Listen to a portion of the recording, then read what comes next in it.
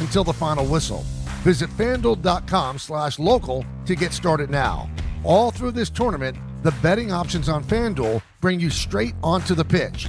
Who will score the first goal? How many shots will each team have during the match? It's all right there in the app. And with same-game parlays, you have a chance for bigger payouts. And best of all, with FanDuel, you get paid instantly when you win. Let there be goals this summer on FanDuel.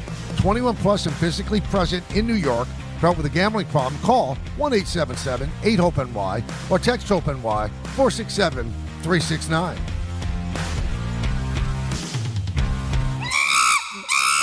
Monkey Sports, built by players for players, is your one-stop shop for hockey, baseball, lacrosse, and more. Find top-name equipment and expert in-store services like sharpening, break-ins, and relacing. Shop in-store at Monkey Sports in Farmingdale or Woodbridge or online for all the top brands. Whatever your sports, Monkey Sports gets you game ready fast. Monkey Sports, where athletes shop. Good morning. Alternate side parking rules in effect on this Monday morning. Problems on 78 westbound, 2 lanes closed right past exit 26 in Bedminster. The problem is it was an eastbound accident on 78 with a truck into the divider. It's affecting the westbound lane. So again, 78 westbound, 2 lanes blocked over in Bedminster this morning. Traffic is slowing down as you head to the inbound GWB about 15, Lincoln 5, Holland 10, FDR Drive south in the 70s. The stalled vehicle sponsored by the Crohn's and Colitis Foundation. The Crohn's and Colitis Foundation has been at the forefront of inflammatory bowel disease research and care for over 50 years. Learn more at Crohn'sColitisFoundation.org. I'm Debbie Duhame, 880 ESPN, New York.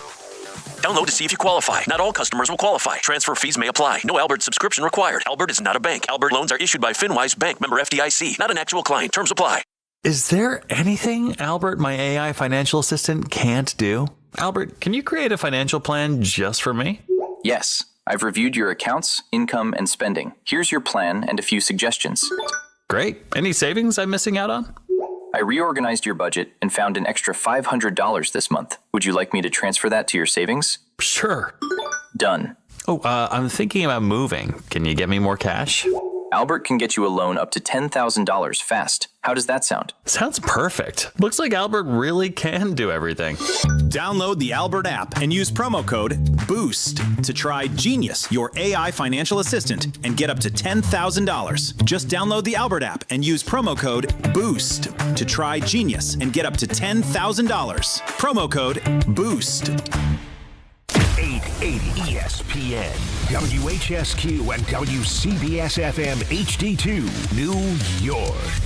A Good Karma Brands radio station. Got the number 1 pick in the NHL draft, but the men that can't seem to stump. Do something dumb, that's an observation. CLT make them need to run. Call them every trash, CMT for short. Wonder if we best once you peep the score.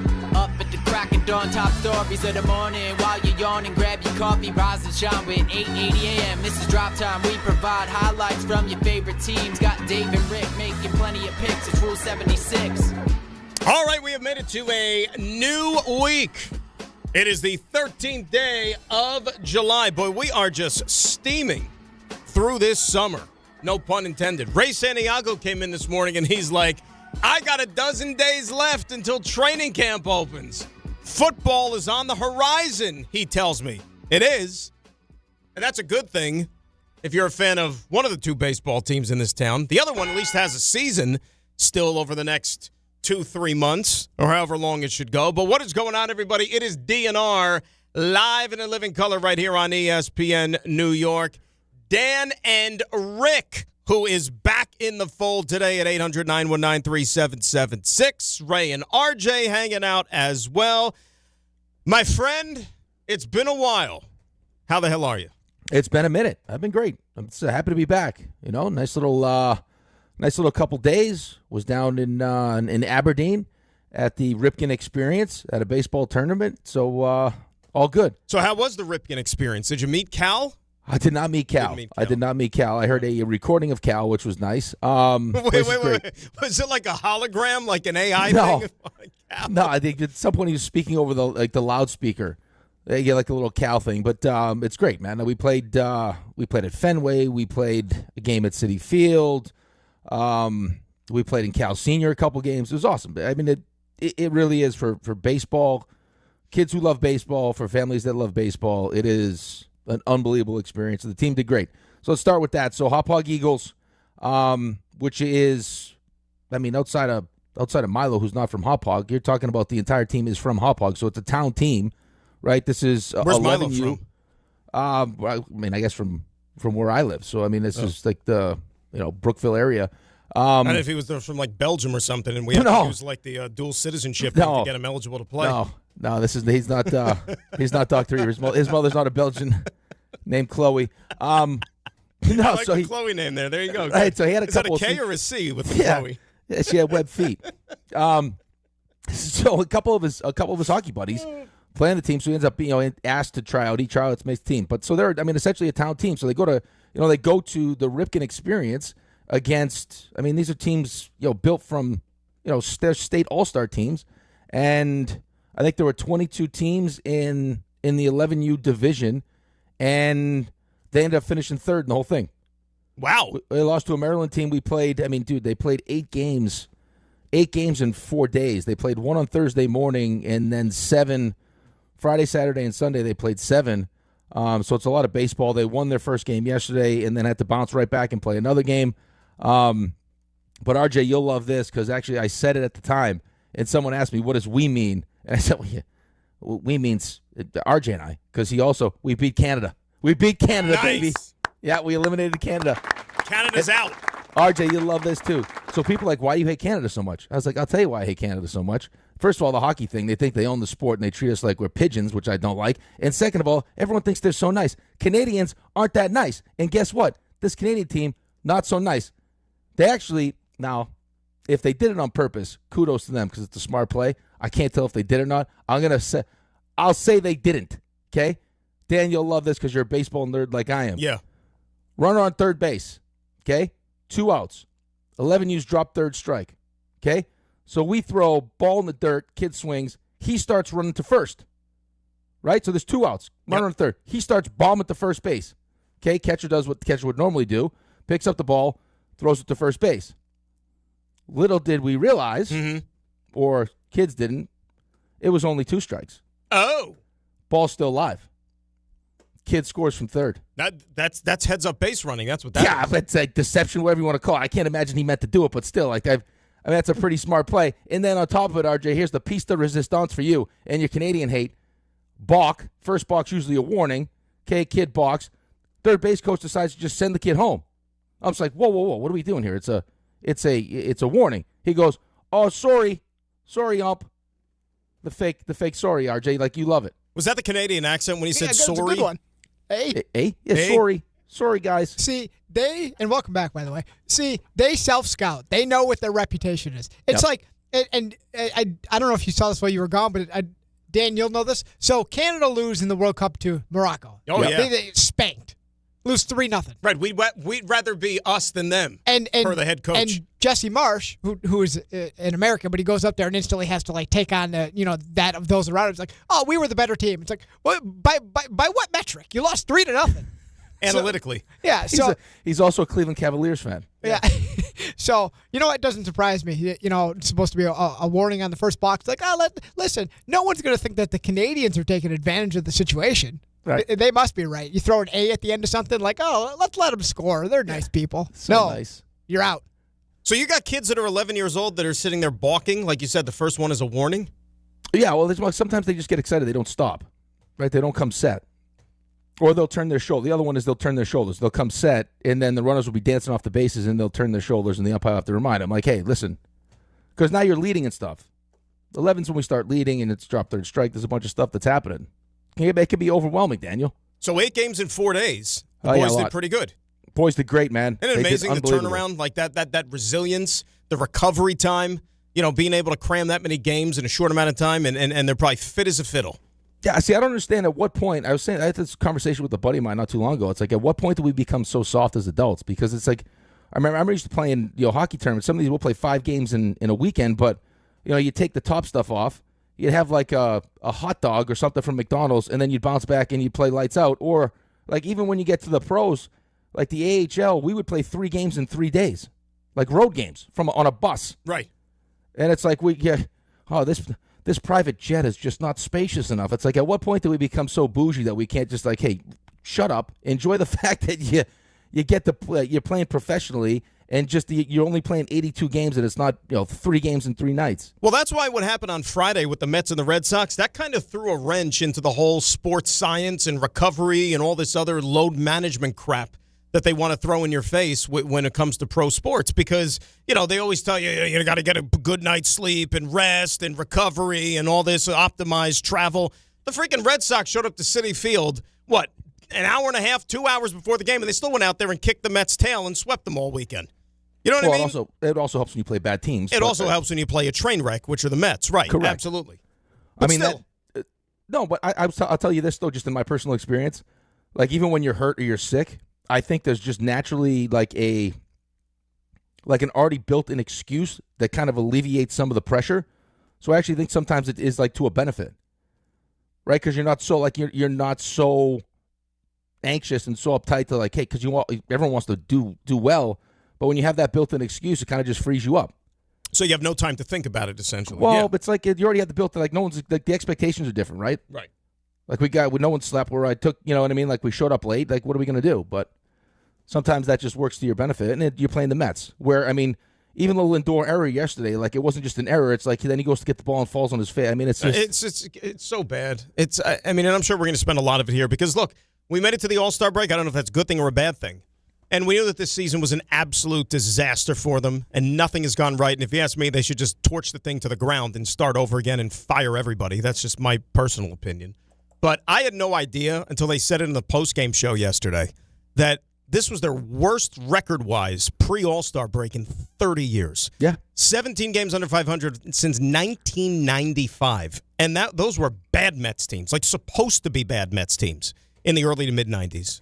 Before Bobby V and Piazza and all those guys, and they started to turn it around. But those teams didn't have $400 million payrolls and had odds to go to the playoffs in the World Series and all that stuff. I mean, this is a calamity. Right. You would say 30 years. Jordan and I would say like 8 years or 9 years. Right. Exactly. Because of the arithmetic there. Right. Technically, it was 31. So it's even worse. If he was doing the math. Yeah, the math was strong. 2009 beat #1 Spain. But we're talking 8 years ago. Yeah. Well, that was Spanish math. Yeah. They carry the one over on that side. Yeah, you should have seen him at the beach bash with all those boys. Yeah, so how about this? So private cabana, like he was just a big swinging. You know what? He had a what? He had all his boys with him, all his golf buddies. They're in there. They're in the cabana. They're like isn't the VIP. Isn't it a cabana, right? Cabana. I don't know. Whatever you want to call it. Cabana. I never heard of cabana before. It puts a flair to it. It is a little bit of a flair. Yeah, when he reached out to me to put his crew on the VIP list, it was like I'll let you know how many I'm rolling with, but just leave it kind of like an ellipses. Like they have run on ... bring in a crew. Yeah, I didn't realize he was an entourage guy. Oh yeah. I mean, and good for him that he showed up to the beach bash and all that stuff. But then he showed up with a crew. Well, yeah, but he was showing up to the beach bash because he wanted to show off for his boys, and he had the VIP access, which meant the food, and he got the drink tokens, cigars, the whole deal. Hey guys, come this way. You want free hot dogs? I'm your guy. Little did he realize that the cabana, is that how I'm pronouncing it? Cabana? Well, apparently, if you go to British English, you can say cabana. Look, so put your pinky up when you say it or something. If you're going to St. Bart's, they got cabanas. At the Jersey Shore, so it's cabana, whatever you want. A Coco cabana. Yeah. It was on the other side, so Ray was there. You weren't. God forbid you come to the beach bash. That's right. The show and everything was going on to the right. To the left, where they kind of stuck the soccer net and then just nothing. That's where his VIP cabana was. So it was kind of just in the middle. So it was basically in the middle of nowhere. A cabana, basically, where they give it to people that have no idea. Like they're not even part of the group, essentially. No, you couldn't even see the stage. It was like your back was actually turned to where on the other side where the stage and everything was. It's like the cabana they reserve for blind people. The view isn't that great. Don't worry, but you're not missing anything. I'll tell you what, though. Ray, defend me here. It had to be 125 degrees. It was murder out there. It was murder. The whole weekend was disgusting with the weather. Nobody had any energy for anything. It was a mess. It was so hot though. That was and there was no no air. Meanwhile, nobody has energy for energy. Rick, go save some soccer balls. Yeah. Which was a disaster from start to finish. I heard you got glowing reviews with that thing. People were very impressed with the job you did. Well, listen, I mean, I hurt the back, which was not great. But I heard that. The back leading up to the beach bash, right? Yeah, stupid. But I didn't want to do it because they already had, they made that fancy sign, right? I don't want to let people down. Yeah, where they took the caddy from Happy Gilmore and threw him in some goalie equipment and no shower, and they're like, this is going to stop. So I did treatment the day before. I went some physical therapy. I did some acupuncture just so I could move. But then that was 2:30. I got there at like noon. I couldn't get my clothes off. I had this whole plan, like I'll change. There's supposed to be a shower so I can maybe if I have to dive for one, I could try to dive for one. I couldn't get my clothes off. So I'm like, if I'm not getting these off, how am I getting them back on? The sand was 1,000,000 degrees. And then I was like, okay, is there we finished up. I was like, we got the shower. No, just go. You can go to that little wading pool right there. Just go stick your feet. A wading pool? Go stick your feet in that. That's what they gave you? Oh, yeah.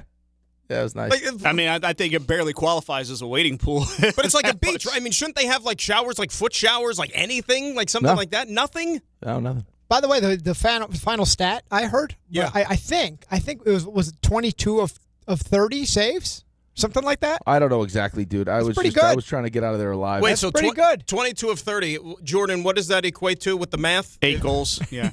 Oh. Or 16 if you're doing Jordan math. Gotcha. That's pretty darn good, though. That is pretty good.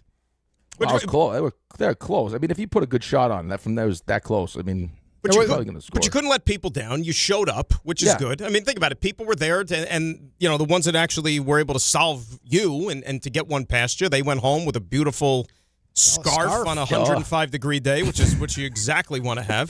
There was also a man that went home with a video of you after you saved a shot of you thrusting. Oh, I have that video. Do you have that video? That's a good video. A post-save thrust? It's out there. That's out there? I think it was 2 thrusts. It was multiple thrusts. Key and Peele, it would have been a penalty. Yeah, you want to go to the third. Did you guys get the video? Yeah, we saw it. Yeah. I also booted a ball into the viewing area. Oh, that's fun. I thought you were going to boot into the Atlantic Ocean. Some people were taking it real serious. Like one guy was like praying before it. I had one guy gave himself like a 10-yard run up. He was like it was the World Cup. Yes. I was like, quick timeout. If we're gonna let me go, at least say some words to myself. You're gonna get yourself this amped up. If a guy starts praying to you before, Rick's trying to prevent Argentina from making it to the round of 32 at the beach bash. Well, did he stop and go like the guys at the World Cup? Espíritu Santo, amén. He stopped to go, switched the leg, like little stutter. Yeah, oh yeah. Don't they know that kills your momentum though? Did you now when they did the stutter? Did you fall for it? No. See, it wasn't it was not a Neymar stutter. It was like he was lucky to just stay on his feet stutter. It was a good time though. We had fun. Don smoked a cigar. He broke his streak. He broke the streak. Cigar. Broke a what streak? Donnie hadn't been having cigars for a long time. Many years. Oh, so we had a cigar at the beach bash. Had a cigar at the beach bash. Yeah. Wow. Yeah. Right, and this is doing Devils games with Ken Danico, who smokes cigars like as often as you could smoke cigars. Right. And Donnie has had no cigars the entire time, and then one free, hey Donnie, want a cigar? And a couple spiked aids later, yep, let's have a cigar. Peer pressure got to him, I guess. That's just that. Has anybody checked with him? I think it was the heat and the spiked aid. Has anybody checked with him since then? He could have fallen off the wagon. When it's 110 degrees, you do stupid things. He's rolling his own. I've heard he's rolling his own cigars now. We're culpable in a way, like as a station. It's like when your friend's wife, who your buddy like has a past, and you're like, listen, you need to watch Joey. He can go with you. You got to keep an eye on him. And then under our watch, look at that. It's been like a decade plus, and now here's Don just walking around. That's the best example to use, though. But we have to watch him. Yeah, you're the same person that's trying to drag Dave to Atlantic City. I mean, to stop yourself. But I mean, like to your point, it's like if he's got Dano every day, puffing several away. Yeah. It's like you're the recovering addict that somebody's just going right ahead in front of you day after day. He's probably smoked about like 80 of them all year with secondhand smoke. So he's probably had so much pent up, I've got to get one. He was looking for an excuse. Oh, of course he was. Remember those the cigar nights back in the day, like Well, I never took part in them, but I was aware. I never went to them either, but those were legendary, supposedly. Yeah. It's like when Kramer started smoking a pipe. Right. It's a status thing. He looked like a catcher's mitt by the end of it. Look away, I'm hideous. We had fun, man. It was a good time. That was a long. Think about it. Like that's a very long time ago. Like I know it's 11 days or whatever it was, but it just seems like so much has happened since then. I mean, you've been off. You're playing baseball games everywhere, all over. I did I did a pancake eating challenge. When did you do this? Oh, I saw this picture. Yeah. Yeah, over the weekend. Not this weekend. The weekend before. You completed it. I saw. Yeah. Thankfully, you did this after the goalie. Yeah, thing. that's because my wife is nuts. All right, I'll tell you why. Because my wife is crazy. Was this a charity thing? No, we had seen it. There was this really like nice breakfast place that we wanted to try, and it turns out that they have a pancake eating challenge, and I do pretty good eating pancakes. So my kids are like, "Hey, Dad, do you think you could finish that?" I was like, "Yeah, I think I'll be able to finish it." It was like 4 giant, dude, like they were like this thick, in 18 minutes. I was like, "Oh yeah, I'll be fine in 18 minutes." And then these things are humongous. We start doing it, and then my wife was like, "You will not. You will finish this. You will finish." Like she's nuts. It's like a drill sergeant. Yeah, she's like John Harbaugh. Like, let's go. You got this. Just dumping syrup on these things. So it was working. It worked. Oh yeah, it worked. So you had 4 giant ones in what do you win? I got my picture on the wall with the kids. Oh my god! And I got a pancake. I'll bring it. I'll show it to you. I'll find it. I got a pancake trophy. You got a pancake trophy. I got a pancake trophy. Yeah. Yeah, it's great. Yeah. So when you were driving home after it, like were the kids like fighting over like who gets to hold the trophy in the car on the way home? I'm gonna hold the pancake trophy. No, I'm gonna hold it. Here's the thing, though. My kids never saw me play. Right? They've only seen. But they saw you eat pancakes. Right, but you should have seen how proud they were. It was like I won the Stanley Cup. It was like they were like, yeah, like the people in the restaurant are looking over there because it's like the people are coming over to give you stuff, and they're like, "That's my dad. Yeah, that's my dad.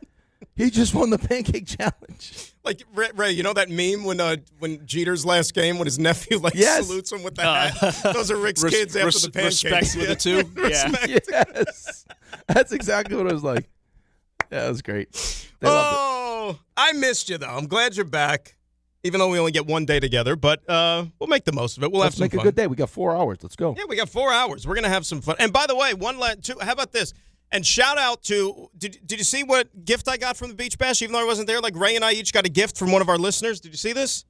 Oh yeah, I knew you'd wear it today. I knew. I heard. I listened to the show a couple times last week, and Ray kept talking about it. I knew you would wear it. It says, "What happened? I don't know what happened. Why Bregman not back?"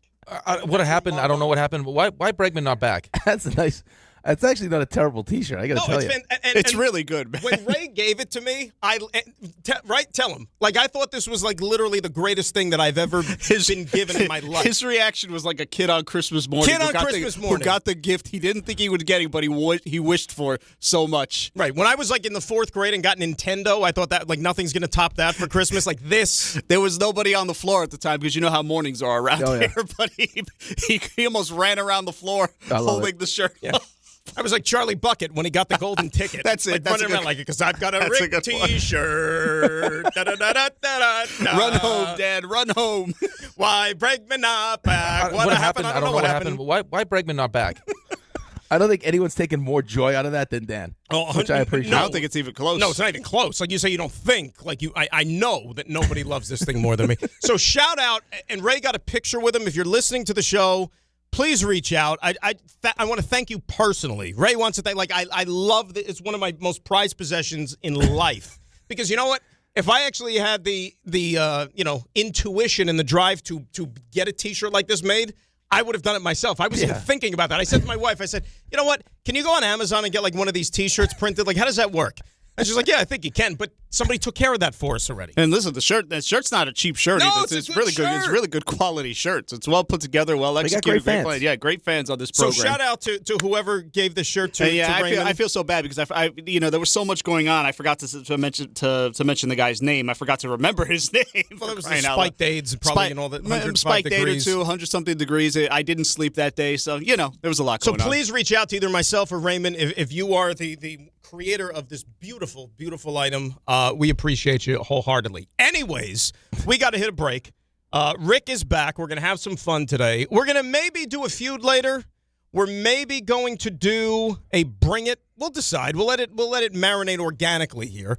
We'll do the stuff you missed. Ray's going to give you the 3 stars. Baseball at the break. One team going up. That would be the Yankees. The other going to the bottom of the sewer, and that would be the Metropolitans. 800-919-3776. Before we hit that timeout, though, I need to hear from the one and only R.J. Santillo, who is going to tell you everything you need to know about a little place here on this great island of Manhattan that has all your sports merchandise needs. The Final Four for the World Cup are what dreams are made of. Blue Bloods. Yeah. Heavy hitters. You're talking Kansas, Kentucky. I mean, it's France, Spain tomorrow, and then England, Argentina on Wednesday. So if you're looking for Messi, if you're looking for Harry Kane, if you're looking for Yamal Lamine, if you're looking for... Yeah, I almost stumbled. Yamin Lamal. Yamin Lamal. He's got, hey, RJ, Yamin Lamal. He's got a cup at McDonald's. Yeah, I saw that cup. If you're looking for Mbappe, this is the only place to get the jersey because otherwise you're going to be waiting until September. And you know what's going to be over by then? The World Cup. So you got to get to Sham Sports Fan Central Station. It's 125 West 33rd Street. It's a soccer pop-up. They also have all your Knicks gear if you're still waiting for that because I hear people are still waiting until that same month, September, until they get their Knicks championship gear. But if you want it, soccer pop-up, they have World Cup gear. They have Knicks championship gear. 125 West 33rd Street. All the energy of the city. If you want to gear up, rep your country, rep your city, that's where you need to be. Excellent job, RJ. We get this thing started after this. DNR on ESPN New York. How do you think Tim Ream against Lamine Lamal? I can keep botching his name. Don't clip that. Monkey Sports, built by players for players, is your one-stop shop for hockey, baseball, lacrosse, and more. Find top-name equipment and expert in-store services like sharpening, break-ins, and relacing. Shop in-store at Monkey Sports in Farmingdale or Woodbridge or online for all the top brands.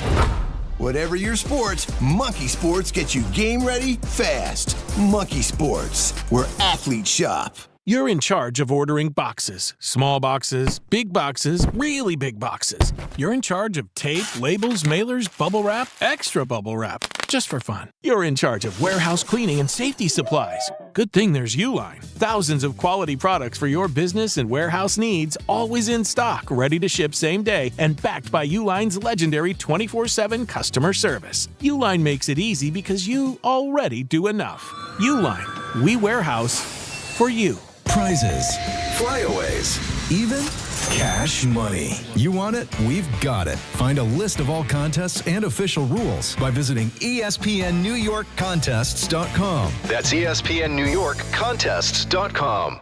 Miller time. People think it just happens, but that's not true. You know what you gotta do? You gotta go say hello with some beers. Make the plans. Forget the couch. Go to that thing. Play the game. See them in person. Talk to that stranger. Live a little. Small acts of rebellion that bring us together. Because legendary moments start with a light. It's Miller time. Celebrate responsibly. 2026 Miller Brewing Company, Milwaukee, Wisconsin. Progressive presents ways to save money that aren't bundling your home and auto insurance with Progressive. I can't believe the deal we got on these seats for the game. Wow, they must be pretty high up here. I think my ears just popped. Yeah, here, put this on. Is that an oxygen mask? An official team oxygen mask. Well, I can kind of see the field. Good, your senses are still sharp. You're going to need them for phase 2 of the ascent. Don't save money by sitting in the nosebleeds. You could save hundreds by switching to Progressive. Get a quote at Progressive.com. Progressive Casualty Insurance Company, affiliates, and other insurers. Not available in all states or situations. In my world, you're always sorting through information, trying to find what matters most fast. Well, if you're hiring, you can now review all these resumes and applications faster thanks to ZipRecruiter. ZipRecruiter has a new feature that instantly shows you the most interested, qualified candidates first. ZipRecruiter's matching technology finds qualified candidates quickly. And with ZipRecruiter's new feature, qualified candidates show up at the top of your list. Try it for free at ZipRecruiter.com/sports. Meet your match on ZipRecruiter. This is the Michael K. Show. You might all disagree with me on this. 7th game of the World Series. The Yankees have to win to be champions. Every single one of their starting pitching is available. I could choose between Garrett Cole, a former Cy Young Award winner. I could choose between Max Fried, Carlos Rodon, Will Warren, Ryan Weathers, or Cam Schlittler. There's one guy on the staff that's dominant and great, and that's Schlittler. The Michael K. Show, weekdays at 1 on ESPN New York and streaming live on YouTube. Presented by the Parisman Firm.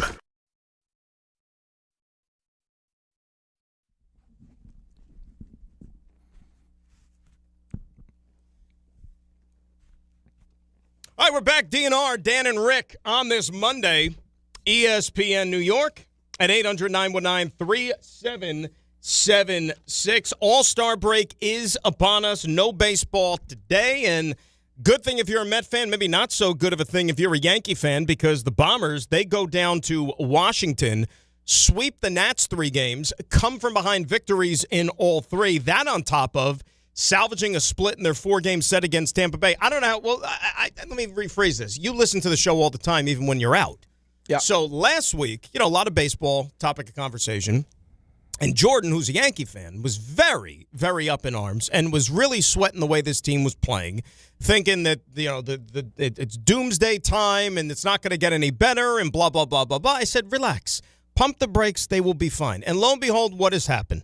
They split in Tampa Bay. They go down to D.C. They sweep the Nats. And a 5-2 road trip going into the All-Star break. Again, why sweat anything with this team? They're fine.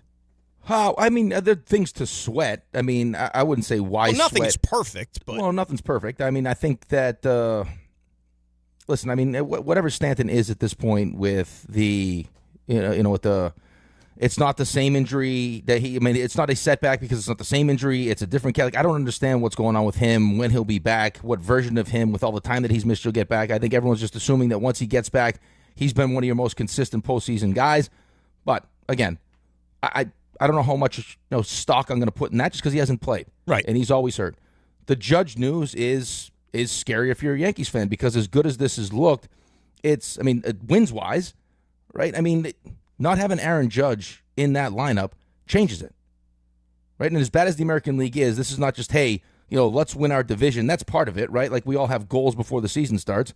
I'm sure that they looked around with the whole, hey, we're running it back because this is the best team that Aaron Boone felt like he's had in a long time, or maybe ever, is let's win the division, let's win the American League. Let's make sure that everything in the American League goes through us. Great goal, right? But that's not the goal for the entirety of the season. It's to get to the World Series and win it, especially not knowing what next year is going to look like. Right? I mean, there's a real chance that we miss a lot of baseball next year, right. So Aaron Judge's availability is a huge piece of this, and who knows what, when they reimage this thing, what his time frame is. I heard Buster said, mid-August? Possibly. Because he's going to have to get ramped up again for sure. And as you said, this is an important week for the Yankees, even though they're not playing, because Judge is going to get reimaged this week. That came straight out of Cashman's mouth. We don't know what day it is. And RJ and I were talking about this before the show. The one thing I give the Yankees credit for, as opposed to a lot of other professional sports teams, they're very transparent when it comes to things like that.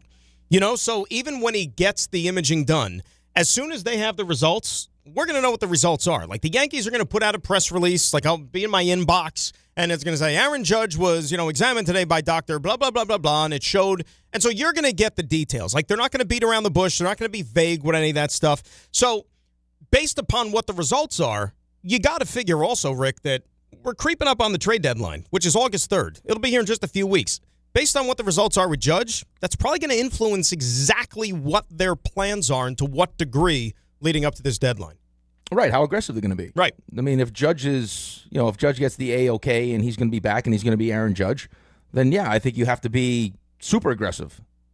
Aaron Judge isn't getting younger, right? I mean, I think you also see like the mortality, right? I mean, he's had some weird injuries, but again, like he has had a track record of being hurt. He's not getting younger, right? There's only so many more years you're going to have the best player in baseball, the second best player in baseball.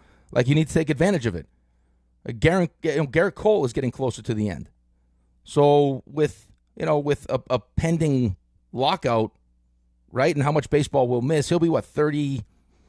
I mean, if you miss a season or however much, it'll be, by the time you ramp up again and play baseball, it'll be, 36 years old? Like, right. And I don't think that's going to happen. I don't think that's going to happen. I mean, like you said, worst case scenario, like you miss a whole season with the law. I don't think it's going to be a full season. It might be sometime. I hope not. But I don't think it's going to be anything. It's not going to be like an NHL disaster where we miss a whole season. Or multiple NHL disasters. Yeah, I don't. I hope that's not the case. But again, I don't know what Rob Manfred, what his goal in this whole thing is. Is that going to be his lasting legacy to get a salary cap? Or, I mean, that's a different conversation for a different time. I think as far as the Yankees are concerned, right? I mean, they should be the best team in the American League. They should be. Like, I don't think there's any excuse for them not to get to the World Series this year, assuming Aaron Judge comes back and he's healthy. Right?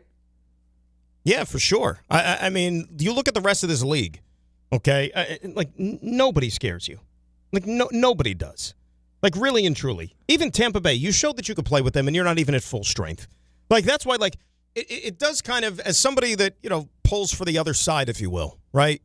You look at this Yankee team and the fan base, hitting the panic button every 5 seconds. You've got the second best record in the American League. You've got the fifth best record in all of Major League Baseball. And you're missing, quite possibly, the most important player to his team in the entire sport. And eventually you'd like to think he's going to come back.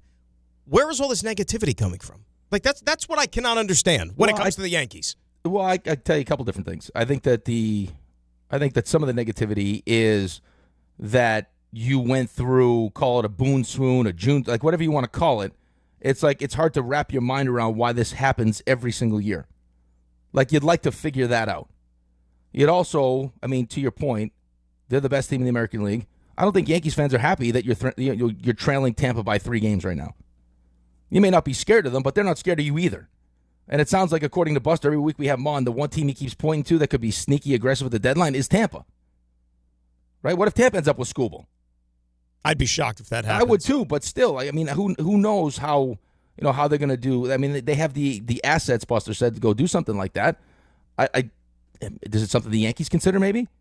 Like, really make it strength? A team like Tampa, a team like the Yankees, Tampa doesn't have any, payroll resources. We know that. So, Skubal's a rental for them. A team like Tampa Bay, Skubal's a rental. But Skubal's going to be a rental for the Yankees too. Skubal's going to be a rental for every team not named the Dodgers. That's my point, because I still think no matter where he gets traded to, he's still going to sign with the Dodgers in the offseason. You know it and I know it. Well, it depends though. It depends what the new CBA looks like. Right? I can't imagine it being radically different from the current CBA. Well, but how much money are you going to now be able to defer? Which is part of the reason the Dodgers are able to be the Dodgers, because Ohtani deferred so much money. Right, half their damn team has deferrals. Right, so I don't know. I don't know what that looks like. So again, is it could the Mets? Right, the Mets would be a perfect place for Skubal since our rotation stinks. But again, the other thing too before we go to break is this, and RJ and Ray are the Yankees fans, so they can speak on this better than I can. I would find myself as a Yankees fan getting frustrated because it feels like, for the most part, over the last couple seasons, I'll just leave it at the last couple seasons, as a fan going into the season, you could point to a couple different things that you feel like are going to be a problem. And as a fan, right, I can see it, and they end up being problems. It's like, how come if I could see it, it wasn't addressed? Right. Yeah, that's accurate. You're right. That's how I feel. But you could say that about every team, though, right? Can you? Well, we could sit here and say it about the Mets and the way they put that team together and what they're doing. True. Like, if we could, you took a shot on old guys who are injury prone, and now they break down, and we're shocked by this. Like, we could see it. How come they couldn't see it? I guess and we're ready to run David Stearns out of town, and they should. I guess as fans, when you're more centralized on your team and you're aware of it, that it becomes the alarms are a lot louder for you than it would be for people on the outside. But if it's loud for you as a fan of the team, should they not be loud for the people who run the team?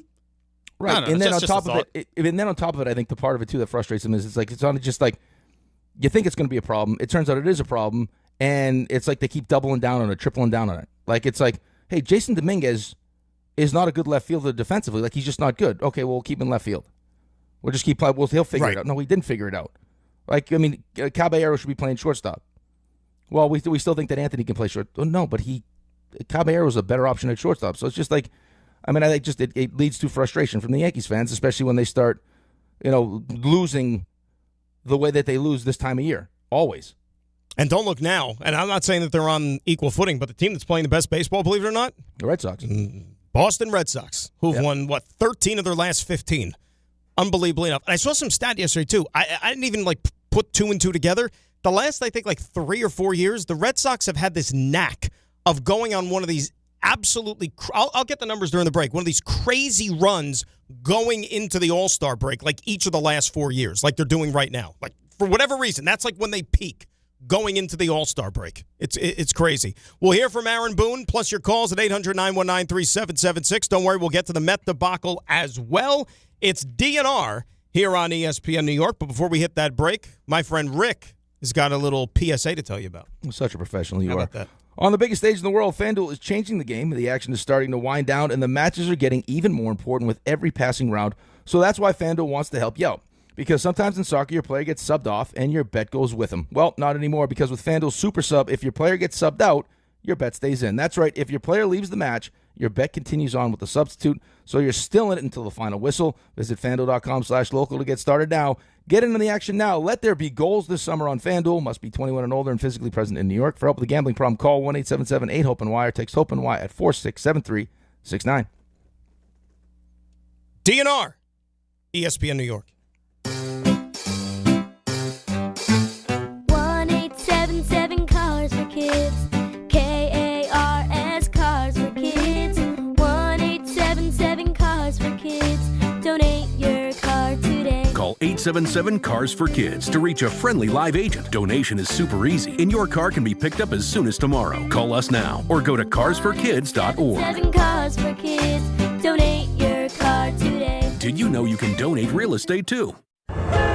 From your neighborhood stop to the city and back, New Jersey Transit keeps your day moving. Reliable, convenient, and ready when you are. We're on this ride together. So keep aisles clear, use headphones, and be mindful of fellow riders.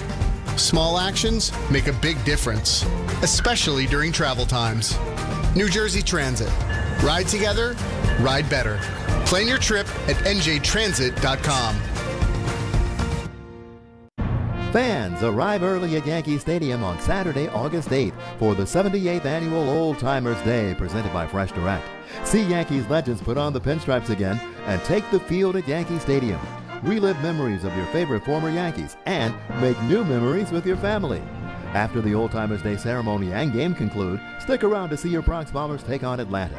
Get your Saturday, August 8th Old Timers Day tickets presented by Fresh Direct at Yankees.com/tickets today. Your ambition just met its match with Robinhood. You play for the win, not just on game day, every day. Channel that drive into your money. Robinhood puts you in control, all on one platform. You expect more from yourself. Expect more from your money. Get started today at Robinhood.com/yourmoney. Again, that's Robinhood.com/yourmoney. Your money, your move.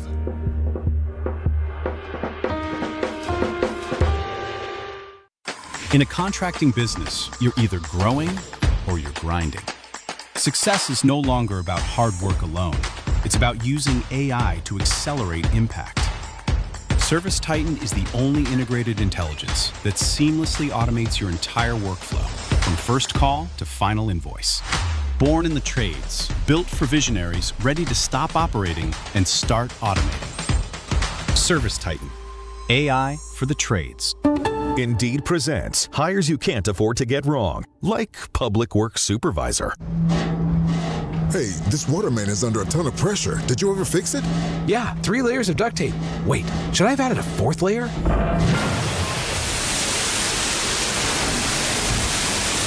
This is a job for sponsored jobs. This is what happens when you don't sponsor your job on Indeed. Next time, get matched with quality candidates with Indeed sponsored jobs.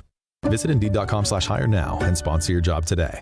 My name is Whitney Allen, and I'm a widow. My husband, Ryan, died. We never thought we'd ever have to use life insurance, but the unexpected happened. With Ethos, signing up was fast and 100% online. You can get a quote in seconds, apply in minutes, and get same-day coverage. No medical exams, and you can get up to $3 million worth of coverage. I'm grateful we were prepared. Get your free quote at ethos.com/play. That's ethos.com/play. Paid spokesperson. Time spent on application may vary. Online health questions required.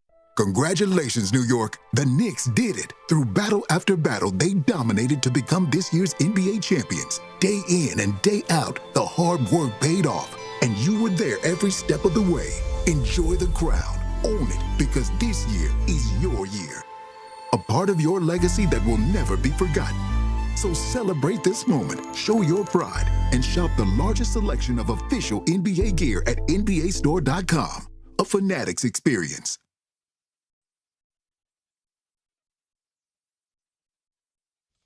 All right, Dan and Rick, DNR here on ESPN New York at 800-919-3776. Yanks riding high once again, sweeping the Washington Nationals. Come from behind fashion in all three, which makes you feel good. You want to hear from the skipper of said Bombers, Rick?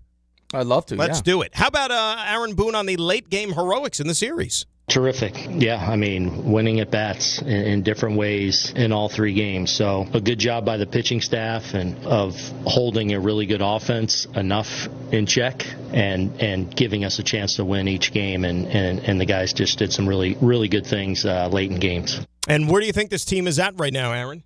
There's going to be highs and lows. There's going to be adverse times. We feel like our first real taste of adversity, in that 10-game stretch where I think we went 1-9, to go on to a road trip and finish this one off 5-2, kind of staring at that adversity is a good response. But again, that's all it is. We're in July. We got a long ways to go in this. Like I said before the game, we've put ourselves in position to have a really special season. That's all to this point. So we use this time obviously to rest and recover and come ready to play for everything in the second half.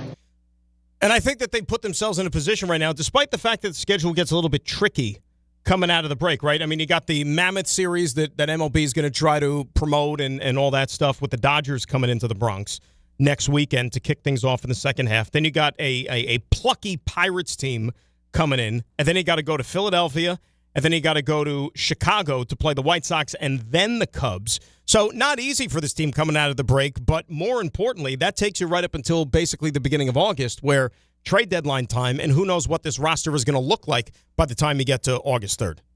Right. I mean, but I think it's pretty glaring what you need to add, though, right? I mean, 100%. Depending on what happens with Aaron Judge. I mean, for the conversation, let's just assume Aaron Judge is going to be back. Like, scans come back, he's going to be healthy, and he'll be, Aaron Judge.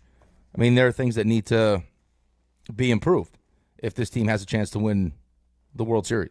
Well, look, here's the thing with Judge, and I know that you can't play doctor and all that other stuff, but I'm pretty confident, all right, knowing what this guy is capable of doing, that if he gets a clean bill of health, right, and they say that he is fit as a fiddle, ready to go, aside from not having to knock off like just the regular rust, right, he's going to produce. He's going to go out there and he's going to put up numbers.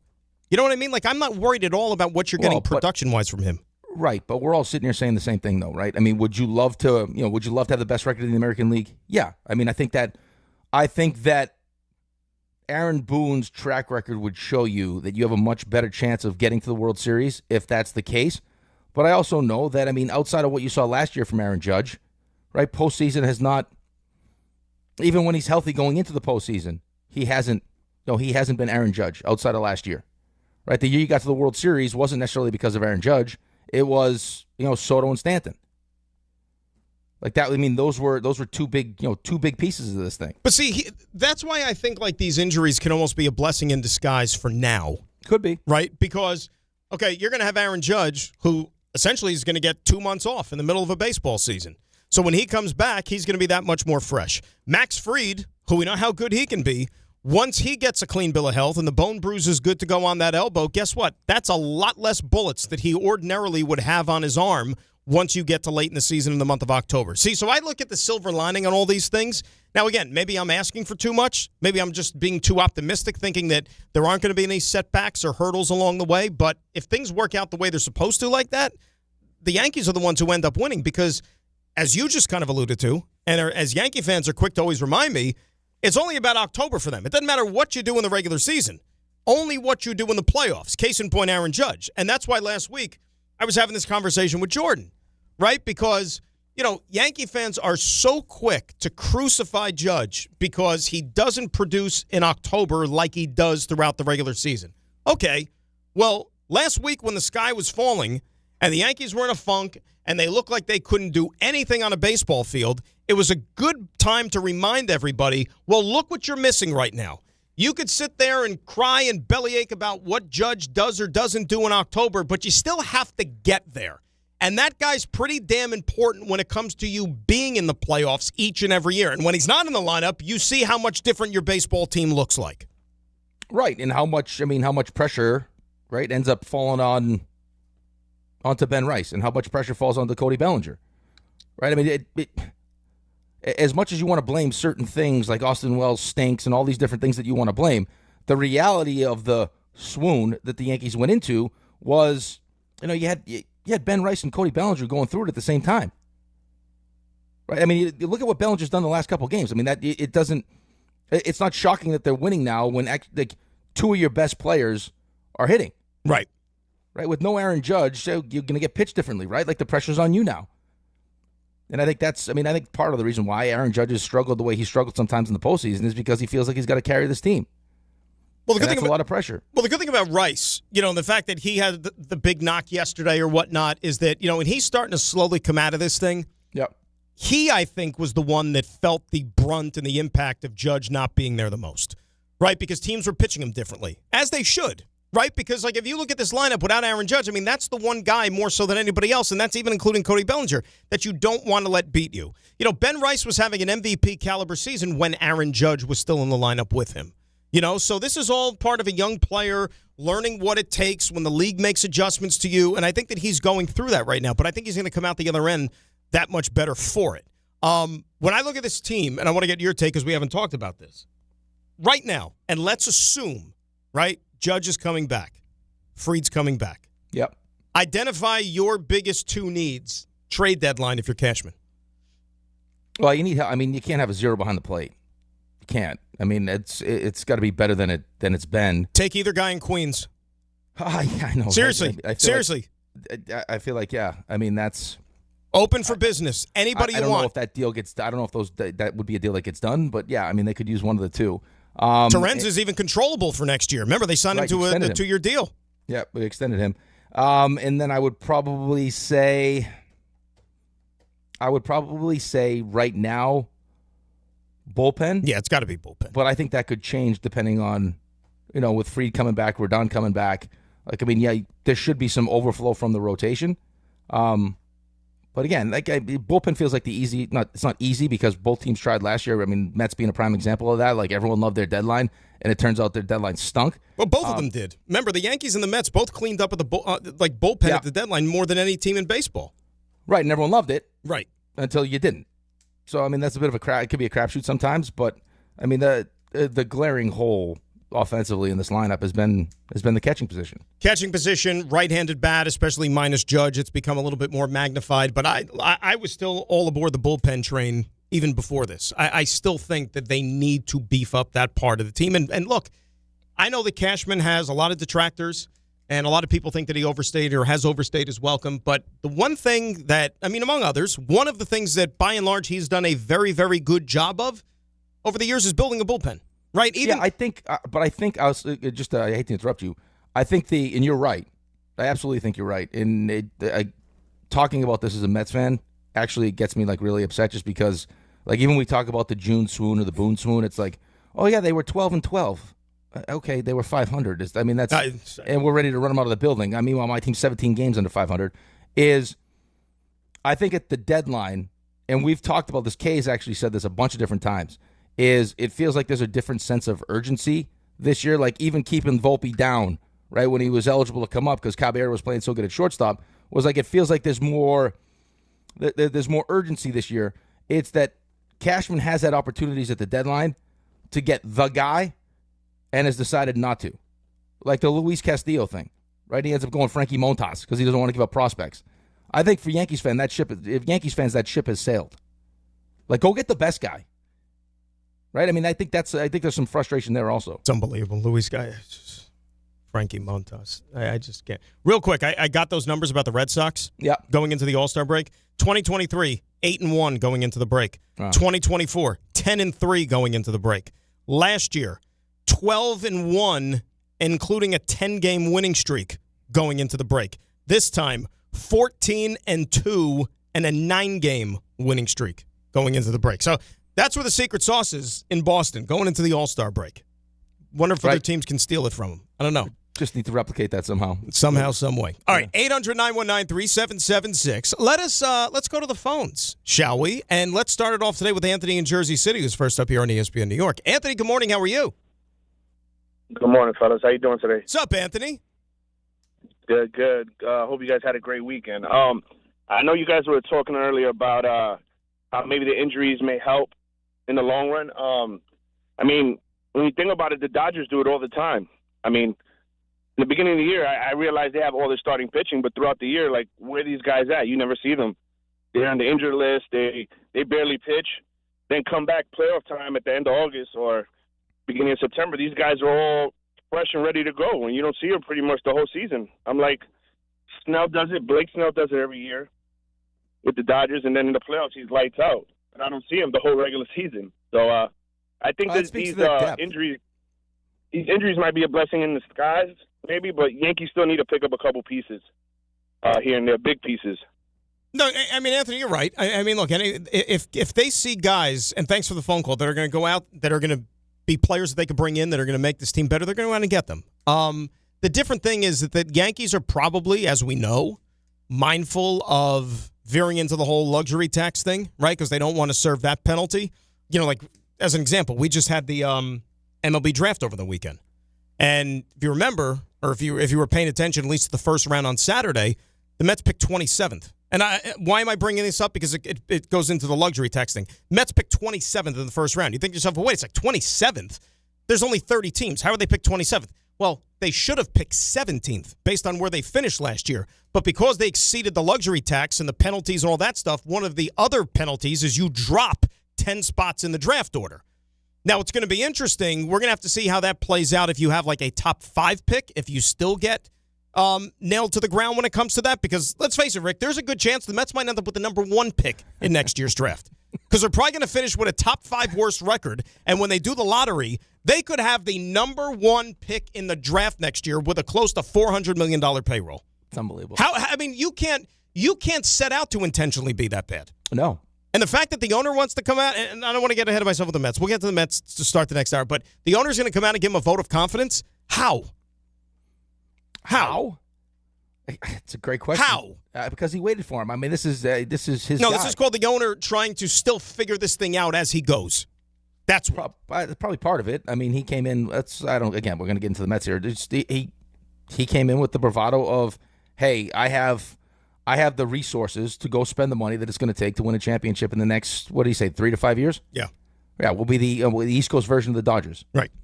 What he should have said was, in 3 to 5 years, we'll have the number 1 overall pick in the draft. We'll be the Rockies. We'll be Colorado. We'll be the freaking Colorado Rockies.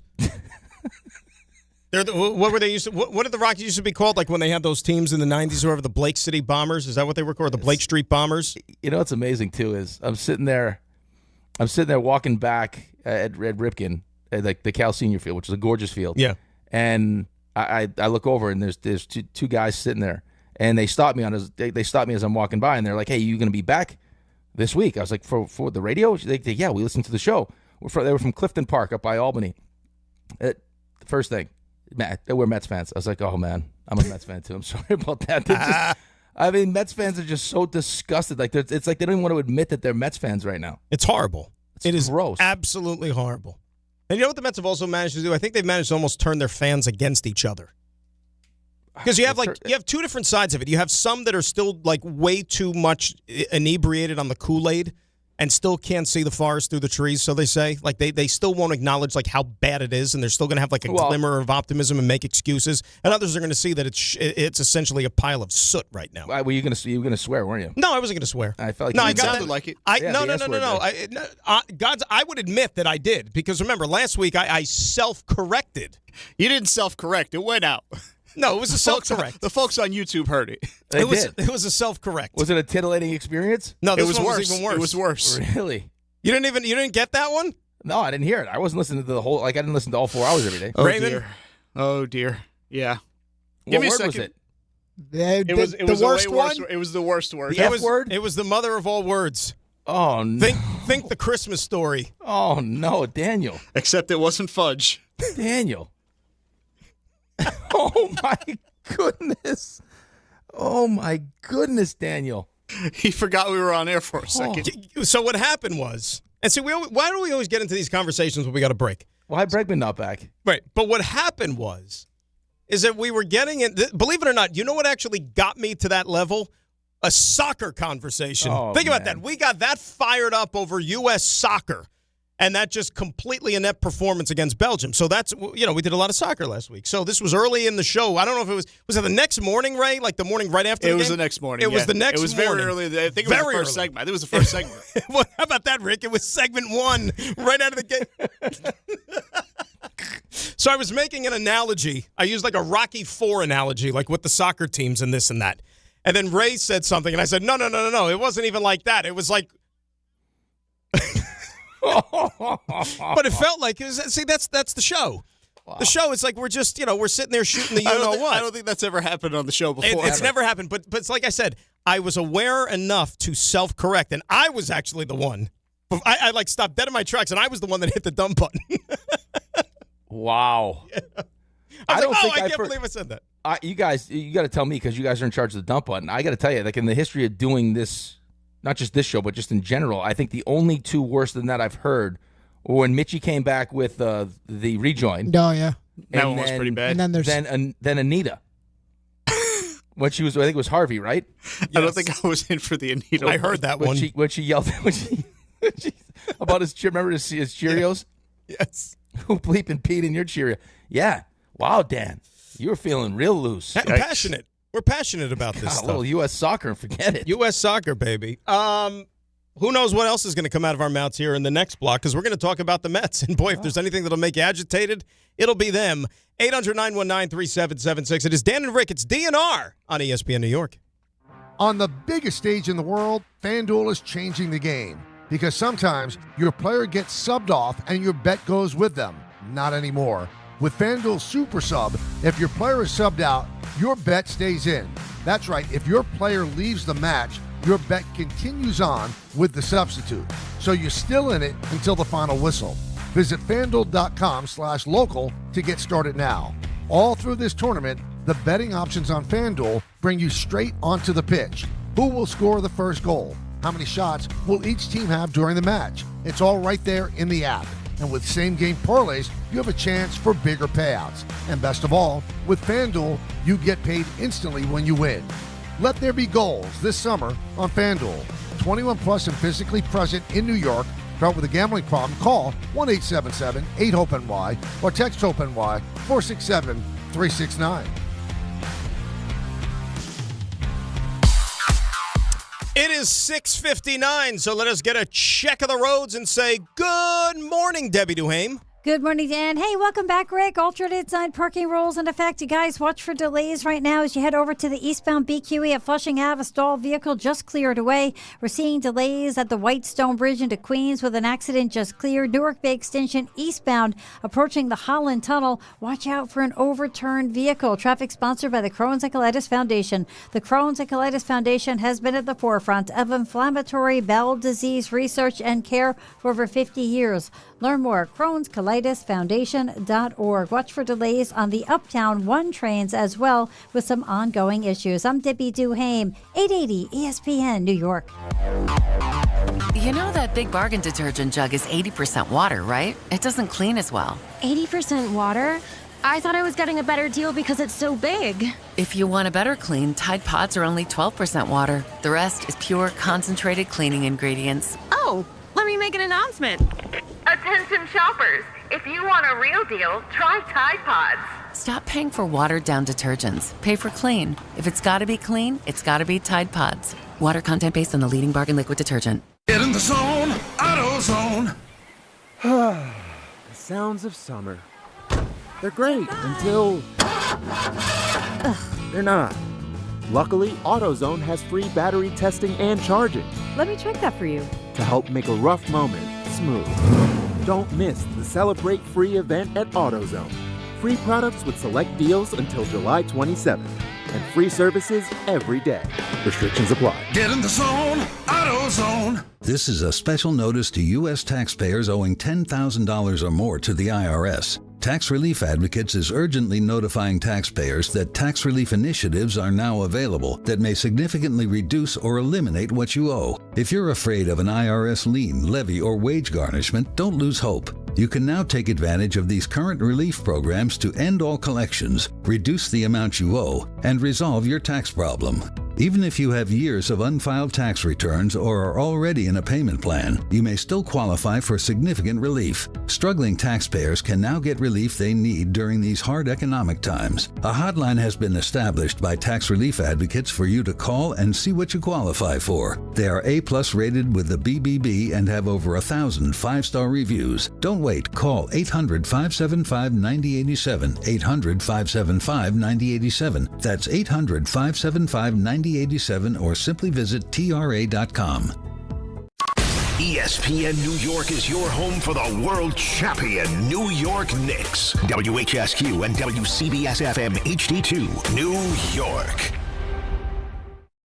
This is DiPietro and Rothenberg. I listened to the show a couple times last week, and they kept talking about it. I knew you would wear it. It says, what happened? I don't know what happened.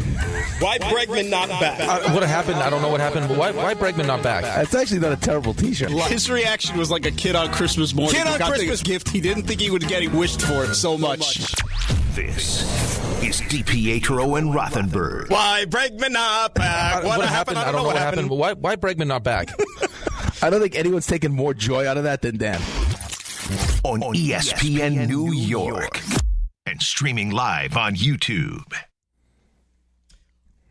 DNR, Dan and Rick on ESPN New York at 800-919-3776. You think, you know what, I love this shirt so much. And again, shout out to whoever made these shirts. I'm going to stand up again here if you're just listening and joining. You brought it to the Beach Bash, gave one for Raymond, one to myself. Love the T-shirts. I was thinking about taking this bad boy with me on vacation. That's how much I like the shirt. Why wouldn't you? You nice know? Conversation starter. You think I could get away with wearing it on an airplane? Will they throw me off? No, I think that you'll probably have somebody that listens to the show. They'll be like, "Oh, hey," and then you could just, I mean, hey, I'm Dan Grassa. Like I'm the guy that does the show when Rick or Dave aren't in. It's kind of like I'm one of the guys. Right. And An extension of. Oh, you're already in first class anyway because I know how you travel. Maybe get me an extra bag of peanuts. Maybe. You I don't know know if peanuts are allowed now in the planes, but no peanuts. I don't think you get peanuts. There's too Why? many nut allergies. Allergy thing. Oh, that's right. Yeah. Yeah, they stopped doing that a while ago. You get like the generic like snack mix. Like you get the like a biscotti. I think that's safe. I'm serious. I know. You can dip it in your coffee. It's nice. A square of chocolate. Daniel, any thought to maybe incorporating the saying on the T-shirt into some of the Jets broadcasts? In what way? I think after the game, someone gets hurt. What happened? The Jets, Jets lose. Yeah. Listen. I'm sure that there'll be an incident or two in a Jets game this year. I walked right into that one. That you can make a comparison to why Bregman not back into a Jets postgame Well, report. specifically, I'm sure you could do it. Specifically, the Bregman part, I don't think will play into it. Yeah, but I'm gonna you get rid of Bregman though. You just pick your own adventure. Like, why Gino keep getting tickets? Yeah. Why Gino drive fast? Why? Well, I was going to say something along the lines of why Garrett not catch or something like that. But why Gino gets tickets? Now, should I phrase that to Buttle, or should I just whatever guests we have on? Buttle will just give you a funny look, and then I think you ask yourself. You got to ask yourself the question, then answer it, and then pose a question to Buttle. So if we talk about like the offseason and the changes that were made, like to the coaching, like Tanner Engstrand, whatever, if I could say, why Tanner not back? Right. And then he could look at me or whatever. He might wonder if I had a stroke or not. Jets lose. I don't know why the Greg, Jets how lost. are you, sir? Oh, boy. Usually that's by week 4. I love it. You're darn tootin'. Buttle. The best. Yeah, I think you find like creative ways to throw that right into the pre and post. Creative ways. Maybe you ask the people at the Coaches Club. You know what I mean? I guess you're doing the post game. You pose the question to everybody.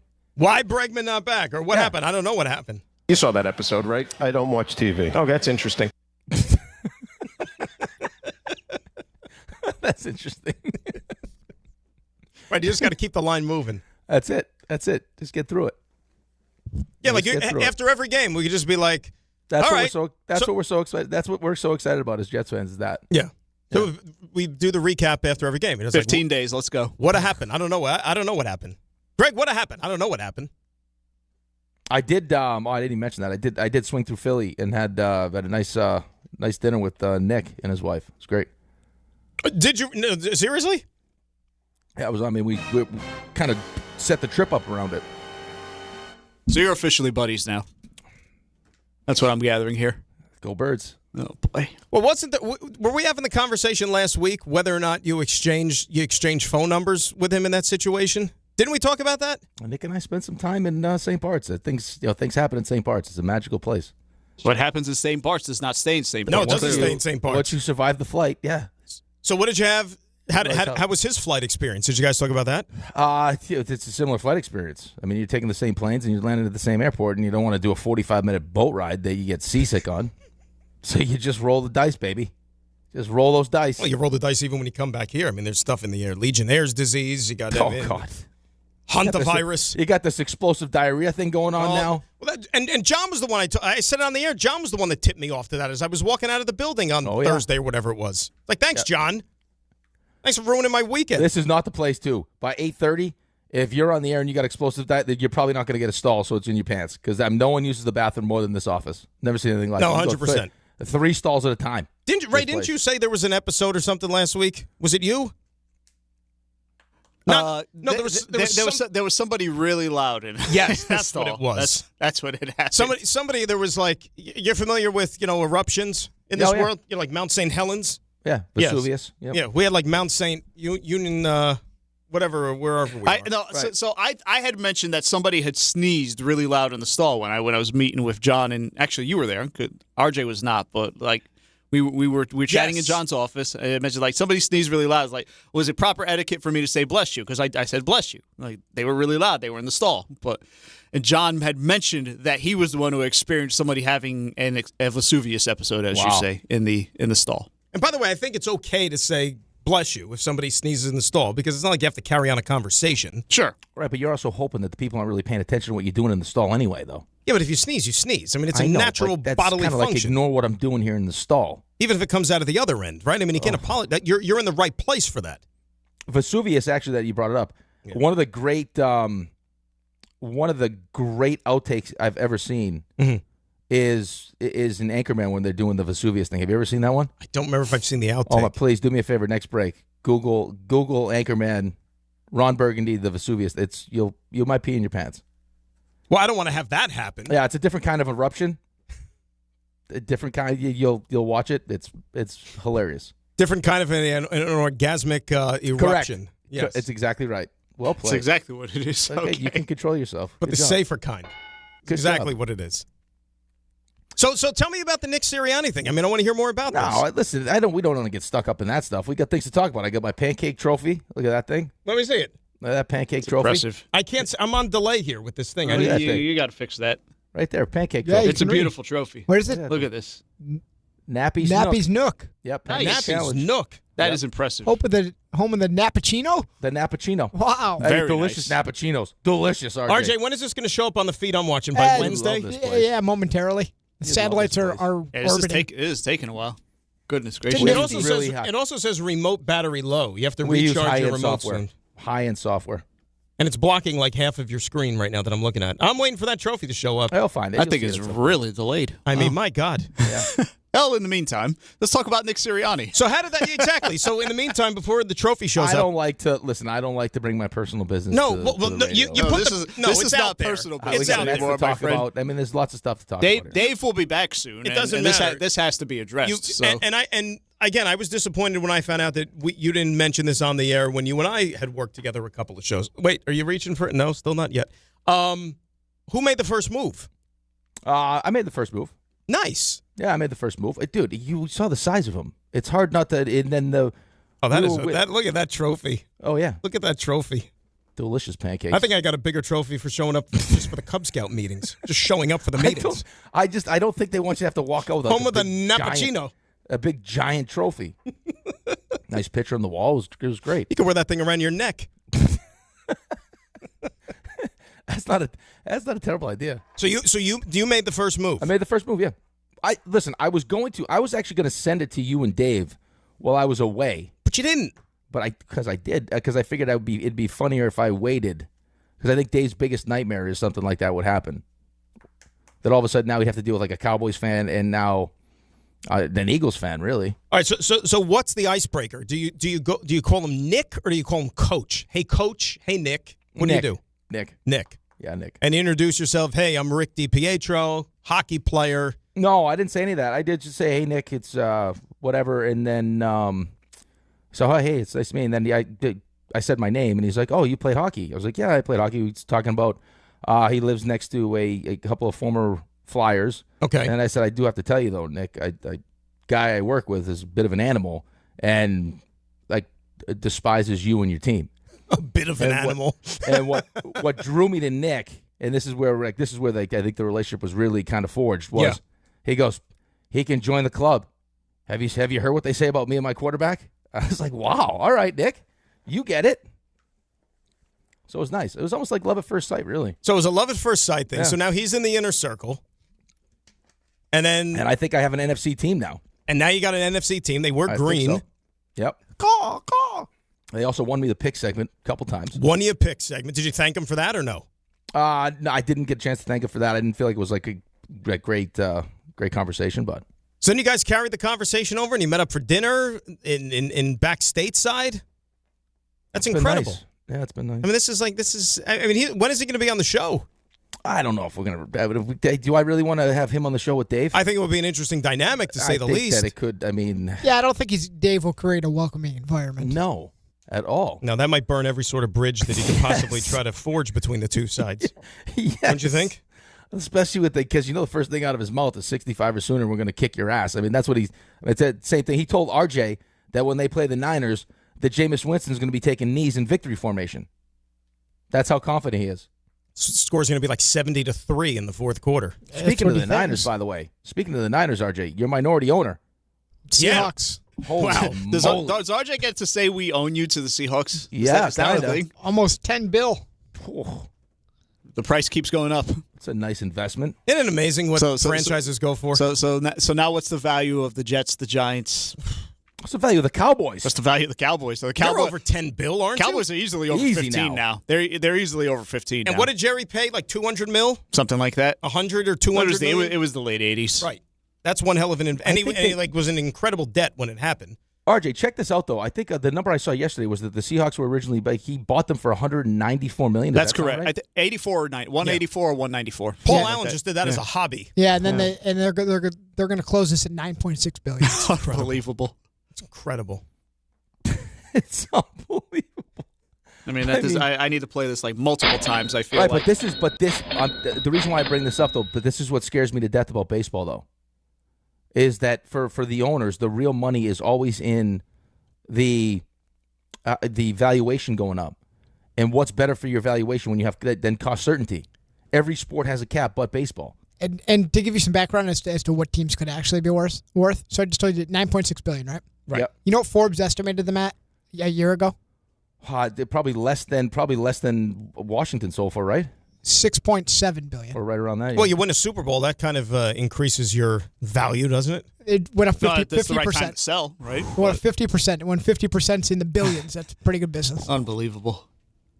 That's well, let's see. He owned the Blazers, and they sold that to Dundon, and now he's selling the Seahawks. Yeah. See, that's the hard part about Dundon is that he puts his family on the cup. And he wins a cup, and then he didn't put a trainer's been there for how many years? He didn't put him on the cup. Since they were the Whalers. Whalers. He was a Whaler. It's incredible. For God's sakes. I actually think that might be the guy that lives in the parking lot, Ray. Are you serious? There's a guy that lives in the parking lot in an RV in the parking lot. That might be actually him. No way. In Carolina? That's the guy? I've heard of the guy, but he lives in an RV in the parking lot. Yeah. Why? Because it's just easier. I mean, it's a nice. I mean, it's nice. Yeah, who wants to live in an RV? A guy that's dedicated to getting his name on the cup. Unless you're from the Too backwoods bad, though. or something. Had one too many kids. You're out. That's unreal. I couldn't imagine how pissed you'd be. Hey, you know those jobs, how hard those jobs are? And to be able to keep it for that long, and then you finally get to taste victory, and you win a Stanley Cup, and you're thinking, all right, this is my moment. Yeah. Well, where's your name? Where's your name? Well, it's not on there. This 5-year-old kid needs to be on the Stanley Cup who had nothing to do with. He probably didn't even watch the games. Who's gonna? By the way, too busy picking his nose. Who's gonna be able to afford NFL teams? Well, that's rich people. No, I think it's gonna have to be like private equity companies. Yeah, groups. Yeah. I mean, I think they said that the guy who bought it sounds like his wife's gonna be in charge too. Is like I think his worth like $13 billion. Steve Cohen could buy a team. Hopefully, he'll do as well as the Mets are doing. See why? Why do you need to be like that? Because they're not doing well. That's right. Of course, they're not doing well. You're sure they're not doing well? What's that? You sure they're not doing well? Yeah, I'm pretty confident in that one. They're not doing well. Quick timeout. When we come back, I see some phone calls, and we're going to get to those, and we'll get into the debacle known as the New York Mets at 800-919-3776. Dan and Rick, DNR, ESPN New York. Good Karma Brands is proud to be an equal opportunity employer, providing equal employment, development, and advancement opportunities to all teammates and applicants. To learn more about careers with us, please send an email to talent acquisition at goodkarmabrands.com. That's talent acquisition at goodkarmabrands.com. Wherever your day takes you, across New Jersey, into New York, or down to Philadelphia, New Jersey Transit gets you there. Skip the traffic and stay on track. With busy travel periods ahead, plan ahead, check schedules, and allow extra time for your trip. From work days to weekends, New Jersey Transit keeps your routine moving with reliable, convenient service. Ride smart. Plan your trip at njtransit.com. Hey, it's Alan Hahn. At Rings End, they're there to help realize your modern design visions. That's why they partner with Marvin. Engineered for big ideas, Marvin modern windows and doors deliver effortless elegance, expansive views, and industry-leading innovation, all in a modular system designed to meet the exacting principles of modern architecture. Experience Marvin Modern at a Rings End showroom today and create something stunning with them. Rings End is a certified Marvin installing retailer. Monkey Sports, built by players for players, is your one-stop shop for hockey, baseball, lacrosse, and more. Find top-name equipment and expert in-store services like sharpening, break-ins, and relacing. Shop in-store at Monkey Sports in Farmingdale or Woodbridge, or online for all the top brands. Whatever your sports, Monkey Sports gets you game ready fast. Monkey Sports, where athletes shop. Kenny here to help you ignite your taste buds with Firework Freeze 5-Hour Energy Shots. Juicy cherry, citrus lime, and blue raspberry. It's that iconic freezer pop flavor, but with none of the guilty sugar aftermath. The perfect summer kick. It's a delicious, portable, zero-sugar energy shot bursting with flavor. Bring on summer with Firework Freeze 5-Hour Energy Shots. Available online at 5hourenergy.com or on Amazon. Your ambition just met its match with Robinhood. You push yourself in everything you do, scanning headlines for insights, keeping an eye on the market. Robinhood puts you in control of your money, all on one platform. You expect more from yourself. Expect more from your money. Get started today at Robinhood.com/yourmoney. Again, that's Robinhood.com/yourmoney. Your money, your move.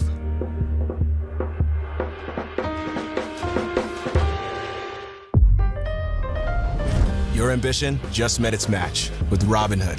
You play for the win, not just on game day, every day. Channel that drive into your money. Robinhood puts you in control, all on one platform. You expect more from yourself. Expect more from your money. Get started today at Robinhood.com/yourmoney. Again, that's Robinhood.com/yourmoney. Your money, your move.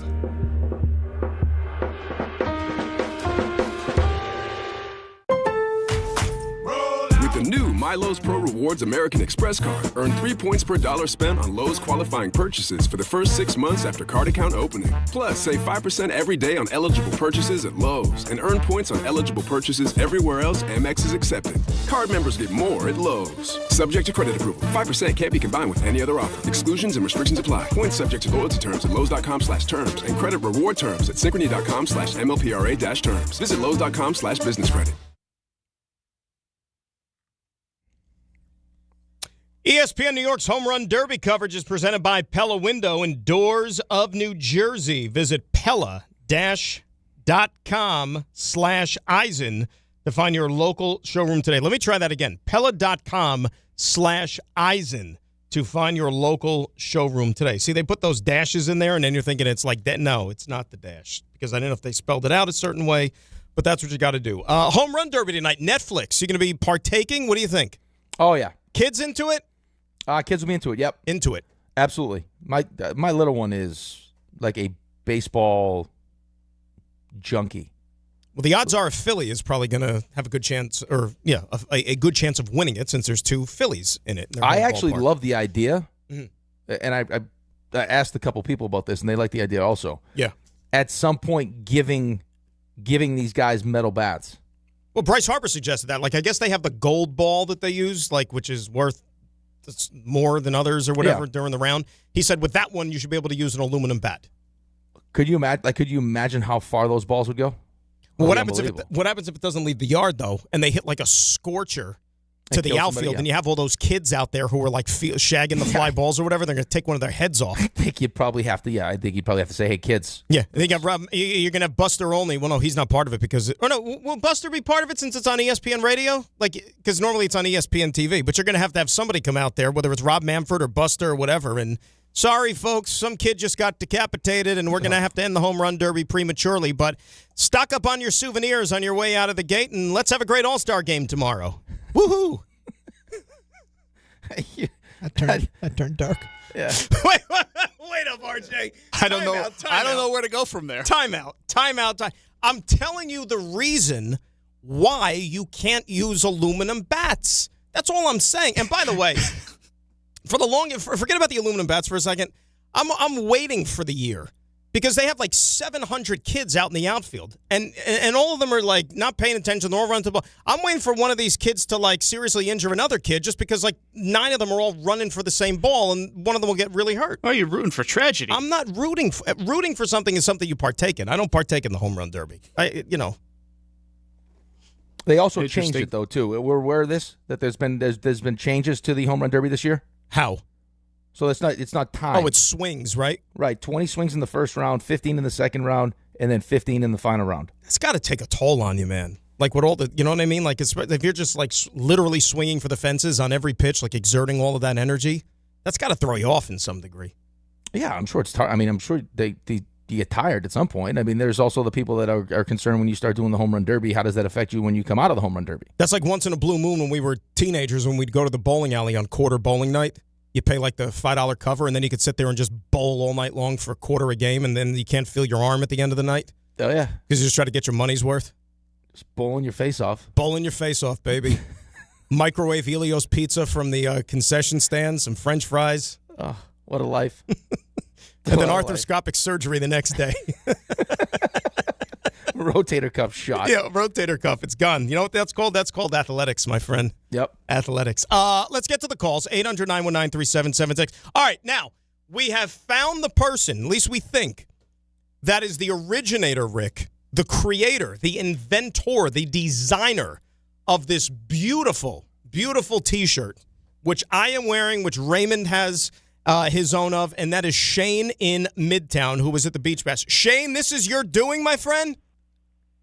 Yes, sir. How are you guys? Shane, I cannot thank you enough, but I think you probably know that already. God bless you, my friend. Yeah, you know, the week before when you were on, you said someone should make them. You said it a couple of times, and then the day before the event, Dave said it too. So I said, screw it. Found a place in Long Island City, trekked out there Wednesday night, picked up 4 or 5 shirts, and then, took NJ Transit down. That broke, lost power, took a $100 Uber, hour away, and made the event, and people loved it. Shane, that is awesome. So think about that. Rick, he had the shirts made, right? Had the shirts made. It was 1,000 degrees that weekend with the Beach Bash. He takes NJ Transit going down, breaks down because of the weather, gets in an Uber, spends $100 out of his own pocket just to deliver the T-shirts and to do God's work. Shane, you're a hero as far as I'm concerned. Someone has to be, right? But no, I love that part when you were. See what you did? You were dying. No, it was, great to meet all you. Rick signed a puck for me, and then Rick at the pickleball event, we were talking about bench pressing. When we took a photo, you touched my back, and you were like, "Wow, you're thick." So nice compliment from you. But there you go. Yeah, no, glad you guys like the shirt. How did it make you feel when Rick said you were thick? Yeah, I sent that around to a lot of people. I told him he was married and I have a girlfriend, but I kind of clarified that. Yeah. Nothing. You know what? Nothing surprises me, to be quite honest with you. Right. With the telling of that story. So Raymond, you met Shane. Shane is indeed the guy. Shane's the guy. Appreciate it, Shane. The great idea, great execution, and great job. And I apologize that I forgot your name. There was a lot going on, but I enjoyed taking a picture with you. I enjoyed meeting with you, talking with you. It wasn't as nice as the interaction with Rick. I didn't say, well, what is it? You're thick. You're thick, yes. It was thick. Great. What do you want me to tell you? Listen, keep at it, man. Keep it in that bench. Yeah, I'm going to. Don't worry. Shane, Ray sent me the picture that afternoon, or that night. He sent me the picture of the two of you guys wearing the T-shirt, and I can't read on the air what I responded with, because I got in trouble for that last week. But you can imagine it was somewhere along those lines. But that's how appreciative and that's how floored I was by what you did in that T-shirt. That was great. No, good. I'm glad. And, I heard you say you encouraged me to call. I'm at the gym right now, middle of leg day, so stepped away and had to call. And in between sets. In between sets. Awesome. Well, Shane, thanks for doing it, man. Appreciate you, and stay in touch, all right? Yeah, have a good one, guys. Thank you. Appreciate it. There is the great Shane in Midtown, who's in between sets, leg day, at the gym, but he was the one who made the fantastic "What happened? I don't know what happened. Why Brett did not back T-shirt." I'd love to see that. I'd love to see that on vacation, Dan. That'd be nice. No, I don't think I could risk bringing it on vacation. I don't want. I usually don't take valuables. Maybe carry on. Maybe you wear it on the plane. No, like I said, that's a valuable. All right. It's a value. Fine. Because you know what? I don't want to make Shane and inconvenience him have to then go maybe make another T-shirt. Right? I mean, RJ, this is vintage. It's like a one-in-a-kind. Yeah, and he's taking $100 Ubers. I mean, think about that $100 Uber. Dedication. It's a real fan. That is impressive. Yeah. Well, by the way, too, part of the reason why Ray didn't remember his name is because Ray was like, he had Santa's sleigh in the parking lot where he has all this. He's passing out Knicks. He's like, "Oh, Ricky, I got your Knicks stuff." That's another thing. Yeah, passing out the Knicks championship gear, which was awesome. Oh, you brought it down to the beach, and he parked like a half a mile down the road. Well, listen, I didn't tell you you had to walk with me. I told you I was going to make you walk by yourself. Yeah, I didn't mind. I knew you had. I thought we were going to get a shuttle to where you parked. I knew you had a lot of mileage that day, so I was like, no, listen, I'll just run back and you wait here. You're good. You insisted on walking with me. What's I going to tell you? With your car, with those tires, you could have just pulled up right on the beach. Yeah, that would have worked. And then when I come back, there is no beach, Dan. That was part of the part. There is no beach. Yeah, we're pretty far from sand. We're pretty far from the actual water. So it's called the beach bash minus the beach. It's just bash. Oh no, that's right. There's sand, but there's. I mean, I guess you could. You need water to simulate the beach. Right. I don't think spiked aid qualifies.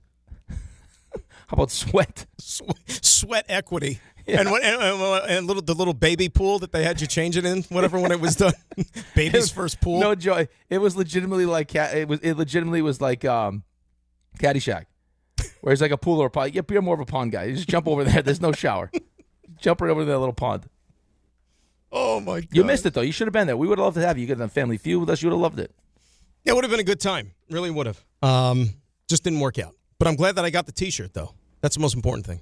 Clearly. Most important thing. Yeah. 800-919-3776. I promise we get to the Mets when we return. We also are going to play the Feud a little bit later on this hour. You looking forward to that? How about a little Feud? You into that? I can't wait. I love the Feud. What's that?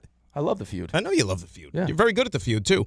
But before we get into all those things and make dreams come true, you're going to make other people happy by telling them a little something about FanDuel, right? On the biggest stage in the world, FanDuel is changing the game. The action is starting to wind down, and the matches are getting even more important with every passing round.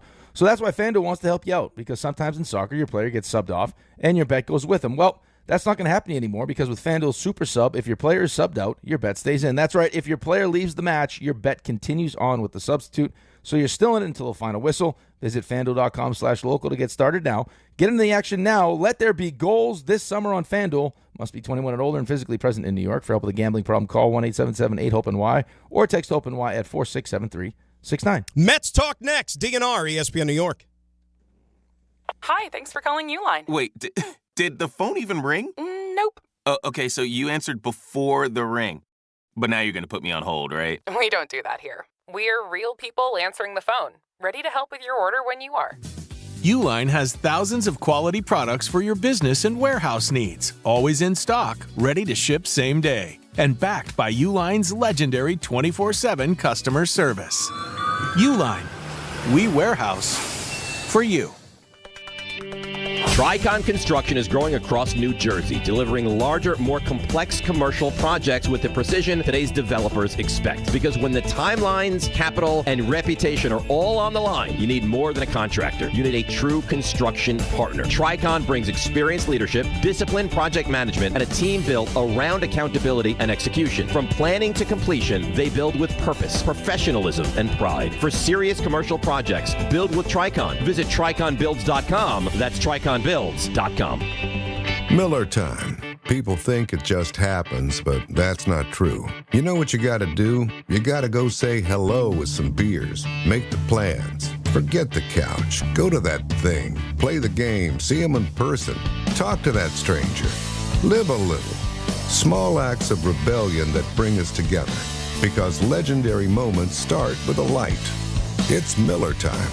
Celebrate responsibly. 2026 Miller Brewing Company, Milwaukee, Wisconsin. Hey, John, why so glum? I just got let go. The company's downsizing. This is the third time in the last 2 years. I'm done with this. Have you thought about My Computer Career? I've heard they can train you for a career in IT in just a few months, including cybersecurity and the basics of AI. And you don't need prior training or experience. Now that's a recession-resistant career. Wow, thanks. I'll check them out. Go to mycomputercareer.edu and take the free career evaluation. mycomputercareer.edu, an Elite CompTIA certification partner. Financial aid is available to those who qualify, including VA benefits. In sports, the tape never tells the whole story. Hiring is no different. AI can make candidates look like an MVP on paper. So knowing the person and the skills behind the resume matters. All right then, everybody. It's time to bring it. So what's the number to call? Award-winning AI to evaluate skills and fit quickly. Learn how we can find you specialized talent in finance, accounting, technology, and more. At Robert Half, we know talent. Visit roberthalf.com/talent today. Progressive presents ways to save money that aren't bundling your home and auto insurance with Progressive. Thanks again for taking me to the game, man. I can't wait to get in there. By the way, what's in the bag? Oh, I bring my own hot dog and peanuts. Saves a ton. Savvy. And what about the beach chairs? Why buy seats when you can save big and bring your own? We can't get in without tickets. Tickets? What do you think the portable TV is for? Don't save money pretending to go to the game. You could save hundreds by switching to Progressive. Get a quote at Progressive.com. Progressive Casualty Insurance Company, affiliates, and other insurers. Not available in all states or situations. Kenny here to tell you about the Fruity Rainbow 5-Hour Energy Shots. It's a fruity candy flavor explosion. A zero-sugar treat that's Sweet Tooth approved. These can take care of my candy cravings and provides a tasty caffeine kick without all the sugar. Get candy-flavored chaos with Fruity Rainbow 5-Hour Energy Shots. Available online at 5hourenergy.com or Amazon. Congratulations, New York. The Knicks did it. Through battle after battle, they dominated to become this year's NBA champions. Day in and day out, the hard work paid off, and you were there every step of the way. Enjoy the crown. Own it, because this year is your year. A part of your legacy that will never be forgotten. So celebrate this moment, show your pride, and shop the largest selection of official NBA gear at NBAstore.com. A Fanatics experience.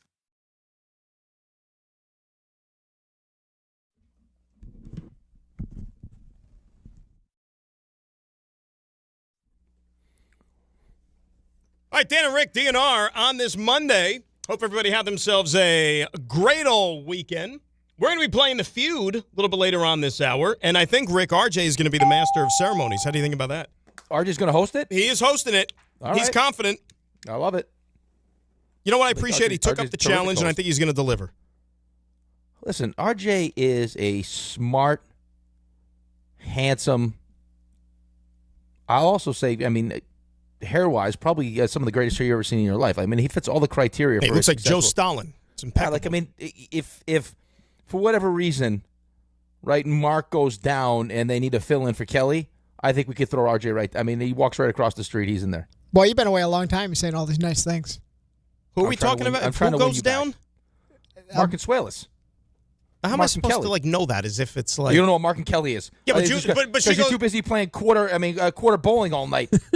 I haven't done that in decades. That's right. Who doesn't know who Mark and Kelly are? Who doesn't know who Mark and Kelly are? Right. He's like, if Mark goes down, when he says if he goes down, I'm thinking, okay, it's a sports-related thing because of an injury. Like Mark goes down. I'm thinking, Mark who? Mark Bulger? No, he's retired. I feel like we've had this conversation before, like this exact conversation. He might be. So that's like your go-to poll, like Mark and Kelly? That's what you did?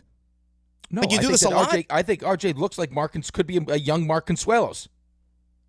RJ, how do you feel about that? I take that as an honor. I think you just said it. They're similar size, so it works. It works.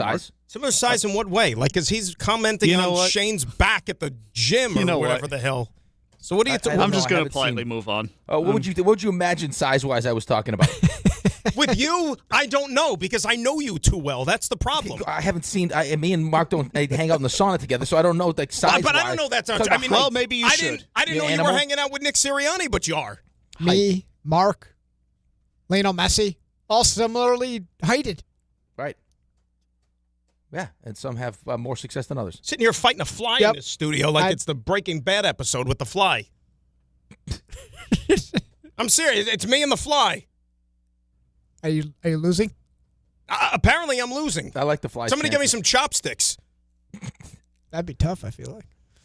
I feel like there's a less than 0% chance you could catch that fly with some chopsticks. Danielson, man who catch fly with chopstick, accomplish anything. Grab some of the stuff around the studio that we decorated. All right, I got one pen, and then I got another pen. Do you think I could make chopsticks out of a pen? And I could get no, it won't. See if you could capture it with Don's softball jersey.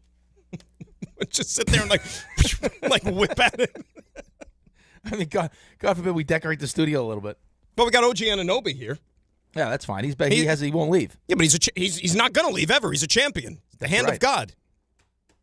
I still can't believe the Knicks won a championship. They did. They won a championship. So let me ask you a question. So obviously you like the Knicks, you like the Mets, and this is a perfect segue. You're a genius. You go from the Mark and Kelly reference all the way to the Mets. Can you use the Knicks as somewhat of a fallback for this disaster of a Mets season? Like, does it qualify as saying, well, the Knicks won a championship, but the Mets stink? No. Yeah, I can't go there either. I think it's given us a reprieve because we didn't really have to focus on the Mets because the Knicks, were in this championship run. So, it was less painful. But now that there's no Knicks and we've gotten over the... No, it puts a smile on my face. Like this morning I woke up and I walked by the T-shirt that Ray gave me and I was like, oh, NBA championship T-shirt. Maybe I'll throw this on. Like, it still makes me happy, but it doesn't take away the fact that I'm watching every one of these Mets games and, like, really questioning, like, well, what the hell am I doing? It's not going to make me... Just because the Knicks won a championship, as happy as I was for that, it doesn't take away how much I love the Mets and the fact that I watch them every game. Like, if I was like, hey, the championship was so great, I don't need to watch baseball, but that's not the case. I love baseball, so I'm watching every one of these games and suffering. By the way, Ray, the T-shirt that Rick was talking about, the one that I got as well, the bedazzled one or whatever. The bedazzled one. The bedazzled one, gone. Wife took it. Gone. Yep. Yeah, it's got some weight to it. Gone. Yeah, wife definitely took it. Commandeered. Gone. Like, I don't even. How does she wear that? Sorry, this happened to you. Is that just a T-shirt situation? She hasn't even worn it yet, but it didn't even. Let's put it this way: it wasn't even mine by the end of the day. Like, it was as soon as I got home. Oh, look what I got! Gone. Like, it's almost like Ray gave it directly to her. When you finally see her in that T-shirt, will you suggest the tip of God or no? No. Been waiting for that one. Who teed you up better? The ball coming off the rim from Jalen's shot right to OG, or what I just did? Very similar. It was very similar. But the shirt's gone.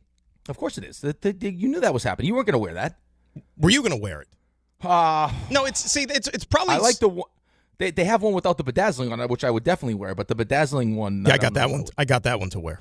Yeah, I don't know if I would wear that one. I got that one, but the bedazzled one.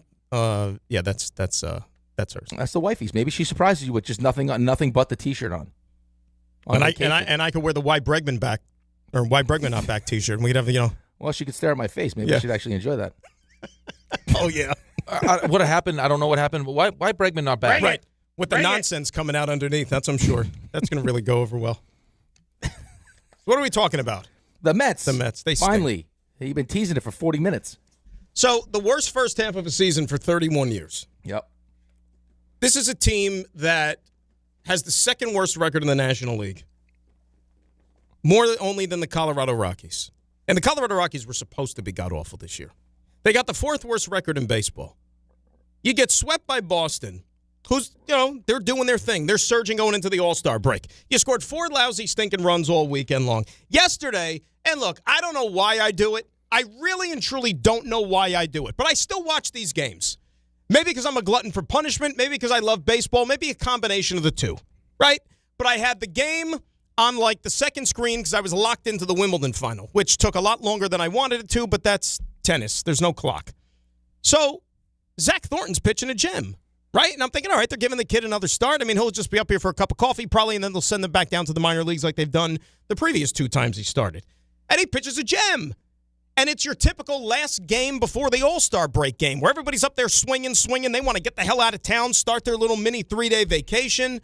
And you're thinking, we're going to be in it. I even texted a buddy of mine. I said, boy, look at this. We might be out of here in like 2 hours. Like, you couldn't ask for anything better than this. Nope. You get to the 9th inning, and if it could go wrong, it will go wrong. And I know everybody hates Devin Williams, and they think he's a bust. And why did Stearns sign him to all that money? I get it. But you know what? I'm not even going to blame Devin Williams for yesterday. Because you know what Devin Williams did? He got a freaking ground ball that a Little League shortstop, one of the guys on your team, on Milo's teams, going to Cal Ripken and playing all these other games, a tailor-made 6-4-3 double play to end the game, give the kid his first ever big league win. But nope. Not only does he boot the ball, he ends up with his butt on the dirt. I mean, it is a circus what is going on with this baseball team. And if I'm the owner, I wouldn't even show my face in public. That's how embarrassed I would be. Right. Now, let me ask you a question, because it didn't – the guy who usually sits in your seat had – I'm not going to say the word because it'll get dumped anyway, but, like, I mean, he was very aroused by the idea of David Stearns. And he was drinking the David Stearns Kool-Aid. Like, it didn't matter what happened. Hey, Dave, I don't love this Frankie Montas signing. Don't worry. If David thinks it's going to work, it'll work. Well, Frankie Montas clearly didn't work. And now it's gotten to the point where he can't stick. He's ready to move on from David Stearns. So I'll ask you the question. I mean, is this, if you're one of those people that hates David Stearns, isn't it almost better for it to look like this? Like, even though, I mean, Buster's been saying this I for hear the what last you're saying. 2 months. Yeah. Like, it doesn't cost you anything to give him to say, hey, no, I believe in David, he'll be back, because you can still turn around and fire him. It doesn't matter. So the worse this looks, could you just get to the point where, like, no, I can't, as much as I'd like to keep him, this is so bad, and the fan base is so disengaged, and they despise this guy that I almost can't bring him back. Well, obviously, see, yes, I know what you're saying, and Steve Cohen went on the podcast with Joel Sherman and John Heyman, and he gave him a vote of confidence and all that stuff. But, I mean, look, I've never owned a baseball team before, so I don't know what the right words are necessarily, but I think I would have said something along the lines of everybody's under evaluation. Because it's not like this is David Stearns' first year or even his second year. You know, you're not, and you know, Steve Cohen points to the 5 years. You know, it's a 5-year contract. We're going to see this term all the way through. Here's the thing, though, Steve, okay?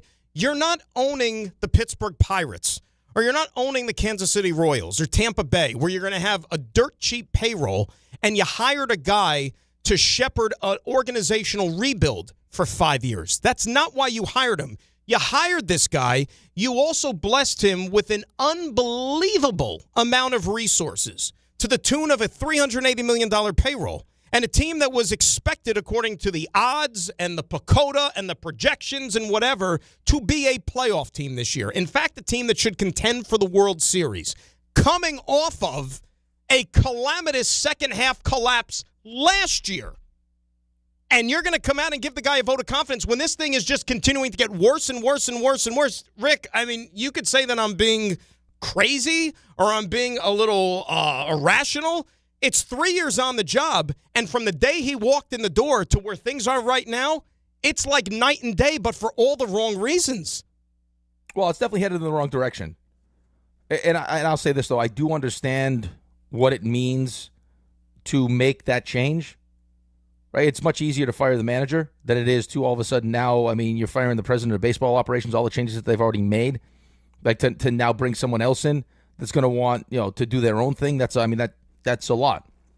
So I understand that. But, I mean, you went from, what was it, Game 5 of the NLCS to, $765 million to Juan Soto, where you felt like as a Mets, like there was a level of pride. Yeah, but that was the owner. That wasn't David Stearns. No, I'm not giving David Stearns credit. I'm just saying that was like, as far as like for a fan base, what that meant to steal away Juan Soto from the Yankees and the expectations that came along with that. Okay, now it was a magic carpet ride. I understand that, right? I mean, it's the last, it's a win against Atlanta at the end of the season to get into the postseason. Then you go on this, this magic carpet ride, but still, the expectations had changed. It was now, okay, we're right there, if we find a way to continue to add to this team, and not only do you add, you bring in Juan Soto, it's like, okay, here we go. Now we're rolling. At the very least, we're a perennial playoff team, and we'll give ourselves a chance. And that's led to, I mean, probably I would say, and this is not me overstating the fact, being kind of like the laughingstock of Major League Baseball right now. You are. You are the laughingstock. Let's face it. Because all these other teams that stink, like the Angels stink, the Kansas City Royals stink, they're supposed to be bad. Maybe the Royals not this bad, but those teams aren't blessed with the resources the Mets have. Like you said, they don't have Juan Soto. Juan Soto, think about it. He might win the MVP this year, Rick, which would almost be like just one other slap in the face to Met fans. Like, you have this guy performing at an all-world level, a generational, historic level, like he has throughout his career. He might win an MVP on one of the worst. Like, we have to go back, like, if that happens and, like, check baseball history. Like, Juan Soto might be the MVP winner on, like, the worst single-season team in baseball history when this thing is all said and done, because they're headed for 100 losses. You know, they're on pace right now, I think, to lose 95, but wait till the teardown happens before the deadline. They're going to be even worse. Remember, they don't have anybody else worth a damn at AAA that they could bring up. Ryan Clifford, who played in the Futures game yesterday and who was thought to be like the next like surefire thing for the Mets, he's batting like $190 in AAA. Like, they have nobody else who's worth it. So once these guys come up and start essentially populating this lineup every single day, you think the wins are going to start flooding down? No way. It's going to be even worse. So that's my point. Like, this thing, it's amazing how bad it's gotten. And all the Met fans that wanted Mendoza gone, they wanted their pound of flesh to get him out of the way, thinking the manager was the reason for this. So you have the general manager who oversaw a collapse in year number 2. Remember, every move he made at the deadline last year blew up in his face. They could not have all been worse, right? Then he guts the roster in the offseason thinking, I'm going to make things better. Every single one of those moves has blown up in their face. So the manager's gone, the players are gone, and when you sit there, if you're Steve Cohen, and evaluate things after 3 years of David Stearns, what's the one constant that's still there? The guy who put the team together, and the team is just continuing to plummet down the standings of Major League Baseball. How do you sit through that if you're the owner? I don't know. Like, if you sit, it's tough for me to answer that question because I couldn't sit through it. Oh, right. Okay, so pretend you're Steve Cohen. Yeah. And I'm David Stearns. Or better, I'm Steve Cohen, you're David Stearns. And you come into my office in, first week of November, and you have to sit there and justify your existence and continuing to have this job. What are you selling me on? I'm selling you on Carson Bench. I'm selling you on AJ Ewing. I mean, we got Juan Soto. I can't. Yeah, but I could say David BS. I was the one that got you Juan Soto. A 5-year-old could sign Juan Soto if I gave him a blank check. I don't have a tremendous amount of things that I could have written down in my notebook of positives, outside of stuff potentially that we don't see. I mean, he went into the season where he completely neutered his manager, fired the entire coaching staff. The one guy you try to bring back, which was the first base coach, which clearly had a huge positive impact on your team. Didn't want to come back because you tried lowballing him. So I don't know how you expected that to work in the first place. And then on top of that, I mean, you brought in players. First of all, you stuck your foot in your mouth, by the way, when you go the whole defensive run save thing, because people love Pete Alonso. They didn't want to, okay, well, I guess, David, you know what you're talking about. You're bringing Jorge Polanco, who's never played first base before. And we're going to switch a guy who's an average shortstop to third base. Like, it's just none of it lined up. You're bringing guys that are hurt, have been hurt, and, of course, now they're hurt. So it's like, yeah, I mean, he's done himself no favors at all. So I'd be hard-pressed to, outside of maybe, some of the inner working stuff that we don't know, I don't know if it was David Stearns' suggestion to go spend $42 million on Bo Bichette. I don't know if that was the case. I don't think so. But I'm not even going to kill the franchise on that because everybody thought it was a good move. He's a productive player. The guy was one of the most clutch hitters in Major League Baseball. But I think that's probably what he'll tell you, though. But I think he'll probably tell you that, right? You brought up the PECOTA rankings. It's our worst decision as a team on the show, me, you, and Ray, was to go with the Mets over. I think it was 90.5. Yeah, bad. Right, so that's the team. I guess that's what you could sell. The team that I built when healthy was projected to win over 90 games. Yeah, but you know what the Pacoda and all that stuff doesn't factor in, and analytics and all that garbage? Availability. Right. But you and I and everybody that knows even a fraction of a thing about baseball could tell you that Luis Robert is injury prone. Jorge Polanco is aging and injury prone. Yep. Like, those are two guys that you said basically are going to man down two important positions on your team. And, oh, by the way, the Polanco one, a guy who never played the position before, and you brought him in as the replacement for a franchise mainstay and one of the most popular players in the last 25 years of New York Met baseball. And look, I was all for, I wasn't going to pay him 5 years and all that other stuff. I understood that. But the one thing about Alonso, maybe we all took it for granted, is that the guy was there every single day. He was available every single game. Right, but answer me this question, though. I mean, and I know the previous year wasn't a great year. He had the big home run against of all people, Devin Williams, but funny. He followed that up. Like, Stearns clearly didn't want him back. Right. Owner steps in. They come to an agreement. I mean, to the point where the owner was talking about how Pete's deal was a bigger pain in the butt than the Soto deal was. Right. And we know all the things that went into the Soto deal with the extras and everything else, but they brought him back. He had a great season. Like, how many players at his status, where we're talking about, like, could be the best position player in the history of your franchise, the guy who leads your franchise in home runs, do you normally get to sign through age 35? Doesn't happen. Like, usually it's like to 39. It's not 5 years for a guy that shows up every single game, would like to play some first base, but I'm sure at some point of the contract could transition to DH. Oh, by the way, is a huge fan favorite. Like, I don't understand why there was such pushback from David Stearns. Like, why die on that hill to bring in Jorge Polanco? You know what I mean? It's funny. Just Alonso and Nimmo. You said goodbye to 63 home runs and 218 RBIs just from last year. Just from last year. And Pete's got 21 home runs right now. And you just thought, oh, yeah, absolutely, we'll be able to replace that production. We're good. We got this. Just from those two guys, 63 and 218. And they're one of the worst not just one of the worst offensive teams this year in baseball, one of the worst offensive teams we've seen in baseball in years. In years and years and years. And you know what's funny, too, guys? And to all the Met fans out there who, whether you're drinking the Kool-Aid still or not, and you're going to believe everything they try to sell you and patience and all that stuff and let's go Mets and blah, blah, blah, that's great. Okay? Look at the team. For those that maybe don't follow baseball on a wider spectrum, look at the team that was just at Citi Field this past weekend. Right, Rick? Because you know what the Boston Red Sox were for the majority of this season? They were the Mets, but the American League version.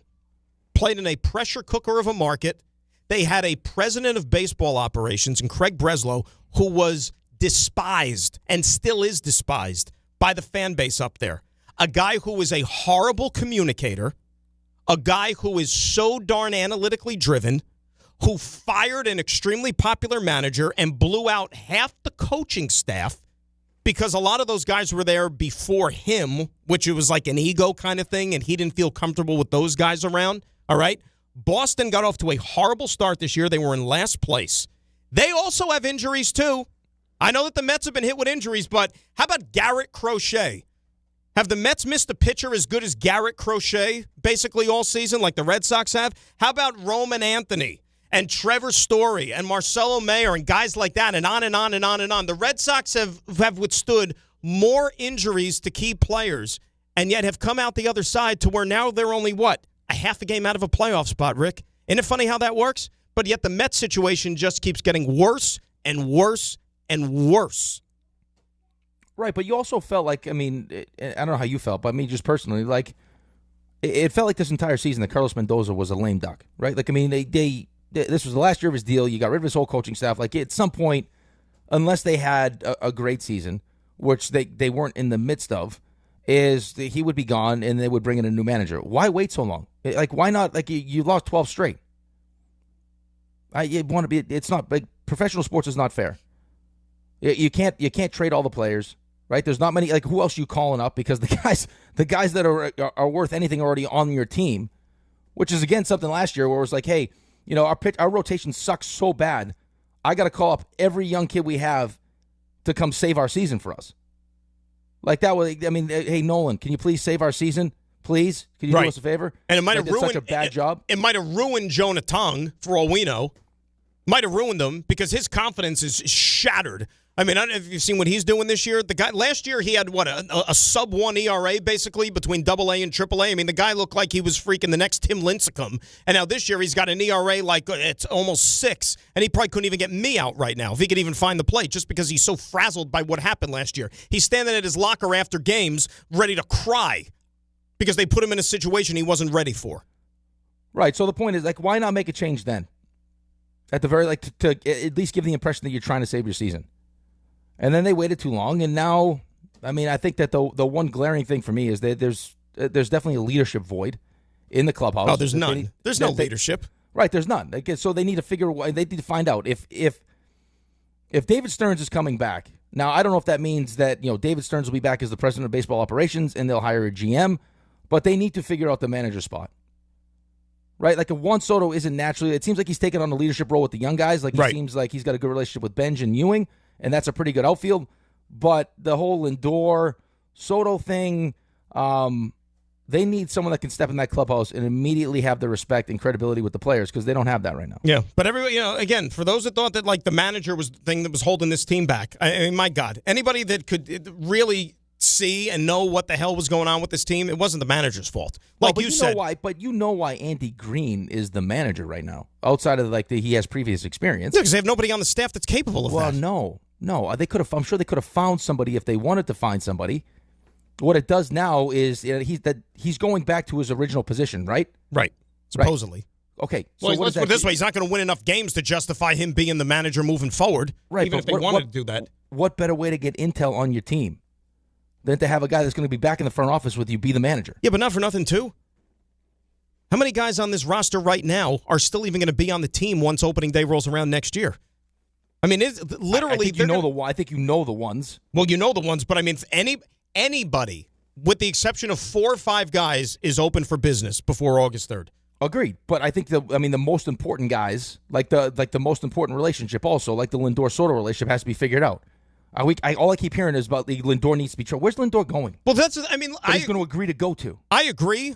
If you want to move on from him, more power to you. I have no problem with that. And you know what? I think both sides could benefit from a fresh start, but you're not getting rid of him. Who's taking that contract? The way he's playing right now, he can't even field routine ground balls with the game on the line, and he's got 5 years at, $150-something million still left on the deal? Nobody is taking that. Cohen's going to have to pay off half of it. And not to mention the fact, he is when he's right. And he's 30-something years old and, aging, coming off of an injury-plagued season? Right? Yeah, I also would tell you, though, he was a player last year that was close to 6 wins above replacement? No, I totally get it. But, the team hasn't won, though. That's the problem. Played 160 games? Unfortunately, that run in 2020. And look, he was great in 2024. He was the MVP runner-up, all those things. But the team as a whole has been a major, major disappointment. And it's funny because Stearns sat there and told you that I got to get rid of popular guys and mainstays and all this other stuff, so he had no problem doing that. But if you have to get rid of somebody else that you thought was going to be one of your key pieces and a face of the franchise, if you will, so you make that decision too if you could find a taker. Right. I also think you put yourself in a weird spot too, where it's like, of course you're going to try to go out and get Juan Soto, but how does Juan Soto fit in this thing? Right? If I can't get rid of, if I can't get rid of Lindor, and there's the thought that maybe this relationship isn't going to be great, it probably speaks to, I think, one of David Stearns' biggest weaknesses, which is actually having a human element involved in some of these decisions or how he handles people. It can't just be strictly about the numbers all the time. You do have to worry about, clubhouse chemistry and everything else, but there's been enough rumbling, there's been enough reporting that the relationship's not great, which I think could also, it puts the clubhouse in a weird spot. I think it does when you have a player that's clearly Juan Soto's the best player on the team. You can't argue it. He also just got paid $765 million and is signed for 15 years. So the second he steps into that locker room, he is the leader of the team. Right, whether you want to acknowledge it or not, just based on statistics, he's the leader of the team. Right. People are going to be drawn to Juan Soto because he's Juan Soto. He's freaking awesome. We get it. But it also now what happens to Lindor? Who was that guy? Which probably, when you brought him in, created some friction between him and Pete because Pete was the guy. Which I would imagine outside of all the other stuff that you heard with the political crap, which I don't know if that's true or not. I mean, it seems like they got rid of Pete's group of guys. Right. Pete and the rest of them. But now you have the Lindor Soto thing, and no real and nobody inside that clubhouse to manage the team that can handle it. Like, what is Carlos Mendoza? What's he supposed to do with that? Nothing. That's why I suggested someone like Albert Pujols. I know he doesn't have Major League Baseball experience as a manager, but he's Carlos. I mean, he's Albert Pujols. Right. He has the cachet as a player. Right. Like, what are you gonna? I mean, and not to mention the fact that he already has a relationship with Juan Soto. So I don't know how they fix it, and I can't imagine that even the Mets fans that want to point to like small little things that are like to be optimistic about would be lying to yourself if you believe that David Stearns is going to be the one that turns this around. I don't know how you can have confidence. You're listening to DiPietro and Rothenberg on WHSQ, WCBS FM, HD2, New York. Let's go to the phones before we play the feud. Say hi to Eli in the truck up next on ESPN New York. Eli, good morning. How are you? Hey, good morning, guys. What's up, Eli? How you doing? Great. What's up? So I was there yesterday at the game. God bless you. Can you hear me? Yep. I took my kids for the first time to see the Mets, and man, what a disappointment it was. Do they hate baseball now because of that? 2 outs. They left with a sour in their mouth. It was terrible. The only good thing we have in New York is the Knicks, and thank God for that. Because once we lost, everybody was chanting Knicks in 5, and that brought everybody's energy back up. I don't see how it couldn't. The problem, you know what the real problem is, and the Knicks are the team because the Knicks are. I mean, I don't know how many Brooklyn Nets fans there are, but for the most part, every basketball fan in the area is a Knicks fan, so it brings us all together. But this is still a baseball. Like, New York is a baseball town. Like, we like rooting for our baseball team. So as fun as that was, you still have more than half of a baseball season left. And the last thing you want to do is turn the TV on every day and watch the Mets not just lose, but like it be embarrassing doing it. It's like being a Jets fan. No offense to you having to do the pre and post, but like the Jets they can't just lose. It's like we have to do that. We have to have the fail Mary. Like, you just can't lose. It's got to be like something embarrassing included with the losing. And that's where the Mets are at right now. It's not good. And you know what? Eli, a perfect example, what he said at the game yesterday, the whole Knicks and 5 thing. Like, how much weight does that have? You know what I mean? Like, how much longer are we going to be able to go, no matter how bad a certain sports team is performing, to where we could say to ourselves, yep, Knicks and 5, Knicks and 5. And you might have to bring that out a lot when it comes to the Mets. Well, yeah, of course. I mean, we all know where the season is headed. Even next year, at this rate. Don't say that. Well, the other thing, real quick. I don't want to do that. Real quick, right? Real quick. So, you mentioned the managers, and whether it's Pujols, Beltran, Alex Cora, just those are some of the names that are being thrown out there. If indeed David Stearns is going to be retained, which Steve Cohen needs his head examined if that's the case, right? But if that's the case, we know what kind of guy he is, and we know what type of managers he likes and doesn't like, and all these like analytics, number nerd guys, they don't necessarily like strong personalities in that seat in the manager's office, right? Guys who maybe have grown up in the game and do it old school. One of the reasons why he wanted to move on from Buck Showalter and never told him directly that he was not retaining him as soon as he got hired. Remember that move? Again, bad communicator. So don't you think those 3 guys, certainly Alex Cora, right? Alex Cora's got a World Series ring as a manager. You think that David Stearns would want a manager like that? A guy with a little bit of an ego, right? I know Albert Pujols has never managed in the major leagues, but he's Albert Pujols. He is a Mount Rushmore baseball player of the last 50 years. You know what I mean? Would he really want to work with guys like that? And vice versa, would they want to work with somebody like David Stearns, who's nothing more than a numbers geek?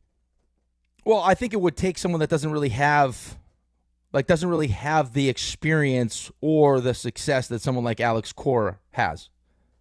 Right? I mean, I think if you've achieved what Alex Cora has achieved as a manager, yeah, I would like to have some say as to what's going on, right? I don't want to be a puppet, essentially. But if you're Albert Pujols, you're looking to break into the league, and I think if I'm Steve Cohen, if I'm going to keep David Stearns around because I want to honor the 5-year contract, I understand all the change that happens if I fire David Stearns. At some point, I'm going to have to step in here, like I stepped in and potentially was like, hey, let's go sign Bo Bichette. I don't care who you'd like to work with. what makes sense for this team that you've put together and has been a complete embarrassment is someone like this that can step in, will work with you, isn't going to be, just a yes guy, but has the credibility in this clubhouse to hold guys accountable, right? To manage relationships, which obviously haven't been great. I mean, Albert Pujols for me, or someone like Albert Pujols, the second he walks into a clubhouse, has the attention of everybody in the clubhouse. Absolutely, because he's a god to a lot of these guys, and that's what you needed. Not to mention the fact that he's already had the previous managerial experience with. And I know it's the World Baseball Classic, but still, he understands what it takes to be a manager and how to deal with the players, and especially how to deal with Juan Soto. But my point is could somebody like Stearns, could would you want that? I would say this to you. I don't care what you want. No, right. If the owner has it, it's like, well then. But you know what though? If you're giving him guidelines as to who he should hire or not hire as a manager, why do you even have him employed? Because you still owe him money for the next 2 years. Move on. Well, but I mean, we're also in agreement that we think it was the owner that stepped in and said, "Hey, go sign Bo Bichette for $42 million." Well, I understand that, but there are bigger decisions than just who the manager is going to be. Are you going to trust him to fix this thing? It's more than just one managerial hire that's going to get this thing back on the right track. There's a lot of work that needs to be done. I don't disagree with you. I 100% agree with you. I'm more in the camp of, if this continues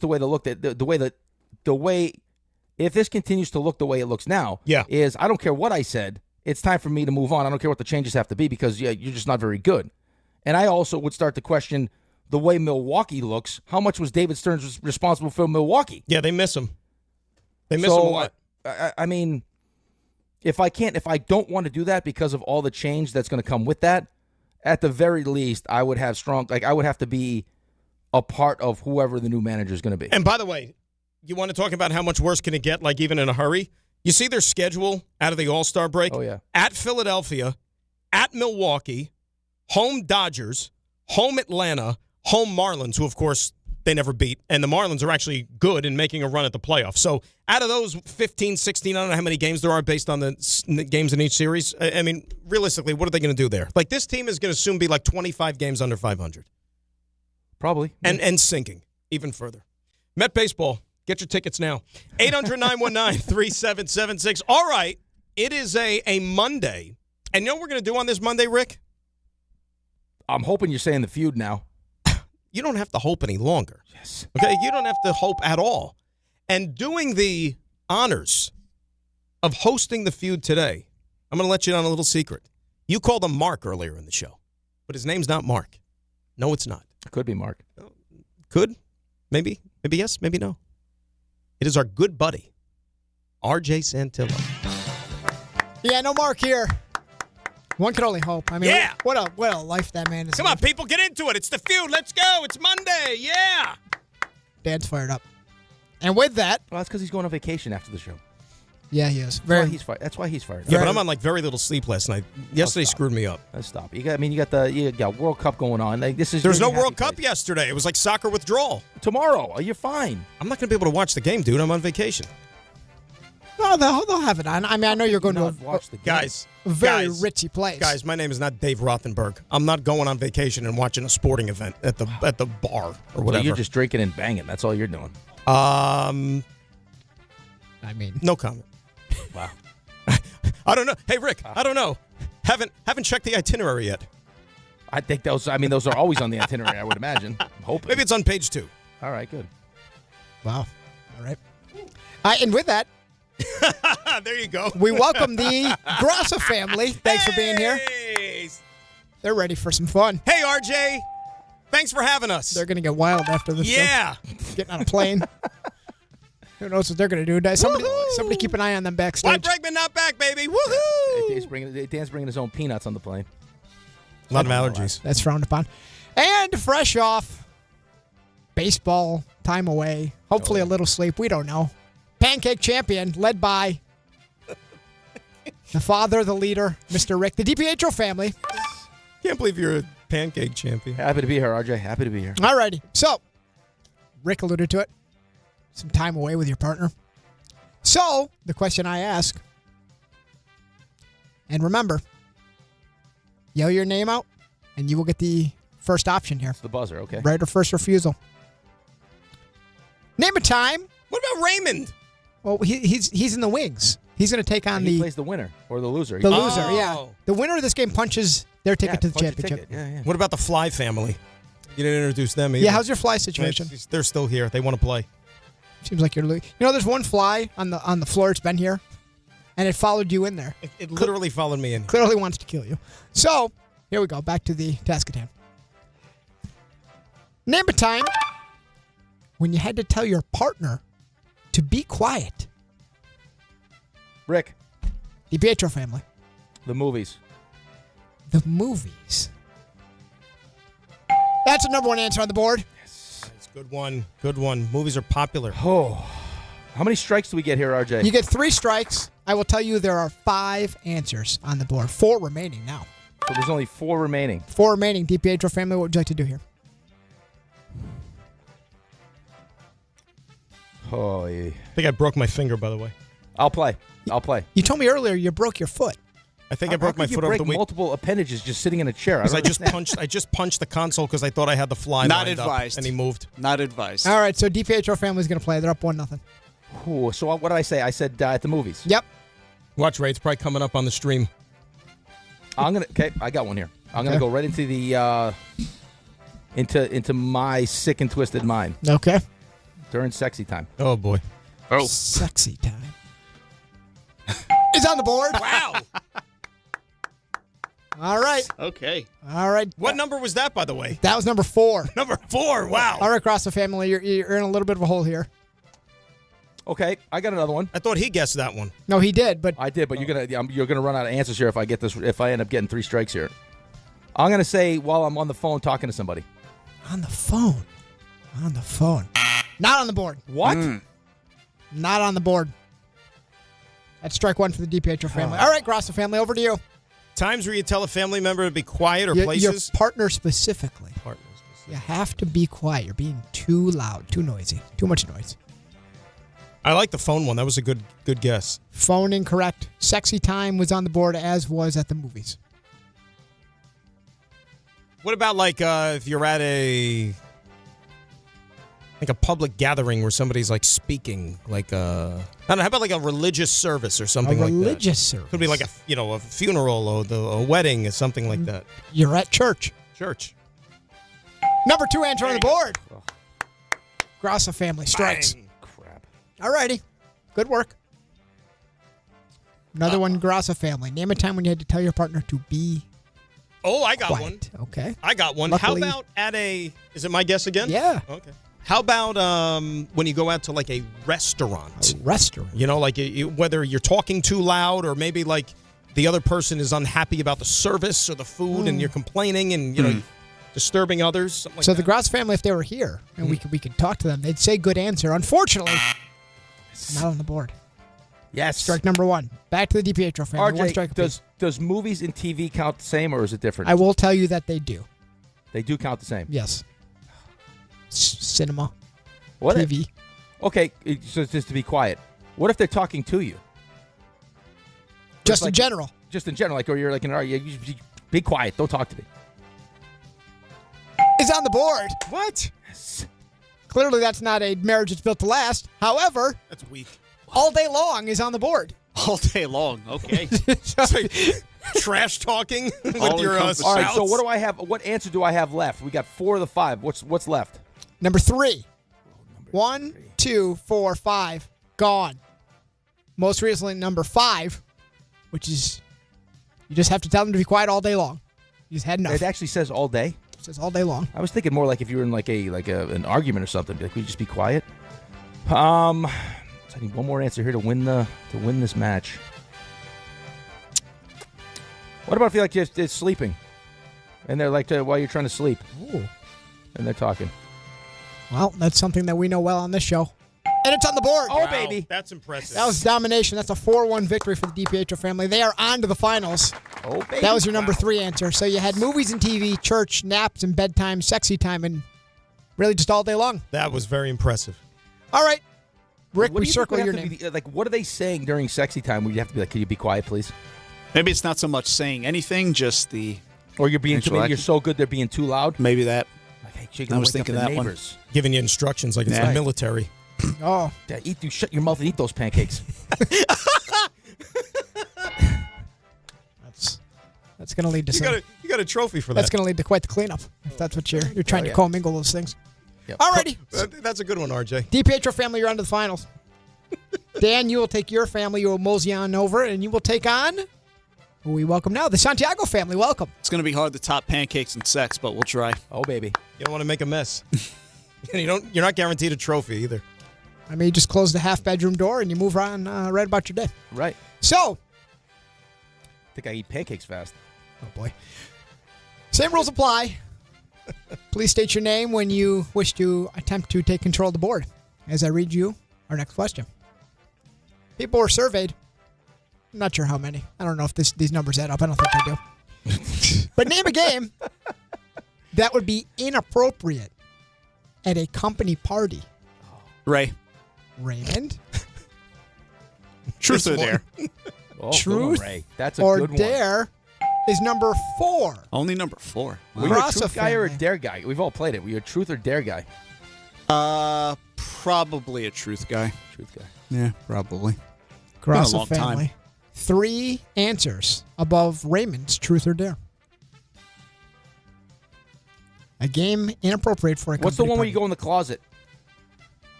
How about something like strip poker, something like that? Oh, yeah. Something strip related. Dude, Something dog, strip damn. related. I don't know where you used to work. However, strip poker is on the board. Yeah!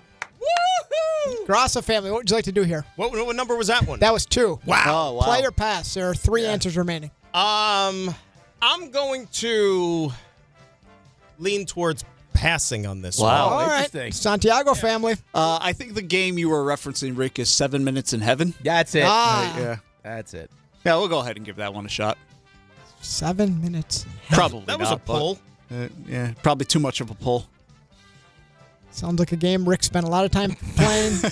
Rick is Yeah, I'm sure that's what he knows it as. and Ray is apparently very, very familiar. However, the people that were surveyed not familiar, not on the board. That's strike number 1. I have a great one. Grasso family.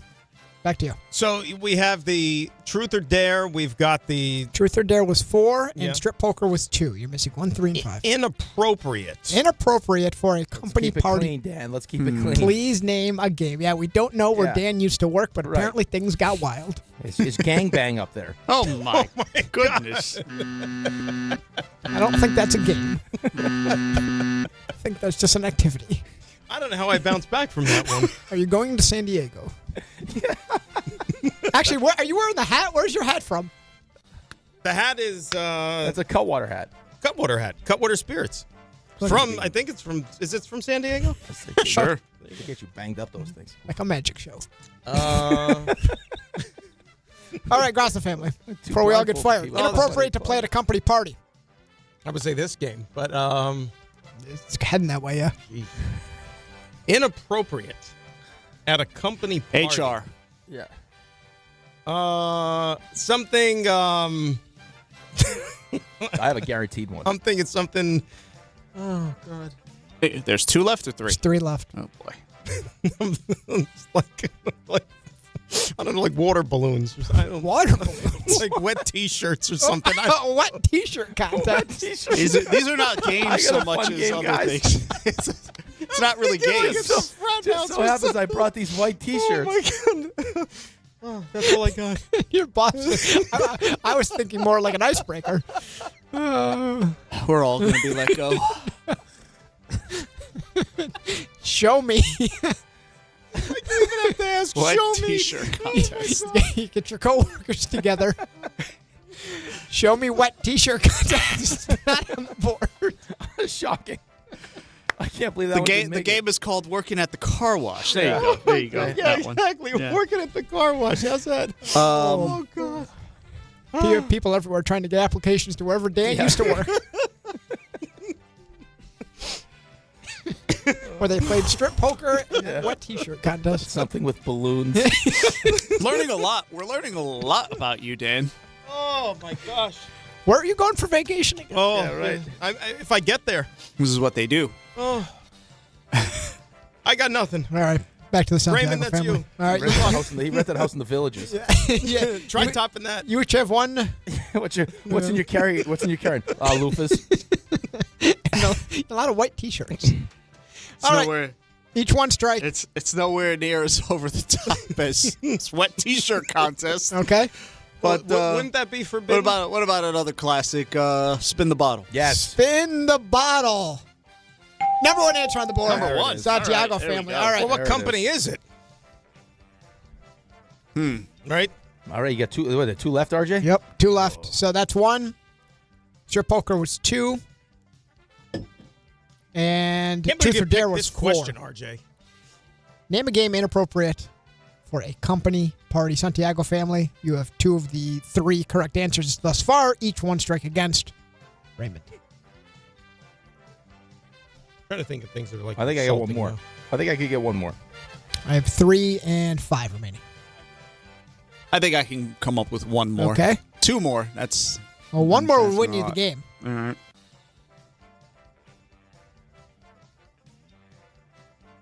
Was that the one you were thinking, Rick? By the way. Yeah, that was my for sure one. I have one more that I don't know is going to be on the board, but I think it could be. All right. Santiago family. Am I up? Yep. Yeah, you're up. You got spin the bottle. Let's go with Twister. Yes. Twister. For the win. Show me Twister. Nice. That was Nice my job, one, right? Santiago family. Beer pong was answer number 5. Oh, beer pong. Beer pong. Dan was thinking about something else with ping pong balls. Yeah, well, At his work. the good thing for the Grosso family is that they're now free to roam the earth. So they have some things on their mind. They have a lot of white T-shirts in hand, and they can now go. Thanks, use RJ. them. I'm going to enjoy the home version. Yeah. It was a pleasure. And balloons. Mud wrestling like in old school. That's what I was thinking. You're my I'm gonna boy, have the Blue. next one. Poor Blue. Although who Get would, out of my way. who wouldn't want to go that way? That was KY Jelly Wrestling. Yeah. Yes. Yes. All right, so we bring back into the stage the DiPietro family, who will take on the Santiago family here for the win. That Grosso family, they are. Yeah, it's going to be in therapy for a little bit. That Grosso family. All righty. Again, same rules apply. Please state your name if you wish to take control of the board here in our championship round. 6 answers on the board. Oh. Please fill in the blank. Tongue blank. But Rick. Oh, no. Oh, boy. Yes, DiPietro family. And cheek. That's a good one. Tongue in cheek. Number 2 on the board. Santiago family. I'm proud of you for that first answer. I'll ease my way in. Tongue lashing. Tongue lashing. Also on the board, but number 4 on the list. All right, DiPietro family. Ooh. I got one. Okay. I'll keep it clean I'll keep it clean and maybe crescendo with the dirty. How about tongue tied? Tongue tied. Number 1 answer on the board. Yeah, boy. Off to a rousing start.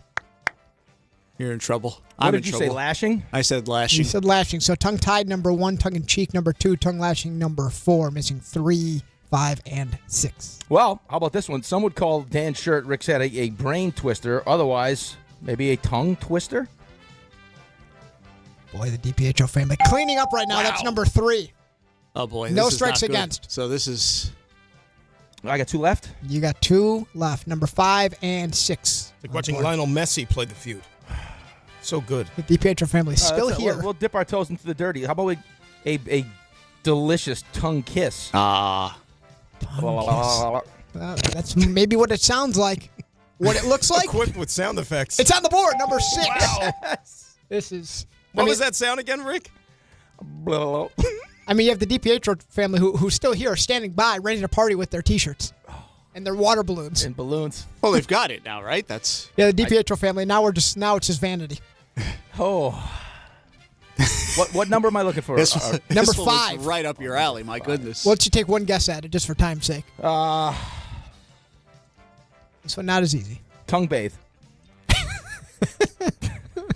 We were all thinking it. Oh, maybe what the Grosso family is partaking in off stage, but no. No, tongue depressor is number 5. Tongue depressor. Congratulations, DiPietro family. Took possession, never gave it back. You're now free to go party with the Grossos, who are engaging in all kinds of unforgivable acts. Fun parties, Rick. Fun parties. Fun parties. Fun parties. That was a great game. RJ, tremendous job. Well done. Hosting the feud. Great job, everybody. Some better than others, of course.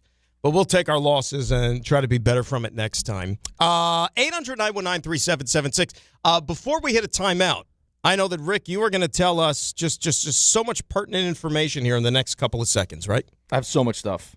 You ready? I'm ready. Because I know how much you love the biggest stage in the world. And so does FanDuel. On the biggest stage in the world, FanDuel's changing the game. The action is starting to wind down, and the matches are getting even more important with every passing round. So that's why FanDuel wants to help you out.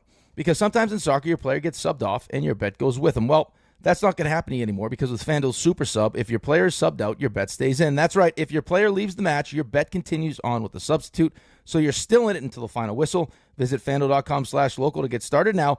Get in the action now. Let there be goals this summer on FanDuel. Must be 21 and older and physically present in New York. For help with a gambling problem, call 1-877-8-HOPE-NY, or you can text HOPE-NY at 467-369. Excellent job, Rick. We'll get to some Mets and Yankees calls that we haven't got to. Also, we are inching ever so close to the start of training camp. Football, Jets, Giants. You and I haven't had a conversation about one thing in particular regarding the two locals. We'll do that when we return. It is DNR right here on ESPN New York. And at 8:27, we get a look at the roads and say, good morning, Debbie Duhane. Hi, Dan. Hi, Rick. Good morning, company. Darn tootin'. We've got some delays out here this morning. Watch for delays on 78 in both directions. Out by exit 26 in Bedminster. The problem is one lane blocked on the westbound side of 78 in that area because of the eastbound accident that happened early this morning with a truck right into the center divider. Watch for slowdowns on the Cross Island south at Northern Boulevard with a collision. 287 east out by the Spray and a collision in Elmsford. Traffic is sponsored by the Crohn's and Colitis Foundation. The Crohn's and Colitis Foundation has been at the forefront of inflammatory bowel disease research and care for over 50 years. Learn more at Crohn'sColitisFoundation.org. I'm Debbie Duhame on 880 ESPN New York. Big events are bringing more riders across the region. So if you're taking New Jersey Transit for everyday trips, plan ahead. Check schedules, allow extra time, and consider traveling outside of peak hours when you can. New Jersey Transit is running additional service to help keep everyone moving. But a little planning goes a long way. Stay aware, be courteous, and ride smart. New Jersey Transit, keeping your day on track. Plan your trip at njtransit.com. It's summertime, so why are you still living with pain? If you're dealing with neck pain, back pain, joint pain, or nerve pain, don't wait any longer. Call Dr. Jay Shaw at Sandwell Pain. He's Ivy League trained, double board certified, no surgery, no long recovery, no relying on pain medication. Just non-surgical image-guided treatments that help you get your life back. With offices in Woodbridge, Livingston, and Inglewood, and most major insurances are accepted. Help is close. Go to SandwellPain.com. Feel better this summer, not someday. Miller time. People think it just happens, but that's not true. You know what you gotta do? You gotta go say hello with some beers. Make the plans. Forget the couch. Go to that thing. Play the game. See them in person. Talk to that stranger. Live a little. Small acts of rebellion that bring us together. Because legendary moments start with a light. It's Miller time. Celebrate responsibly. 2026 Miller Brewing Company, Milwaukee, Wisconsin. Hi, this is Don LaGreca. Just like the New Jersey Devils bring intensity on the ice, Viking Pest Control brings the same level of protection to your home. And I know because I use Viking at my own place. The season may be over, but pests are always in play. So it's time to lock in your off-season defense. As the pest control provider and proud partner of the Devils, Viking delivers 45 years of trusted experience to keep ants, cockroaches, stinging insects, rodents, mosquitoes, and more out of your zone. And when you bundle pest control mosquito services, you score big savings. One call, one company, total peace of mind. Visit VikingPest.com, protecting your home inside and out. It's Rich Eisen for Pella Windows and Doors. Sometimes teams take a timeout to regroup and call the right play. When it comes to your home, Pella Windows and Doors always has the winning game plan. They do it every day, and that's why your neighbors trust them. Visit Pella.com/Eisen today. Right now, Pella Windows and Doors of New Jersey is offering buy one, get one, 50% off windows and doors, and no payments, no interest for 24 months. Some restrictions may apply. See local showroom for details. Offer ends July 31st, 2026. Drip Drop is doctor-developed, proven fast hydration that helps your body and mind work better. Trusted by firefighters, medical professionals, and over 90% of top college and pro sports teams. Drip Drop is engineered to hydrate faster and more effectively than water alone, with 3 times the electrolytes of leading sports drinks. Stock up now at dripdrop.com and use promo code RADIO20 for 20% off your first order. That's dripdrop.com, promo code RADIO20. With the new MyLowe's Pro Rewards American Express card, earn 3 points per dollar spent on Lowe's qualifying purchases for the first 6 months after card account opening. Plus, save 5% every day on eligible purchases at Lowe's and earn points on eligible purchases everywhere else Amex is accepted. Card members get more at Lowe's. Subject to credit approval. 5% can't be combined with any other offer. Exclusions and restrictions apply. Points subject to loyalty terms at Lowe's.com/terms and credit reward terms at Synchrony.com/MLPRA-terms. Visit Lowe's.com/business credit. I'm David Ortiz. When I lost my mom, she was only 46, and I lost my dad to cancer. It was the worst pain I ever felt. It made me think, what will happen with the people I love when my time is up? That's why I have life insurance. Ethos makes it easy. It's all online, take about 10 minutes, and you can get up to $3 million in coverage. Get your free quote at ethos.com/game. That's ethos.com/game. Paid testimonial. Time spent on application may vary. Online health questions required.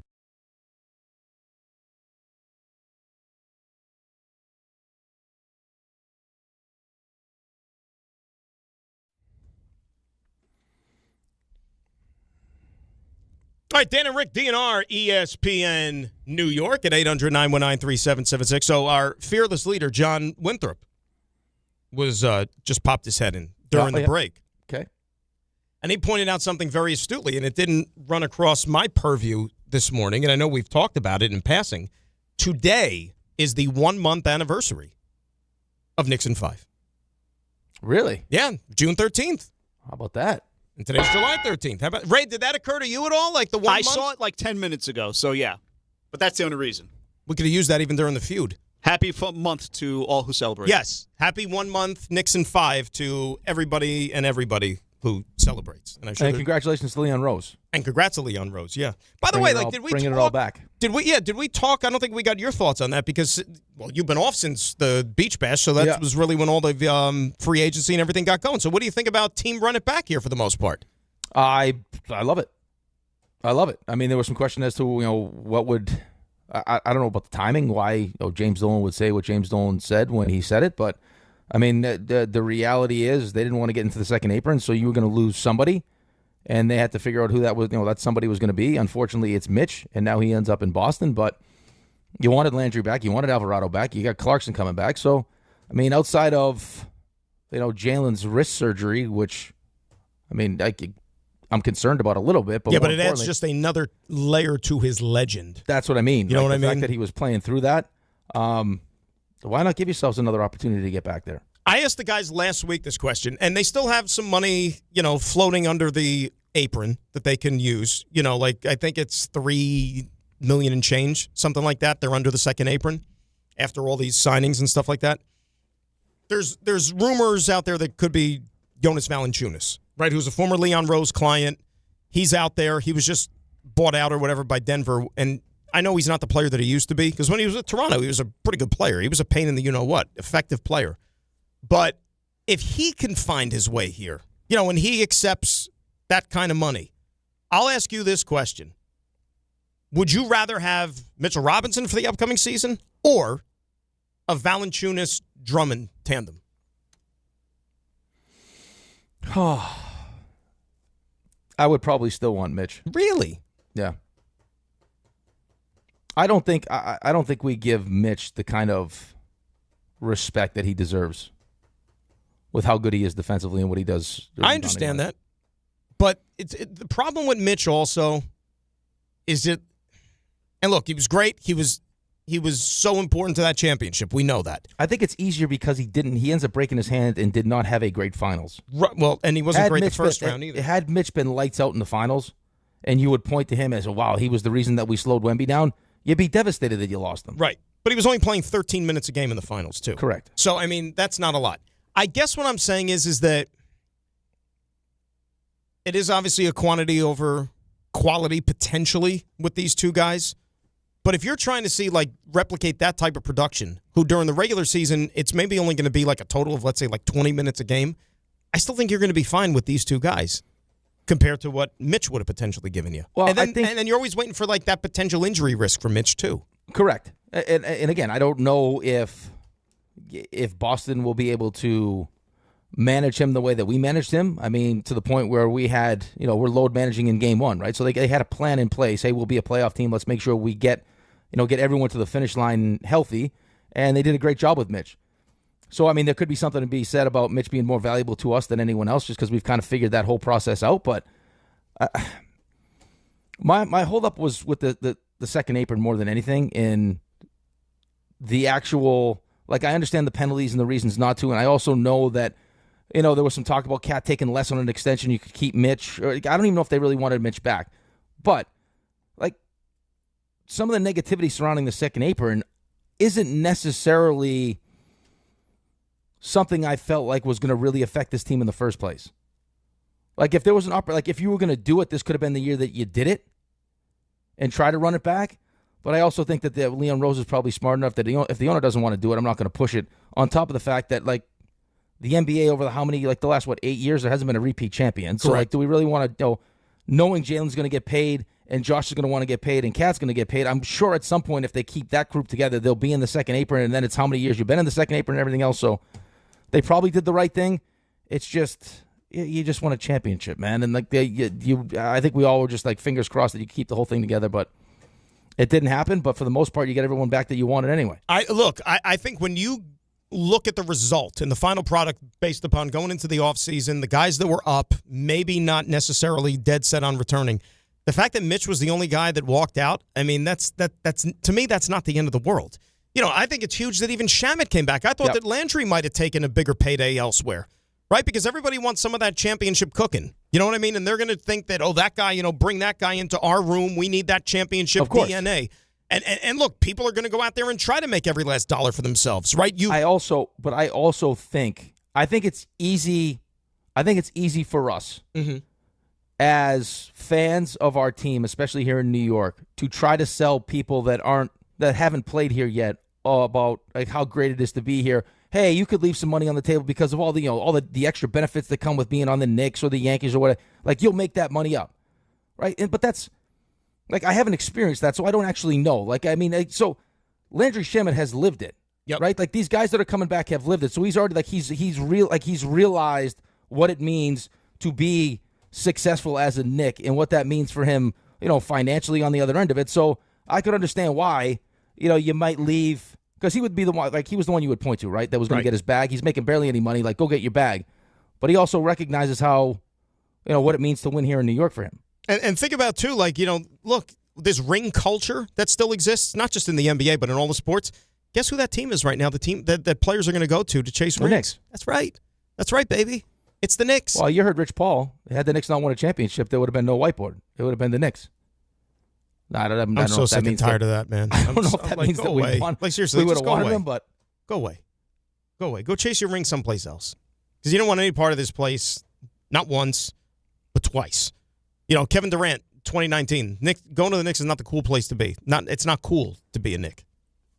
It's not cool. Right, Ray? It's not cool. It's not cool to be a Knick, per KD. Well, you know what? I'm glad we don't have to live there anymore. Yeah, bringing up KD for Ray is not a great thing. Ray is not a big KD guy. Well, you know what, though? It's cool now. Enjoy Houston. Yeah, enjoy Houston. Or where else? He could end up someplace else. Who knows? Still got a whole summer to deal with here. Steve is in Selden. He's up next year on ESPN New York. Hello, Steve. Good morning. How are you? Good morning, fellas. How are you? Good, happy to be on the show. First time, long time. Excellent. Good to have you. No, I wanted to congratulate Rick on his trophy on July 4th weekend at Nappy's Nook. Thank you, my friend. Yes. Hey, Rick, I will say this, and I'll give you a little ego boost here. You walked into the restaurant, the waitresses did a double take. Is this Steve from Nappy's Nook? No, I'm his brother-in-law, actually. Oh, okay. All right. Yes. So me and him are both married to sisters, and we both have the name. We're both Steves. So. Okay, good, nice. Well, they definitely have a type then, huh? Yeah. If your name was Bill, you would have been out the door. Like handsome Steves. Exactly. But you walked in, Rick, and I will say the waitresses did do a double take. So props for you on that. Appreciate that. Thank you. Delicious. The food was phenomenal. Did they do a double take after he shoved 15 pancakes down his throat too, Steve? Yeah, no, well before that. And the picture he took with his kids was great. It was awesome. They're not big sports fans, so he had to send me the picture and say, "Who is this?" And I had to let him know. And one of the customers did mention to him they thought it was you, but at first he didn't know who you were because he's not a big sports fan. So. Did he take a picture like wearing the bib and all the pancakes and stuff running down his shirt? Yeah. No, he did a great picture with the 3 kids holding the trophy. He finished it in the 18 minutes. Actually, it's funny that someone did it yesterday in 5 minutes. Rick. Wow. 5 minutes. Something to shoot for next year. That has Rico. to be. They had to have picked them up though and ate them like they were pancake tacos. No. Yeah, he says my brother-in-law said he could not believe this little skinny kid walks in, says I want to do it. He's done it in other places before. Yeah. 5 minutes and like 30 seconds or something, some crazy number. And he said he ate it like a taco and just 4 in a row, boom, boom, boom, boom. Yeah, see, I actually I've done an eating challenge before. I did a 5-pound Italian sandwich, and I usually I do it because I love Italian sandwiches and I love pancakes. But I was like, I don't want to make this like it's a real eating challenge where I'm doing like the dumping it in water and trying to eat it like that. I was like, I'll be respectful. I'll cut it up. But yeah, I think the board that I read before this kid did it in 5 minutes, I guess, was like just under 9 minutes was the fastest I thought I saw. But I mean, there was somebody, and actually he hasn't. Go ahead. I'm sorry. No, I was laughing that you said like you did it because you wanted to be respectful. It's nice that you. Well, no, because I don't want there's people like you're sitting close to people. I didn't want to like be jamming pancakes and shrapnel going everywhere. And I wanted to be like, okay, I'm going to do this in 18, like less than 18. I think I did it in 15, but halfway through, I was like, I'm your brother-in-law came over, and I was like, it was like 2 or 3 minutes in, and I was already almost halfway through the pancakes. He's like, oh my God, I think he's going to do this. And then as soon as I got like probably like a pancake and a half left, I was like, oh my goodness, these are thick. You're starting to feel it a little bit. Pancakes. Yeah, isn't it? Yeah, they're good. They're delicious. It's crazy. They're almost a pound each. They're a little less than a pound each. So it's pretty crazy. And one guy also he hasn't put his picture up. A guy did 2 of them in 18 minutes. Stop. He did 2 of the challenges? Yes. That's 2 wild. challenges in a row. Did them back to back, 18 minutes. There you go. Something to shoot for next year, buddy. Yeah, no, I really appreciate you coming in. It's great for the restaurant. It's been there 4 years now. They've done a great job, and they, it's getting a little cult following, which has been awesome. Nice. All right, well, do me a favor, Steve. Please tell your brother-in-law and everyone at the restaurant, thank you very much, and I will definitely be back. I will. I appreciate it, Rick, and I will love to see you back. Hopefully, I'll be there next time, and I'll get to meet you. Beautiful. Thanks, Steve. Thanks for checking in. All right. Thanks, guys. Did they put the picture up in the restaurant, like behind the register or whatever? No, it's when you walk in. No, I think it's when you walk in. To the right, I think it's a board of the like winners. a pancake wall of fame. Yeah, and now that's what you're a part of. I am part of nice history. Job. Yeah, nice I can't job. believe, buddy. I'm telling you right now, the kid he has to be like a professional leader to eat these pancakes in 5 minutes is outrageous. Well, what about the guy you said that did 2 sets of them? No, you're talking about. So that's 8 pancakes and almost a pound. You're talking about almost 8 pounds of food. Ray, remember the place, or not remember, but the place, and RJ knows, the place that we go for breakfast around here, like the size of those pancakes. And those, think about how we feel walking out of there after eating that. And those are probably nothing compared to this. Most likely. I would imagine. I would see they don't give any sort of trophies or, I guess, medallions we can call this day. Right. I want you to use this thing as a medallion, by the way, Rick. Oh, you want to get it? Yeah. Yeah, the bling around your neck. You got chain? it. Okay. Yeah. Pancake I think chain? that can happen. I could do that. Like Flavor Flav wears the clock around his neck. You could wear See, the this is the trophy thing, around though. your neck. Like Carlin thinks he could take me in an eating challenge. There's no chance, especially this new skinnier version of Carlin. Yeah, but like you said, you have to find something that you truly like, and it doesn't matter what you look like. Then you could just absolutely plow through them. Just bury it, destroy it. I may go back and do it again and try to get better time. You probably will, knowing you. You're probably right. How often do you go to this place? That was the first time. That was my first time. It actually popped up on my Instagram feed. Some guy doing the challenge. I was like, oh, that looks like it would be fun. Well, you have to go back now. Have to. You absolutely have to. Oh, how about How about this story? Yeah. I'm not going to tell you the name of the restaurant because I don't feel like it's unfair to the restaurant because I love the restaurant. So every time we're on a hockey trip or a baseball trip, there is always this one restaurant we will go to for breakfast or like brunch, right? Because it's a chain. It's consistently good. First time I ever went to it was in Florida. Cassie, Great pancakes. All of it's great. Denny's. No, not Denny's. So Perkins. No, not Perkins. I'm not Tiger. So we end up playing a game. Next game happens. It's running a little bit late, right? There's a 2-hour time limit, right? So get in the car. It says we're 25 minutes away. The place closes at 2:30. Okay, call up. Hey, just so you do you seat people if they get there at 2:30?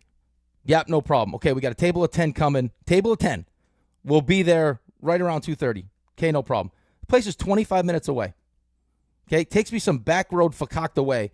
We pull into the parking lot at 2:32. My wife walks in the door at 2:33. Well, sorry, we're closed. Really? Yeah, we can't sit you. 2:33. 2:33. No, I hate the breakfast type places like that call it a day before even 4 o'clock. It's like, you can still serve later in the day. Like, people sometimes, even if all you serve is breakfast type food, people will eat that later in the day. Like, they don't mind it. Love it, actually. They love it. Okay, nope, no chance. Sorry, guys. I'm sorry about that, man. Devastated. Terrible. Yeah. New York, you got to hear this. You absolutely have to hear this, because this summer, all lines lead to Champ Sports Fan Central Station. That is a soccer pop-up shop open right in the heart of the city. It's 125 West 33rd Street. This is the soccer destination in New York, with jerseys for every national team you ride with. We are down to the Final Four in the World Cup, with the Blue Bloods, with the heavy hitters. So you know what? Whether it's USA, France, Spain, Argentina, England, it does not matter. Any country you so desire, it is all under one roof. And if you want to gear up, rep your country, and feel the energy of the city, Champ Sports Fan Central Station, 125 West 33rd Street, that is where you need to be. And guess what? Not just you soccer fans are welcome. No. How about you Knicks fans? 1 month since they won a championship. Guess what? You haven't had a chance maybe to grab that championship swag and the gear. They have all the championship Knicks gear to celebrate your team's first title in 53 years. Champ Sports Fan Central Station, 125 West 33rd. It is DNR here on ESPN New York. We come right back. This is Bart and Carlin on ESPN New York. Joe Girardi. Boone and Cashman, how long does that last as far as being able to keep getting opportunities and still falling short? I do believe in places that you have a shelf life. It was time for a change with me. Aaron Boone has done a really good job. It really comes up to Hal Steinbrenner when he thinks it's time to make a change. Bart Scott, Chris Carlin, weekdays at 10 a.m. on ESPN New York and streaming live on YouTube.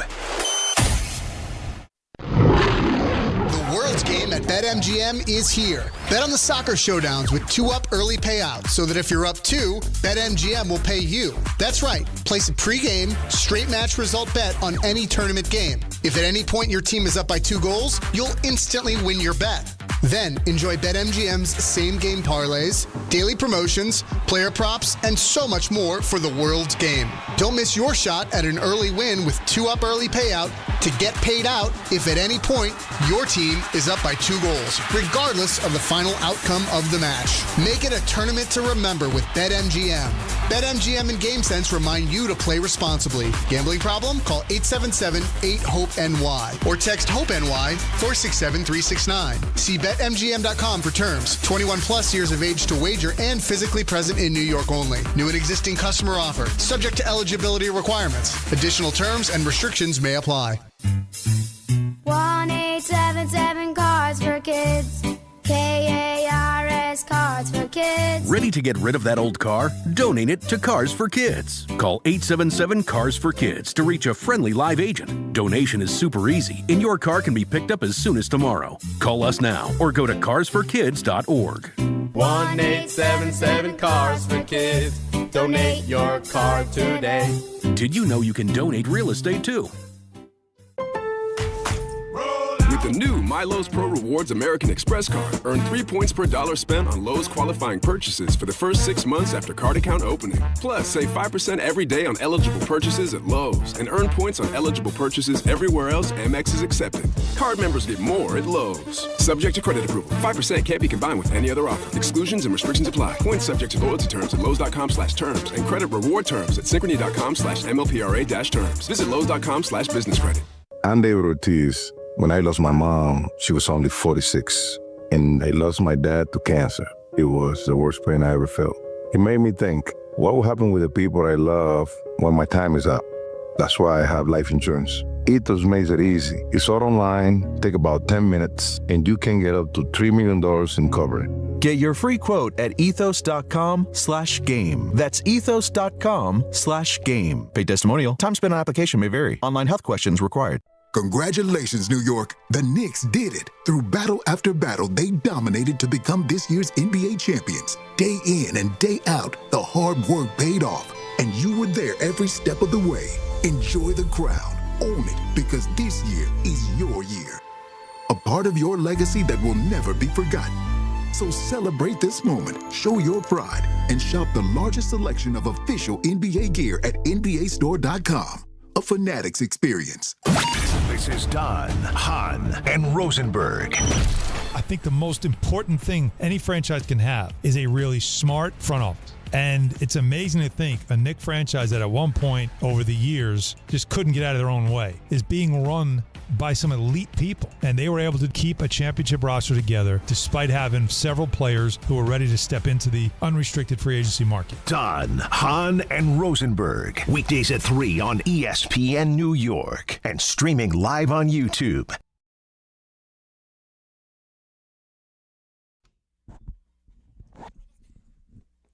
All right, Dan and Rick, DNR here on ESPN New York, and ESPN New York's Home Run Derby coverage is presented by Pella Window and Doors of New Jersey. Visit Pella.com/Eisen to find your local showroom today. 800-919-3776. Got the stuff you missed. Got the 3 stars still to come, and we got everyday Edgar from Bloomingdale, who's up next here, Rick, on ESPN New York. Hello, Edgar. What's up, boys? What's up, Rick? Welcome back, buddy. Thanks, buddy. Good to meet you at the Bash the other day, man. Still impressed that you did those goalie things at 107 degrees, man. Very impressed. And he had to keep his clothes on, too, afterwards. It was crazy, man.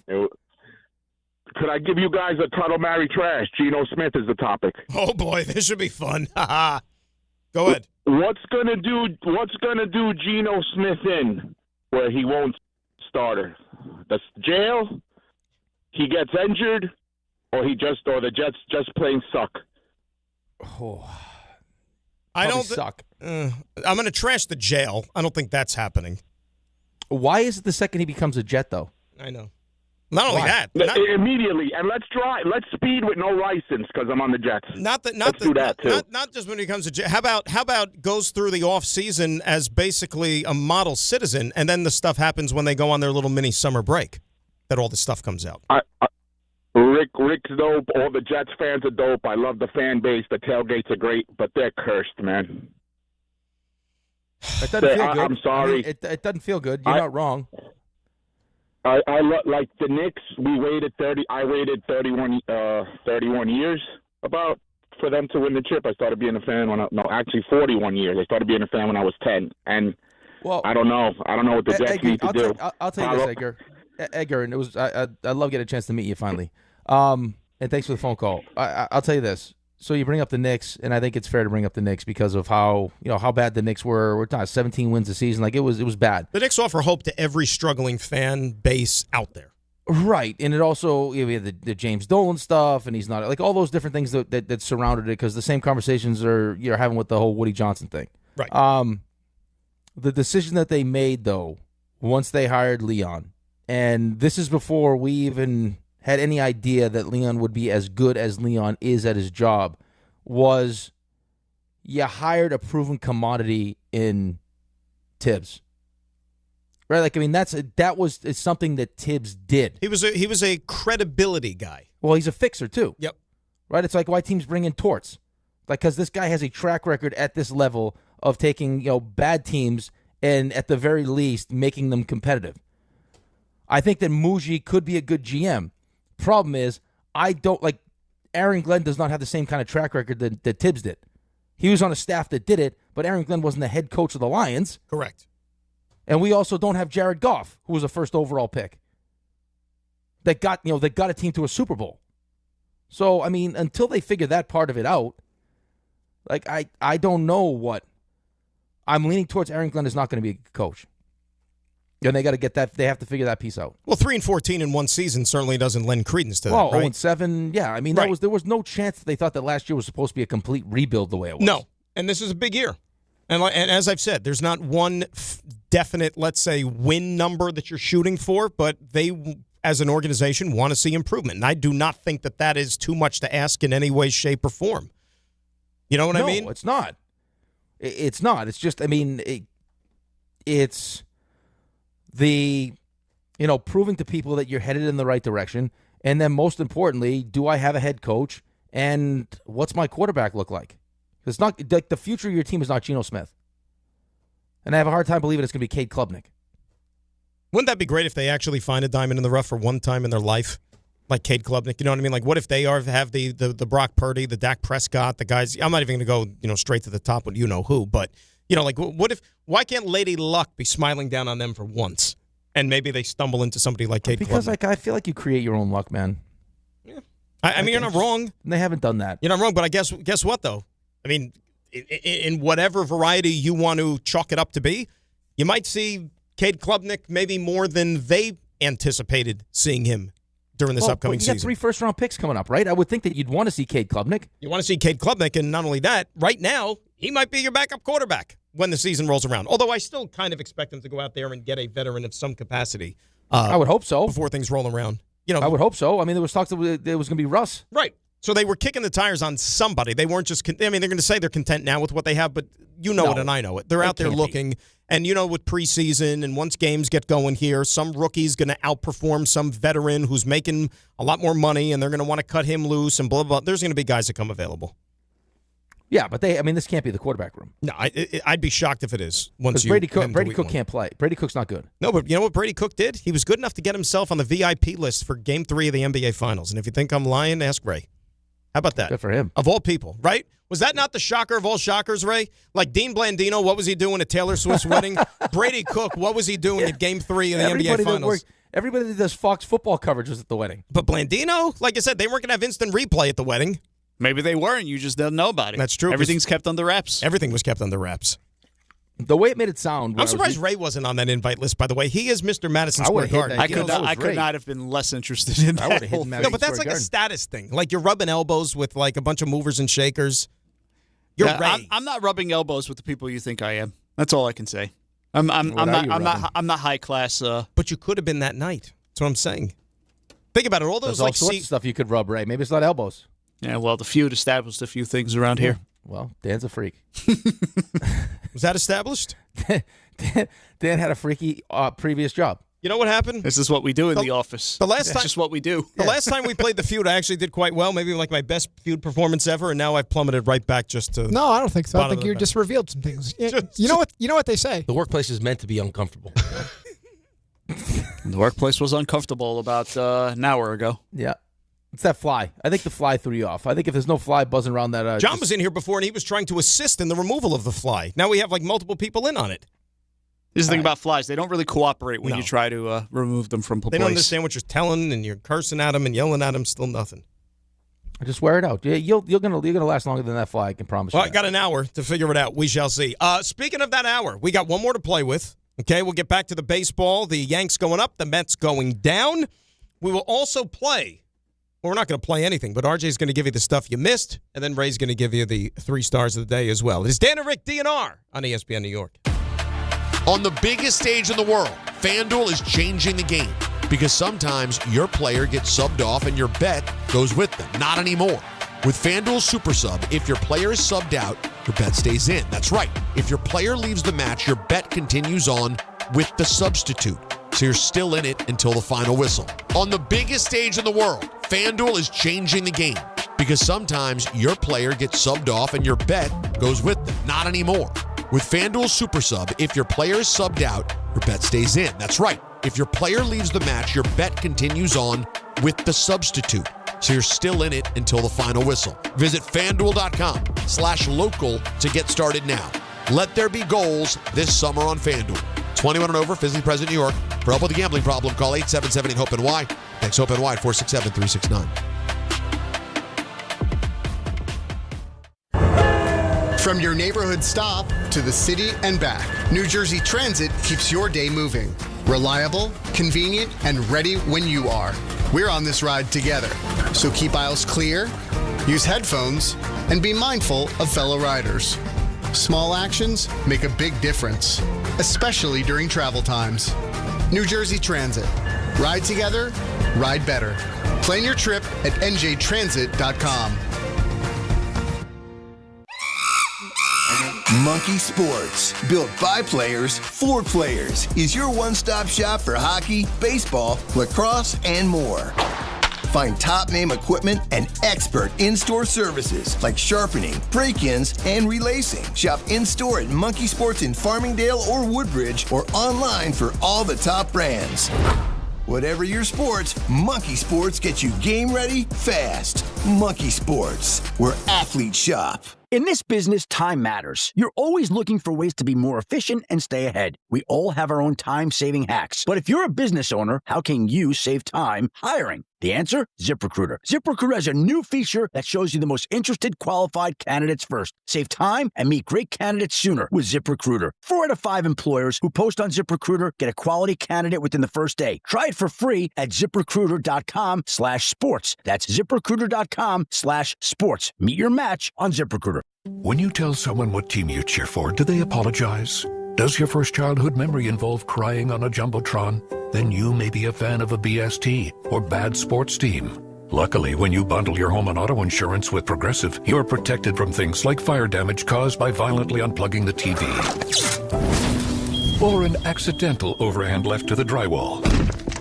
Visit Progressive.com today. Progressive Casualty Insurance Company, affiliates, and other insurers. Covered subject to policy terms. Not available in all states or situations.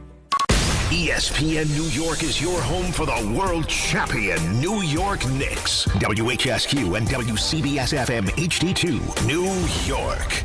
This is DiPietro and Rothenberg. The Mets, if you're one of those people that hates David Stearns, isn't it almost better for it to look like this? So the worse this looks, could you just get to the point where, like, no, as much as I'd like to keep him, this is so bad, and the fan base is so disengaged, and they despise this guy that I almost can't bring him back. And that's led to being the laughingstock of Major League Baseball right now. You are the laughingstock. Let's face it.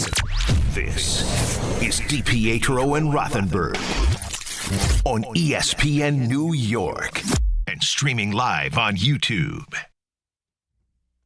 All right, final hour of the show on this Monday, a new week. It is DNR, Dan and Rick, hanging out with you for another 60 at 800-919-3776. RJ's giving us the stuff you missed. Ray will have the 3 stars a little bit later on this hour. Oh, before we get back to the baseball here in a sec, you're talking about all the food or whatever. Got to give a quick shout-out to the great Tocavez, Basking Ridge, New Jersey. Had us for dinner on Saturday night. Tremendous place. My guy, Chip.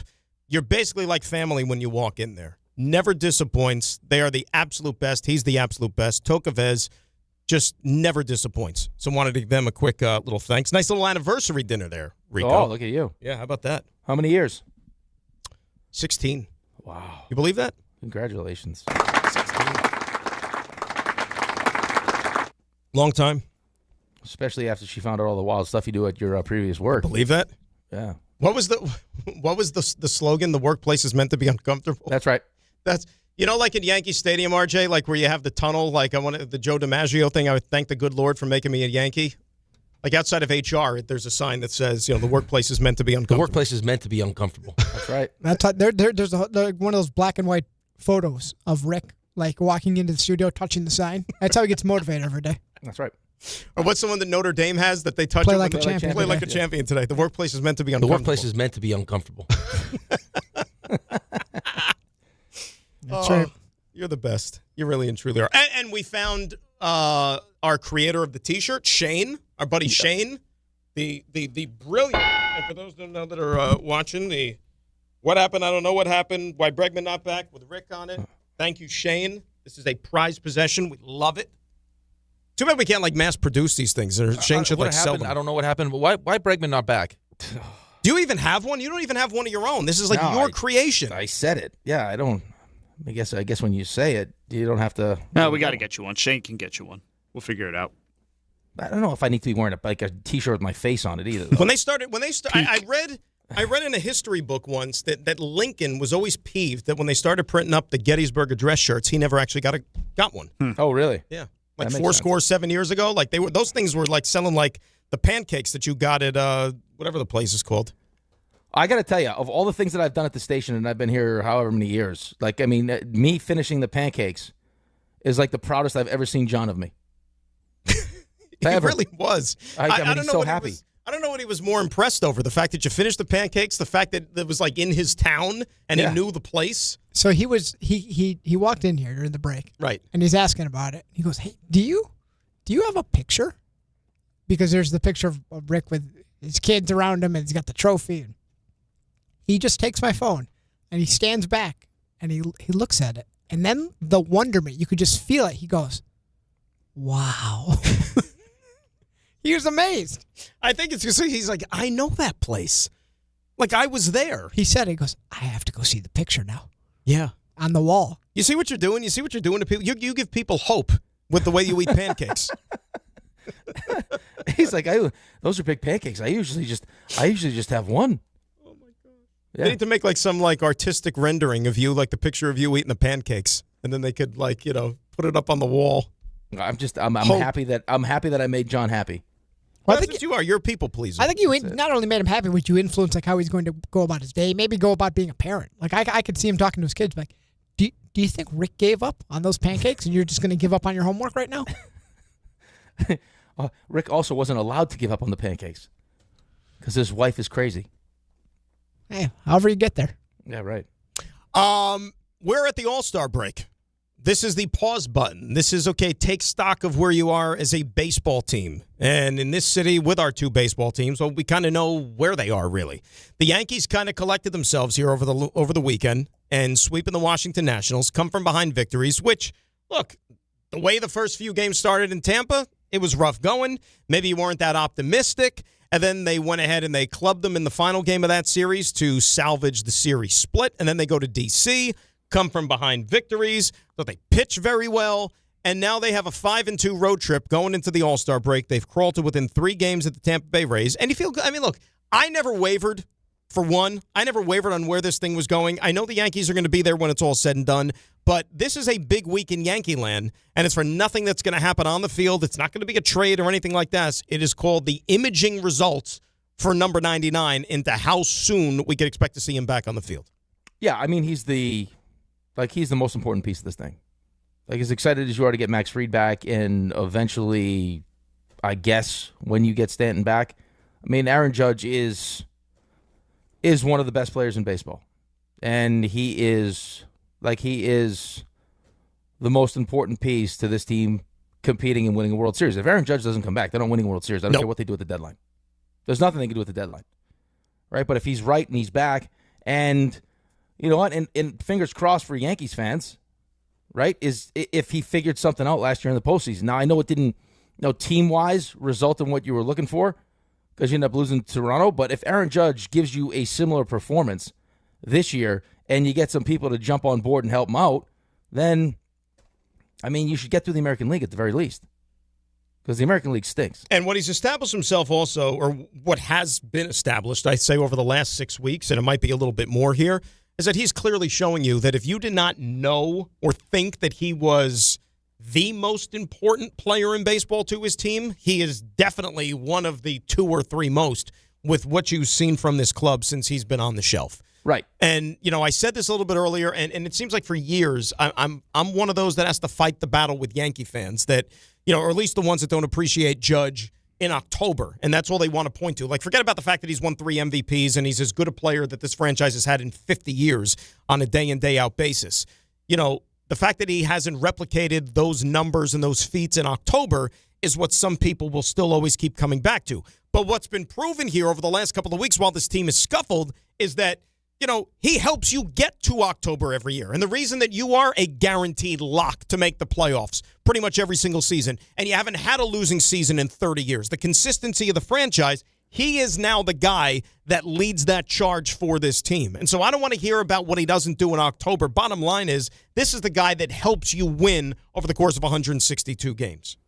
Right, and you see the impact of not having, just forget the production. The production is back-to-back MVP. Right? That's how good he is. It's like even having his presence in the lineup, what it does to everyone around him. 100%. Right? I mean, all of a sudden now you identify, hey, Aaron Judge is in this lineup.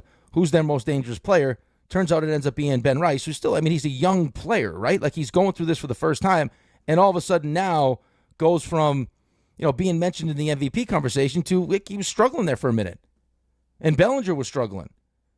I mean, as much as you want to blame, different things and, Austin Wells stinks or this or that or everything else. I mean, like with no Aaron Judge, the guys you're leaning on to carry your lineup are Cody Bellinger and Ben Rice. And if they both start to struggle at the same time, you're going to have a hard time scoring runs. 100%. So, I mean, it's just they're on a 4-game winning streak here. I mean, right? I mean, it kind of coincides, too, with Cody Bellinger, he's starting to hit again. Right, Ben Rice is getting back to what we've seen from Ben Rice. So, I mean, Ben Rice had an unbelievable first half. He's got 29 home runs in the first half. It's incredible. It really and truly is. And between the first half that Cam Schlittler has had, and by the way, we haven't even spent a lot of time talking about that. Do you have any issue with him saying he's not going to pitch in the All-Star game? Well, last thing I read, he said he'll be there. He'll be available if they need him. Which that they're not going to put him in if that's the case. Correct, but. I mean, and look, he should be starting the All-Star game. He should be starting the All-Star game. You're absolutely right. But it's like I saw this the other day. I can't remember I think it was before the weekend, if it was either Thursday, Friday, whatever it is, when word came out that Ohtani was skipping the All-Star game, right? Even though Ohtani played through the weekend, for the Dodgers. But he was going to give himself the rest and the this and the that, so he can't be bothered. He can't be in the All-Star game, which, like I said, I think it sets a bad precedent because now arguably the two biggest stars in the entire sport, Ohtani and Judge, are not going to be in the All-Star game. So if this is a showcase of the biggest and brightest in all the game, that you're marketing the game, and the two biggest ones are not even there, what does that say about your All-Star game, right? You're telling me, like, why do I even have to watch? If they can't be bothered, why can't I be? Why should I bother, right? Yeah, I mean, listen, you'd want the faces of your sport to participate, but I also understand. Yeah, I get it. I look, I totally. And Judge, you can't help it because he's hurt. Well, no, I know. Just like even the Ohtani stuff. I mean, the guy, the amount of baseball that they've played over the last couple of years, going and win back-to-back World Series. It's not, especially I would imagine for him too, being who he is, that the responsibilities at an All-Star game are probably exponentially more than most players. Like it's. Forget the physical part of it. Just like the mental, I could use a break for a couple days. Yeah, I get it. But that comes with the territory. It's I know. Listen, heavy is the head that wears the crown, right? Right. I understand that, but still, he is a human being that probably it's in the best interest to actually take some time. But it's just, it's an unfortunate look because guys, when we were growing up, they didn't do this. You know what I mean? They didn't do it. It was an honor to be voted into the game, to be picked for the game. But I'm driving around yesterday, listening to the Dodger game on the radio, Ohtani's in the game. You know what I mean? So it's like, wait, I thought he just opted out of the All-Star game. What do you mean? Why is he still? Oh, I know, but it's just a bad look. I know it's a bad look, but it's also I understand both sides of it. You got the two biggest stars, and now Cam Schlittler, who's been the best pitcher in the American League this year, he's not going to pitch in the game. So it's like, what am I watching for? No, I know. It gives other guys opportunities. I don't disagree with you. I know that. Did you see what Zach Wheeler did, by the way? Yeah, he said no. He was good for him. Yeah, of course. But I mean, you got to prioritize. As much as you'd want to be, hey, it's important for the game, and you want to give back to the game and everything else. You also have to understand, as if you're a Dodgers fan, I want him playing in games for me. I get it. Use this time as time off, as opposed to now, hey, I owe it to the league, so I'm not going to get any time to recover and rest before we go into this stretch run. It's not a perfect situation. No, it's not. And from a pure baseball standpoint, okay, I get it with Cam Schlittler. I really and truly get it because he's coming close on a career high in terms of professional baseball with workload, and we're not even in August yet. And you know that there's a lot bigger games that he's going to pitch the rest of the season for this Yankee team, and then hopefully into the month of October. I get all that stuff, which I don't think you guys added up properly anyways, too, by the way. Well, that wasn't me. That was our math expert last week. Yeah. Right. Yeah, I think we keep him away from math. Yeah. It was next time he fills in. It was well, they have those totals, they just look right under, whatever. But nevertheless, it's just, and baseball, say what you want about baseball and the All-Star game and everything, to me, pound for pound, that's still the best All-Star game out of the four major sports. Well, it's the most doable one. It's the most doable one, and it stays true to the essence of the game because you can't go up there what they – all right, maybe it didn't happen as much this year in the NBA All-Star game, but for years, the guy's not even trying. Baseball, you can't go out there and fake it. You can't go, nobody's going to stand on the mound and throw a meatball like lob like a slow pitch softball kind of pitch up to a guy in the batter's box, because then it does become a joke. Like, those guys go out there and actually play hard and try to win the game. They're playing a real baseball game, which is cool to see. Right, but I mean, that's because the sport lends itself to that. Right? I mean, football, you've seen what football looks like. Right. I mean, it's like that amount of contact. The last thing at the end of a season guys want to do is get hurt and then go into your offseason trying to rehab an injury or a surgery. Hockey's the same thing. And then, basketball, they kind of decide, I mean, to Wemby's credit, I think Wemby was part of the driving force. Isn't that ironic? Yeah. Let's go compete. And they competed, and it was better. But baseball is pitcher versus hitter. And then you can, decide how hard you want to run the bases and how hard you want to slide into second. And if you're Pete Rose, you want to ruin a catcher's career, like whatever you want to do. 800-919-3776. Shooter, Stamford, next. Shooter, good morning. Good morning, boys. Good morning, company. Happy summer to everyone, especially the teachers. Woo! There you go. Summer's off. There you go. Miss you guys. Rick, you're lucky I didn't shoot a goal on you, brother. Soccer was my first sport. You should have showed up. Yeah. That's too your busy, fault, not too busy mine. doing nothing. Too busy doing nothing, and I'm loving it. And by the way, Pete Rose did that in the All-Star game because he probably gambled on the game. That's why he did that. Well, I was going to say, is Ohtani opting out of the game so he could bet on it, or what? Is that what he's doing, or have his I'm guys Shohei bet on Ohtani. it? Yeah. No, they're just a bunch of you-know-whats nowadays. The only ones left are the hockey players, Rick, to give you credit. Who play Yeah, but I mean, listen, the hockey, hockey, the hockey All-Star game's not great. Yeah, it's like that's It's divisional fine. 3 on. I mean, You're it's playing it's 3 on 3. Right. It's like a summer skate. I'm just saying the toughness of the sport is still there, right? From the 80s, I mean, it's not as The good, but mentality, it's still there. the other sports are changing. The hockey player mentality is still intact. Yes. Yes, and that's important for the love of the game. But my point is with Soto and Lindor, how two egos are crashing together and it's not working out for the Mets. It has a lot to do with the fact that they stink, right? Because with the Yankees, with Jeter and A-Rod, they had the same issue. Those two guys did not get along at all. My friend owned a restaurant in Florida, said A-Rod would come in the restaurant, Jeter would be there with his boys, the other Yankees, and he wouldn't even sit together. Right, A-Rod but there would was sit never by himself. Right, but there was never any question as to whose team it was. Like to the point where A-Rod gave up his position for Derek to play shortstop. That's true. It was always Derek's team.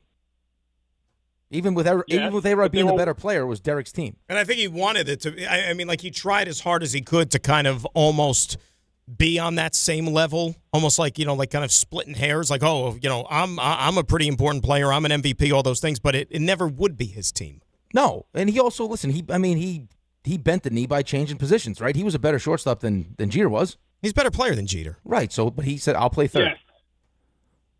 But my point is that they're winning. They wanted to win a championship. They were winning. So these egos, they were able to settle down and just stay in their lane. The Mets are so bad that these two guys, they can't deal with this crap.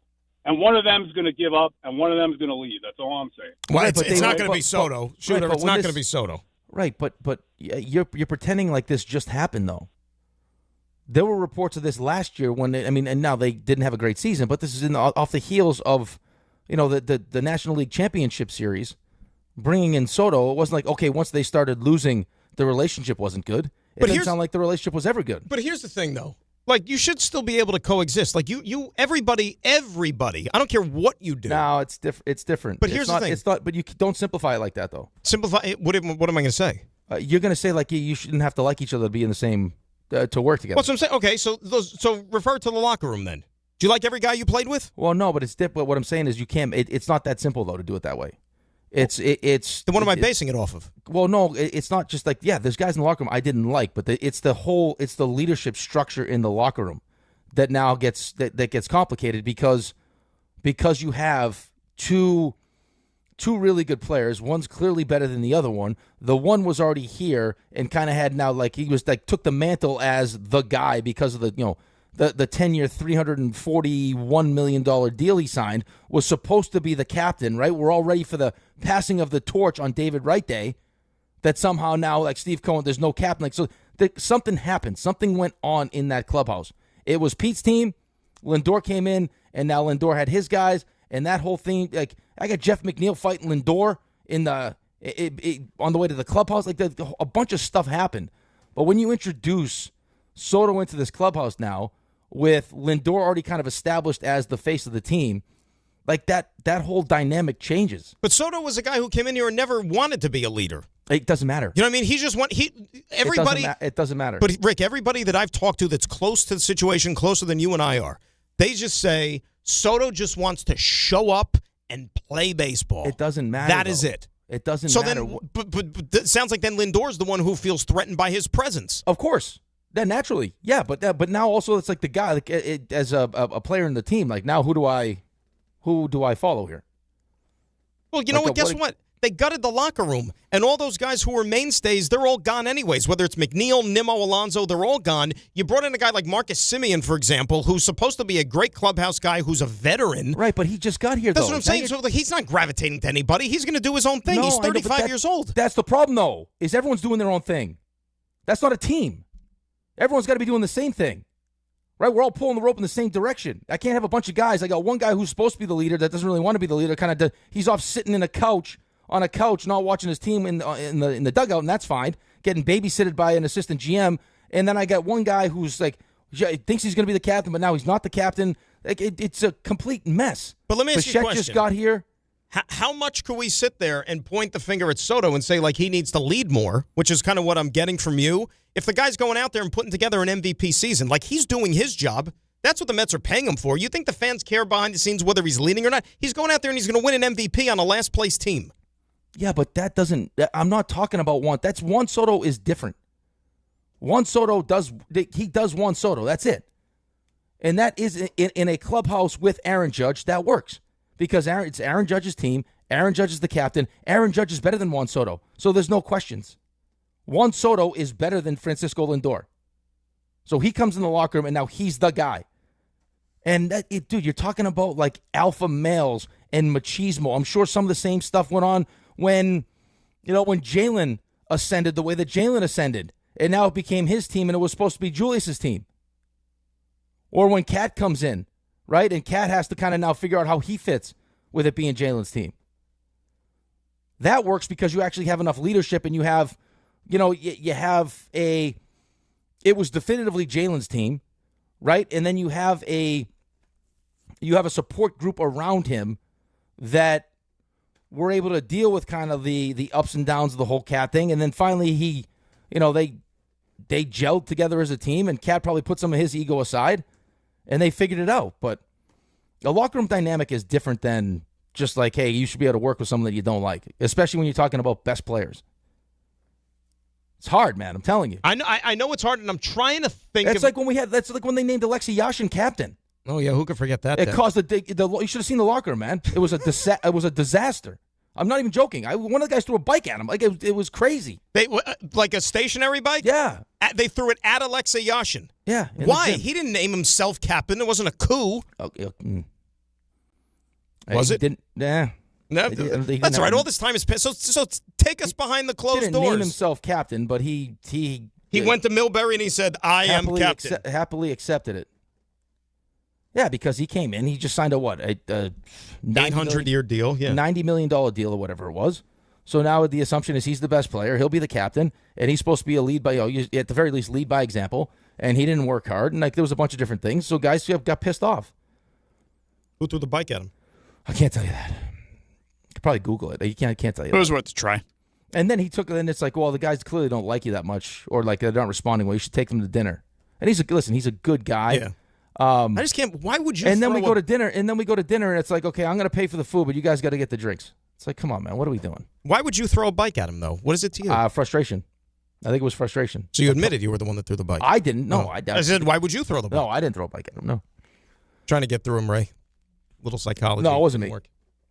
Didn't work. Yeah, like that. I mean, that's why, again, I had the spiel the other day. Just like the analytics part of it is super important. I get it, but like it can't be so important that you overlook how the human level. Right, but just what it means to be a team. This is not an individual sport. Like how guys get along, how important. Like bringing back Goldie. Right now, listen, Goldie's production on the field has been great, but like that wasn't the number one reason why they brought him back. Right. right? I mean, it's the veteran leadership, how the young guys, I'm sure, respond to him. It's having someone for Aaron Judge, right, to lean on once in a while. Like that's a big part of this thing that people I think overlook all the time, especially these analytic nerds. All right, we got to take a quick pause because we're already late in getting to him. RJ, I want to sincerely apologize to you. I don't think you should apologize. That was a great conversation. I mean, we have to get into the whole Alexa Yashin and him dodging exercise bikes and why Rick had to do something like that. Throw it at him. Now, I will tell you this, though. The scariest thing, I did not throw the bike at him. You also don't know that he dodged it. I don't think he dodged it. I think he got nicked by it. Anyway, so the Coliseum was, I think the saying was it's a dump, but it's our dump. The play there was awesome. It's just like loud, everything else. So at one point they decided they were going to kind of like renovate the locker rooms. So when you walked in the locker room door, they had made, that was like the back of players' stalls once you walked into the locker room. So you'd walk in, take a left, and then you'd take a right, and then that would be like the rectangle locker room. But in typical Islanders fashion, like it wasn't, let's say, well done. Yeah. So like the walls weren't very thick walls that I don't think that we all realized at the time. So we're walking in. I think we had just lost, so everyone's upset, and a couple guys are already in their stalls. One of the guys in the stall is like, so his back is to where we walk in. One of the guys gets pissed, and he comes in and he throws his stick like he's going to throw it against the wall. Ends up throwing it like a harpoon. The stick went through the wall. Through the wall. We hear screaming. We walk in, and the stick is, no joke, Dan, through the wall, like right next to the guy that's sitting in his stall's head, untying his skates. Oh, my God. Almost got guy would have died. This is what we were dealing with. That would have been one hell of a chapter in the Fish Sticks book. You know what I'm saying? RJ, again, sincerely apologize. We had a nice harpoon hockey story there, but I think you need to tell us all the stuff you missed. Now. Walk-up three-pointer. He got it! See ya! Score! Put him in the box! The you missed. Gotta tell you, it's a nice story. That's a nice story. I like hearing it. Dave will get on him for retelling stories. I never told that one. The exercise bike? Have I told you? Oh, the harpoon? No. The harpoon one I never told. I've never heard the harpoon. The harpoon is new. He almost killed the guy. He almost legitimately, we thought the guy, we walked in, we were like, oh my God, you almost just killed him. The Yashin story is my favorite story, though, of yours. Yeah. Did I ever tell you the one where I pulled my motorcycle into the Coliseum? You did tell that one. That didn't go over well. Mm. That was a mistake. The slip inside one's good, too. Slip inside was nice. Yeah, got in trouble for that one. So, something's worth getting in trouble for. So, Munetaka Murakami joins the home run derby. We have rounded out the field, which is tonight. You can hear it right here. 880 ESPN, ESPN New York app, all the good stuff, 8 o'clock. So you have Murakami, who's been quite the find this year. You have a couple of Phillies. You have Schwarber. You have... You know who was in on him, by the way, to play first base this offseason, but chose to go elsewhere? Yeah. Yeah. You have Harper. You have Ben Rice. You have Junior Caminero. Jordan Walker, who's had a nice year for the Cardinals. Wilson Contreras for the Red Sox. And Jack Caglione. I actually hope someone beats Wilson Contreras up, to be honest with you. I think his teammates might beat him up at some point. I'd like to see someone beat him up. He's going through it. He is. He apologized, though. Phillies, by the way, their pitcher, Christopher Sanchez, who's having a heck of a year, and Blue Jays pitcher Dylan Cease. Those are your starters for tomorrow's All-Star game. Hey, RJ, did you see this little factoid about those two guys? Dylan Cease, the first Blue Jay starter to start the All-Star game since who? I did see this. Tell me. Roy Halladay. Christopher Sanchez, the first Phillies pitcher to start the All-Star game since... Yes. Roy Halladay? How about that? That's nice. A couple of replacements on the All-Star roster. Justin Robleski of the Dodgers and Tristan Peters, who hit for the Cycle over the weekend. They will be All-Star replacements. Not good news on Jacob Mizorowski, who's been just incredible. Arm fatigue. He's going to miss the All-Star game. Shocking. Yeah. So there you go. I mean, it's like you're missing like four of the biggest names that you could possibly have in the game. More not great news for the Brewers. Kyle Harrison on the IL with forearm tightness, which is not what you want to hear. Nick Kurtz of the A's, he goes on the IL with a thumb sprain. J.J. Weatherholt, who's been an impressive rookie for the Cardinals, second baseman, gets an 8-year, $112 million extension done. MLB draft over the weekend. Roch Chalowski of UCLA goes to the Chicago White Sox. White Sox are having a nice little surge here. A little resurgence. Yeah, I mean, you're so bad for so long, eventually you kind of figure it out. If you're wondering who the Mets took at 27, that would be Carson Wiggins of Arkansas. Yankees also took an Arkansas pitcher. That would be Hunter Dietz. Yankees also took Luke Pettit, who, as you may figure out, Andy Pettit's son, with the 8th round selection that they had, and Karsten Sabathia, son of CC Sabathia. Did you see the guy who the Mets taken took by the Brewers? See who the Mets took in the 14th round? Did you see his name? Tell me. Zach Crotchfelt. I mean, out of Troy. That's his name. That's nice. He's going to be trotting to the mound, City Field one day. Rick hopes he is a fast track to the. I'll tell you right now. He makes the. I'll get a Crotchfelt. You getting the jersey? Oh yeah, Crotchfelt. Do you send him up at some point? Just T-shirt giveaway with the name on the back. I got to get one of those. His mother, Anita Crotchfelt. The Spurs and Victor Wembanyama. She's a nice woman, that We're Anita. gonna power through. Wemby gets a $252 million max extension. Gary Trent Jr. 4 years, $64 million to stay with the Bucks. It's like the Brendan Gowden thing a few years ago. Oh, we're powering on. The Knicks. Mr. CJ over the weekend. Happy 1 month Rough anniversary as we established to all that celebrate Knicks in 5. The Knicks did lose to the Spurs though over the weekend in Summer League. Oh, boo! Yeah, tough one. They can hang that banner. Tyler Nicola had 16 points. Paco Dadier led the Knicks with 20 on Friday against the Nets. Michael Brown had 20 in that game as well. Nets won one, lost one. Their Summer League action over the weekend. AJ DeBantis had a great Summer League. Seems like he might be done, but he had 23 and 27 points respectively. Warriors, they hire Frank Vogel as an associate head coach. Boy, by the way, we didn't talk about it. You know who had a weekend? Bam Adebayo and Tyler Hero. Oh, yeah. Apparently things not so rosy from their time in Miami. Hero obviously not. Which fight you think lasted longer, that or the McGregor fight? Conor McGregor's coach, John Kavanaugh, said that his knee was not an issue ahead of UFC 329, but it was an issue afterwards. For anyone that stayed up for that too, I'd be so angry. What a disappointment! I'd be so angry. Well, but at least you already got. But it's not like you have to. It's at least you already have the other fights. Yeah. Well, no, you had the other fights, but you already have Paramount Plus. Like, it's not a pay-per-view one. Does this mean the Aaron Rodgers Jets memes are now done forever? Aaron Rodgers had an outing. Conor McGregor. So I hate to say it, I don't know that you actually see Conor McGregor like in the fight. He's got one more fight, man. But I mean, like he's got lower body issues. Like I don't know that he's going to be able to give you much. Right. I mean, you're 5 years off with the kind of lifestyle he was five living. years off. Yeah, of course. Aaron Rodgers had a weekend with the boys. How about that? Hiking or something. Cowboying. Like a cowboy excursion. Seahawks going to be sold for a record $9.6 billion. FIFA exploring, what are we doing? The possibility of a 64-team World Cup. Oh, yeah, you know what really we're doing. You know exactly what we're doing. Let's do it. We're going to have at-larges. You win your conference. Why don't we just let the whole world maybe we put a station team. Maybe we put a station team together. They got lucky because they hit the jackpot with expanding to 48. And this one was just fantastic. Right, It's you been hit the jackpot. everything. But it doesn't mean if you expand it even more, it's going to be just as good. You know why? Hydration breaks. They will bigger kill, field. They will kill that golden goose. Well, they won't because you can't. I can't kill this. You can't. It just becomes different. Look what happened. What a mess this was. By the way, FIFA denying that the ball hit the wire in England's first goal against Norway. Well, they have the sensor on the wire now. They have it on the ball. Yannick Sinner beats number 2 Alexander Zverev, defends his Wimbledon title. Saw that Marty Fish also won in Lake Tahoe, the celebrity golf tournament. Good for him. Linda Noskova recovers from a second set meltdown to win at Wimbledon. And Heiran Ryu wins her second LPGA major in 3 weeks.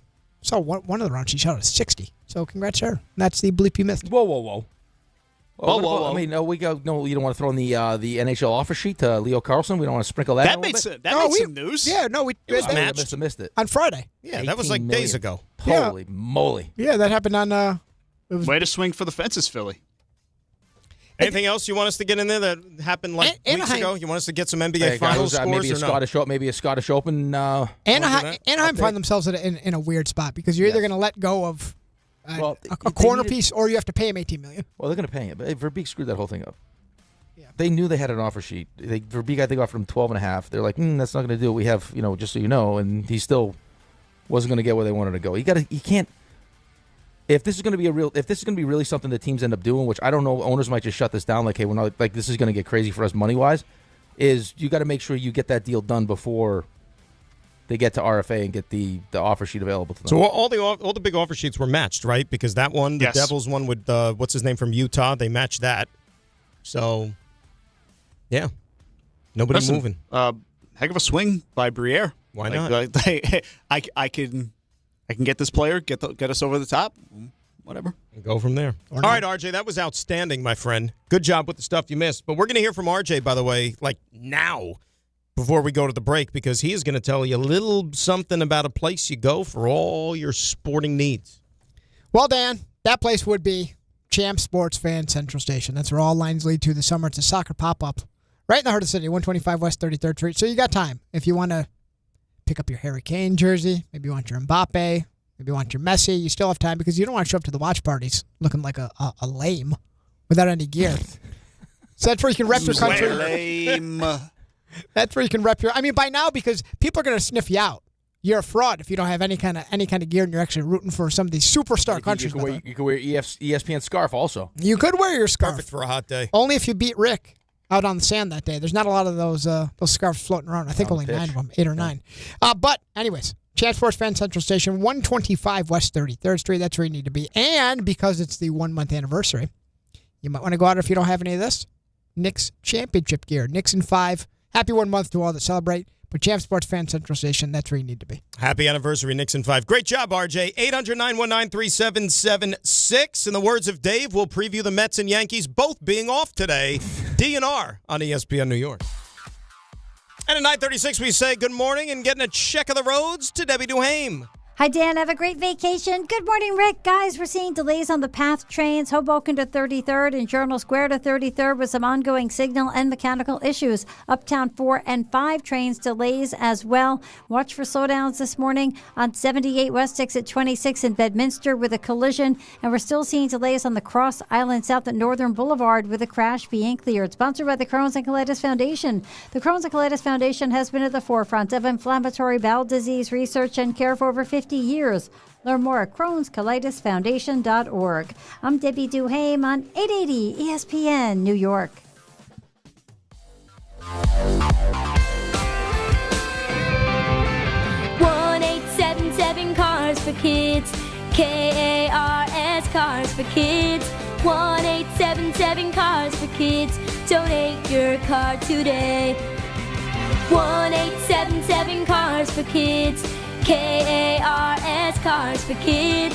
1-877 Cars for Kids. Donate your car today. Ready to get rid of that old car? Donate it to Cars for Kids. Call 877-CARS-4-KIDS to speak to a friendly live agent. Donation is super easy, and your car can be picked up as soon as tomorrow. Go to carsforkids.org now, or call 877-CARS-4-KIDS to donate your car today. 1-877 Cars for Kids. KARS Cars for Kids. 1-877 Cars for Kids. Donate your car today. Did you know you can donate real estate too? Go to carsforkids.org. That's cars with a K. Hey, Yankees fans, come out to Yankee Stadium on Monday, July 20th, when the Yankees host the Pittsburgh Pirates, and be ready to receive a traditional Yankees giveaway. It's Yankees T-shirt night, presented by Sato. The first 15,000 guests will receive a Yankees T-shirt. For tickets, log on to Yankees.com/tickets. Again, don't miss the Yankees and Pirates for Yankees T-shirt night presented by Sato on Monday, July 20th. Visit Yankees.com/tickets today.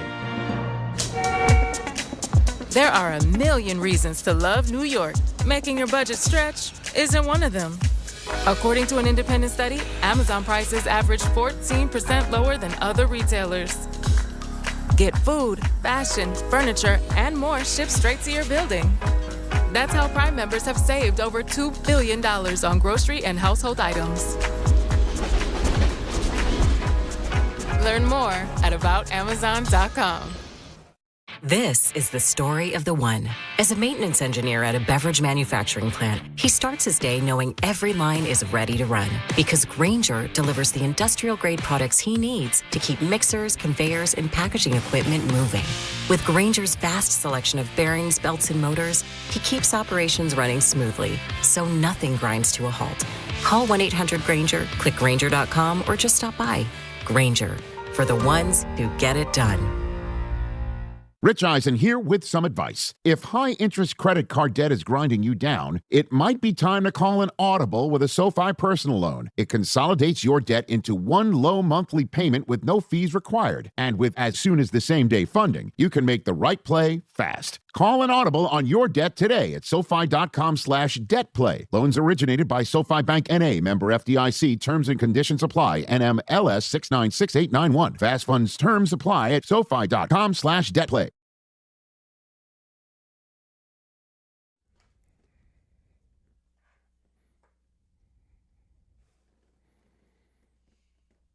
All right, New York, you got to hear this. This summer, all lines lead to Champ Sports Fan Central Station. It's a soccer pop-up shop open right in the heart of the city, 125 West 33rd Street.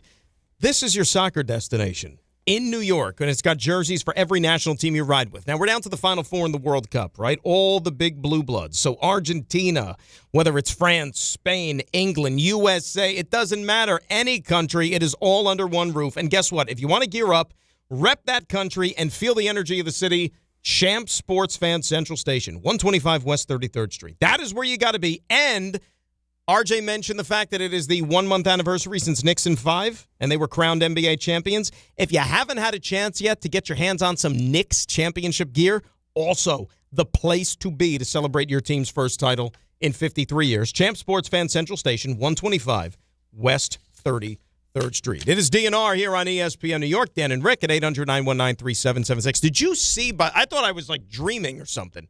When I was driving in this morning, and I'm listening to the news on the radio about, did you see what happened at that Jay-Z concert last night at Yankee Stadium? I didn't know what happened. He didn't come on stage and start the show till 12:15. That was a delay, right? I know there was a delay. Because they locked the gates at Yankee Stadium and weren't allowing people in. Apparently, the way the story goes is that there, like some fans, there was like a bum rush of the gates, like early on. People were trying to like sneak in that didn't have tickets, or they also said there were people trying to get in with tickets from the previous nights. And then there was just such a chaotic scene that they just said at the time they didn't know how to deal with it. So they just shut the gates. And I was following on social media, like even knew a couple of people, like they're taking pictures of them in the long lines and they're not being updated on anything that was happening, and they didn't know when they were going to be let in, if they would be let in. So make a long story short, after the passing of all that time, show didn't start till like 12:15, went till about 3:30 in the morning. Oh. There were people leaving the concert getting ready to hear our show. RJ said that when he was coming in on the train this morning, like he saw people that looked like they had been out somewhere, and when I told him about that, he's like, well, that explains it probably. Yeah, there were people that were coming from a night out somewhere, like very dressed up, and I was like, I remember seeing something about the concert starting late, but I had no idea it started that late. That's wild. I did text Dawn because I saw she was working the event, but her silence is telling me that she's definitely resting. Yeah, she just like got home like 5 minutes ago. Yeah, so. I mean, I saw in the news this morning, they were still this morning like breaking down the set and all that stuff. You know, like the crew and all that. Oh, my. Unbelievable. But are there like curfews? So I saw Jay-Z like as he took the stage, basically like I'm sorry for everyone's wait. We wanted to make sure that everyone was safe. I didn't want to start the music and then have people get trampled. Right, and there would have been more, and it would have been more chaotic if indeed they did start the show and not everybody was in. Because I'm sure that they paid decent money for those seats. Oh, you know what I mean? Like, and if you're not getting your money's worth, people that were there sounds like they did though. I mean, you got Nas and Beyonce one night. Bringing out Nas, man. Yeah. Like, if I could tell my 2000, self, hey, this is going to happen. Jay-Z's going to bring out Nas at concert. No way would I see that ending. You got Eminem one We night. thought those guys were going to take each other out. There was a spotlight from a helicopter. It looked like a pretty wild show. See, that's the hard part though, because if you're in line, it's like 10, 11, 11:30. Like, at what point are you pot committed? You can't punt. Well, you can't go. Yeah, I mean, you're going. You're staying. Well, that's what I said to RJ. So, like, how long would you have had to be waiting outside in that line, like not even moving, with no information, no updates, nothing, before you just said, you know what, I'm out? It's literally a once in a lifetime event. You can't. It's like asking if let's imagine like Game 3 or Game 4 for the Knicks had significant delays. How long do you say you're not leaving? You're not leaving. It's the same level. You're committed to seeing. I'm going to see Jay-Z tonight. But it is amazing, though. Like, they couldn't update people. Like, I mean, they make an announcement to where everybody hears it. They have speakers outside the ballpark, don't they? I mean, like, out to the streets. Like, you've got to be able to hear something. I don't know. Wasn't there, can't speak to it. If you were there, you're listening, let us know, because I've got nothing. I got nothing to go on. I said to Ray, remember a couple of summers ago, and again, here's a soccer reference. Remember when the Copa America was here, and they had the final at the stadium in Miami, Hard Rock, and Messi and Argentina were playing in it. And remember, like, the fans there just bum-rushed the gates. Were people, like, crawling through air ducts or something? And people were literally, like, breaking into the stadium, crawling through the air ducts and everything. That's like, and then that's like the closest thing that I can think of when it comes to, like, sports or an event at, like, some major venue in this country. That's crazy, though, man. Well, you know what? Good for Jay, though, that he went out there and still did a full show. But like I said, there's no curfews. I always thought they get all these like stadiums and like shows. I thought there's curfews from the city, but they were able to waive that. You would have to for a show at 3:30 in the morning or go till 3:30 in the morning. I think you're asking a bunch of questions that none of us can answer. So none of us have the answers to, apparently. Maybe listen. Hey, you've done some crazy things in your life. You've had some weird jobs that have wet T-shirt contests, balloons, water balloons. Yeah, maybe you throw your name in the mix. Hey, listen, this wouldn't happen under my watch. No, it wouldn't have. I could have made this much better. Need structure. That's it. Yeah. Listen, you drop an album like Reasonable Doubt, you can stay. You can stay on as long as you want. You can do that. Them's the rules. Wimbledon had an 11 p.m. curfew every day during the tournament. They're pretty tight. RJ, you had no interest in Ray RJ. You guys had no interest in going to that? Any of those shows? I just knew it was going to be a madhouse. I would have had a lot of interest, but yeah. Well, he's got responsibilities. Yeah. Yeah, I had one. I was telling them over the weekend. I had one of those days where it's like, yep, there's multiple kids now. Oh yeah. Yeah. It's only going to get worse too, buddy. Not worse. I mean, it gets. You know what I mean. I know what you mean. Hey, RJ, more hectic. Wait till they want to see you eat a pancake eating contest or something. Well, I tell you, if one day my kids were to have the kind of reaction that John Winthrop had while seeing that picture. The pride. They're just beaming. I'm going to hold the pancake trophy. No, I'm going to hold it. They love that. Look, the pancake trophy's it's right there now. You're pancake champion. There's the pancake trophy right there. You deserve a parade. See him? Right there. Right over the shoulder. Yeah. One of the achievements. Pancake eating. Next, it's going to be ballroom dancing competition. That takes a lot. That takes a lot of dedication. I don't know about ballroom dancing. You know what I was thinking? Next year, hot dog contest. Ooh. Let's get you up there. No, because I would never do that because there's no chance. I can't even come close to what Chestnut is doing. That's why I don't. These people. No, but you're not playing for a championship. You're just playing for the podium. But you know what was even more disgusting about that this year? I don't like eating stuff like that. RJ, though. Remember it was 107 degrees this year for that contest on the 4th of July. Like I'm not dipping the buns in the drink. I don't want to do that. I was like a real respectable adult. I was cutting the pancakes up. I wasn't sitting in an air-conditioned venue. You know. I did start to get the pancake sweats there at some point. I mean, it's just natural. You're eating 4 pounds of pancakes, but I think about John Candy from The Great Outdoors. That's what I envision, like you eating the steak until it's like what was it? The old 96er? The old 96er? Yeah. No, I'm telling you, when I did the 5-pound sandwich, buddy, I walked in and I was probably this was about the time when I was like they told me like the less you weigh, the better it is for your knee. So I was probably like 185 pounds. I was like real skinny, but I could still eat a ton. Like I could still eat a ton, especially if I had one of those days where it's like, okay, just eat whatever you want. I walk into this place. They looked at me like, there's no chance you're going to finish this thing.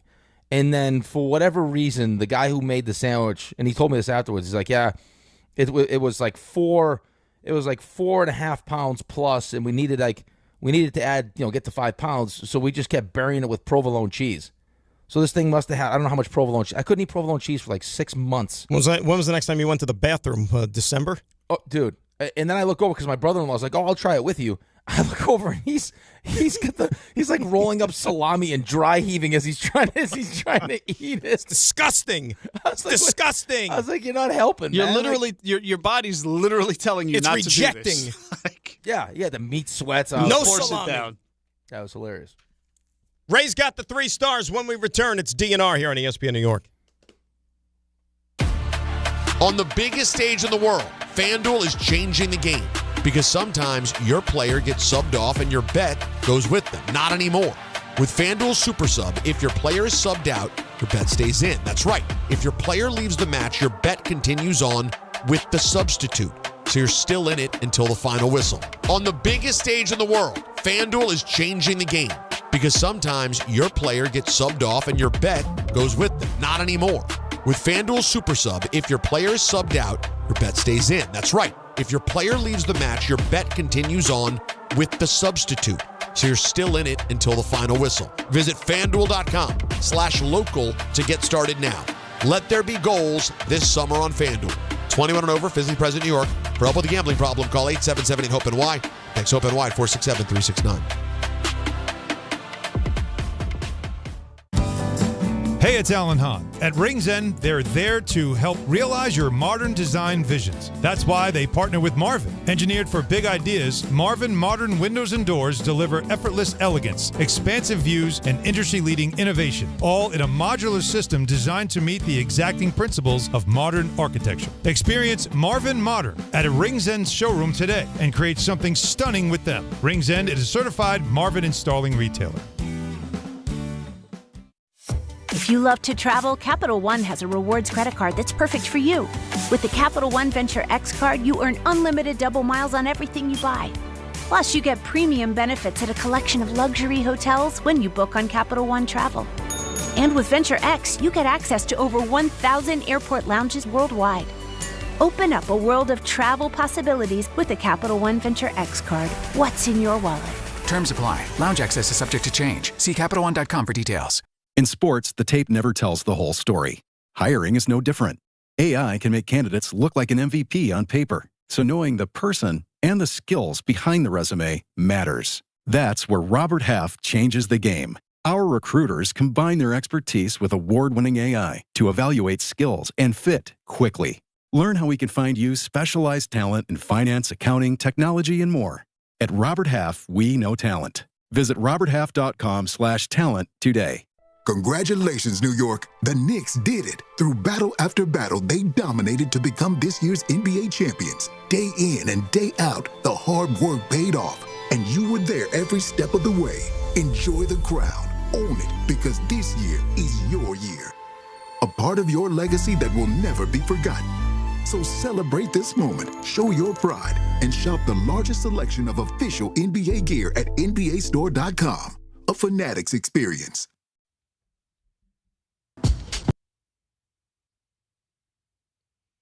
All right, Dan and Rick, DNR, a few more minutes to go here. Bart and Carlin warming up in the bullpen.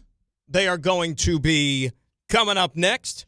So we have entered light sports week. Like, this is it, officially, right? All-Star break. Is Carlin in studio today? Is he there?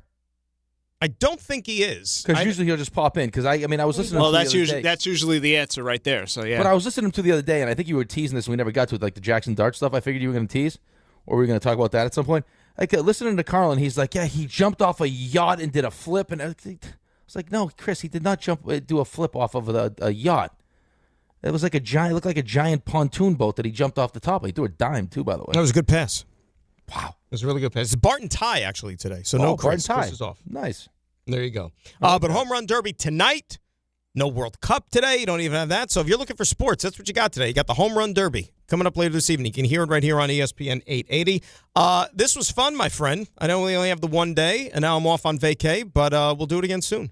Yeah, I had a blast. Enjoy your vacation, man. You deserve it. You've been working hard. Oh, I appreciate it. We'll see. We'll see if we can make magic happen. RJ, great job. Raymond, Balloons. How about some 3 stars? Oh, sure. Why not? Today's 3 stars. Number 3. Welcome back, Rick DiPietro. Doing a lot of things in the couple of days off that he had, including winning Pancake contest with Cassie coaching him. She's like John Harbaugh. Like, let's go. You got this, just dumping syrup on these things. You got a nice trophy for your troubles. I'm going to hold the Pancake trophy. No, I'm going to hold it. And the kids have never been more proud. It was like I won the Stanley Cup. It was like the people are coming over to give you stuff. And they're like, that's my dad. Yeah, that's my dad. He just won the Pancake Challenge. Number 2. A lot of things have happened while you were gone, well, not the least of which is that lovely shirt that Dan is wearing, and he's so happy to have it. I was like Charlie Bucket when he got the golden ticket. That's it. Like, That's running around like it because I've got a Rick T-shirt. Run home, Dad. Run home. It literally, again, it's the...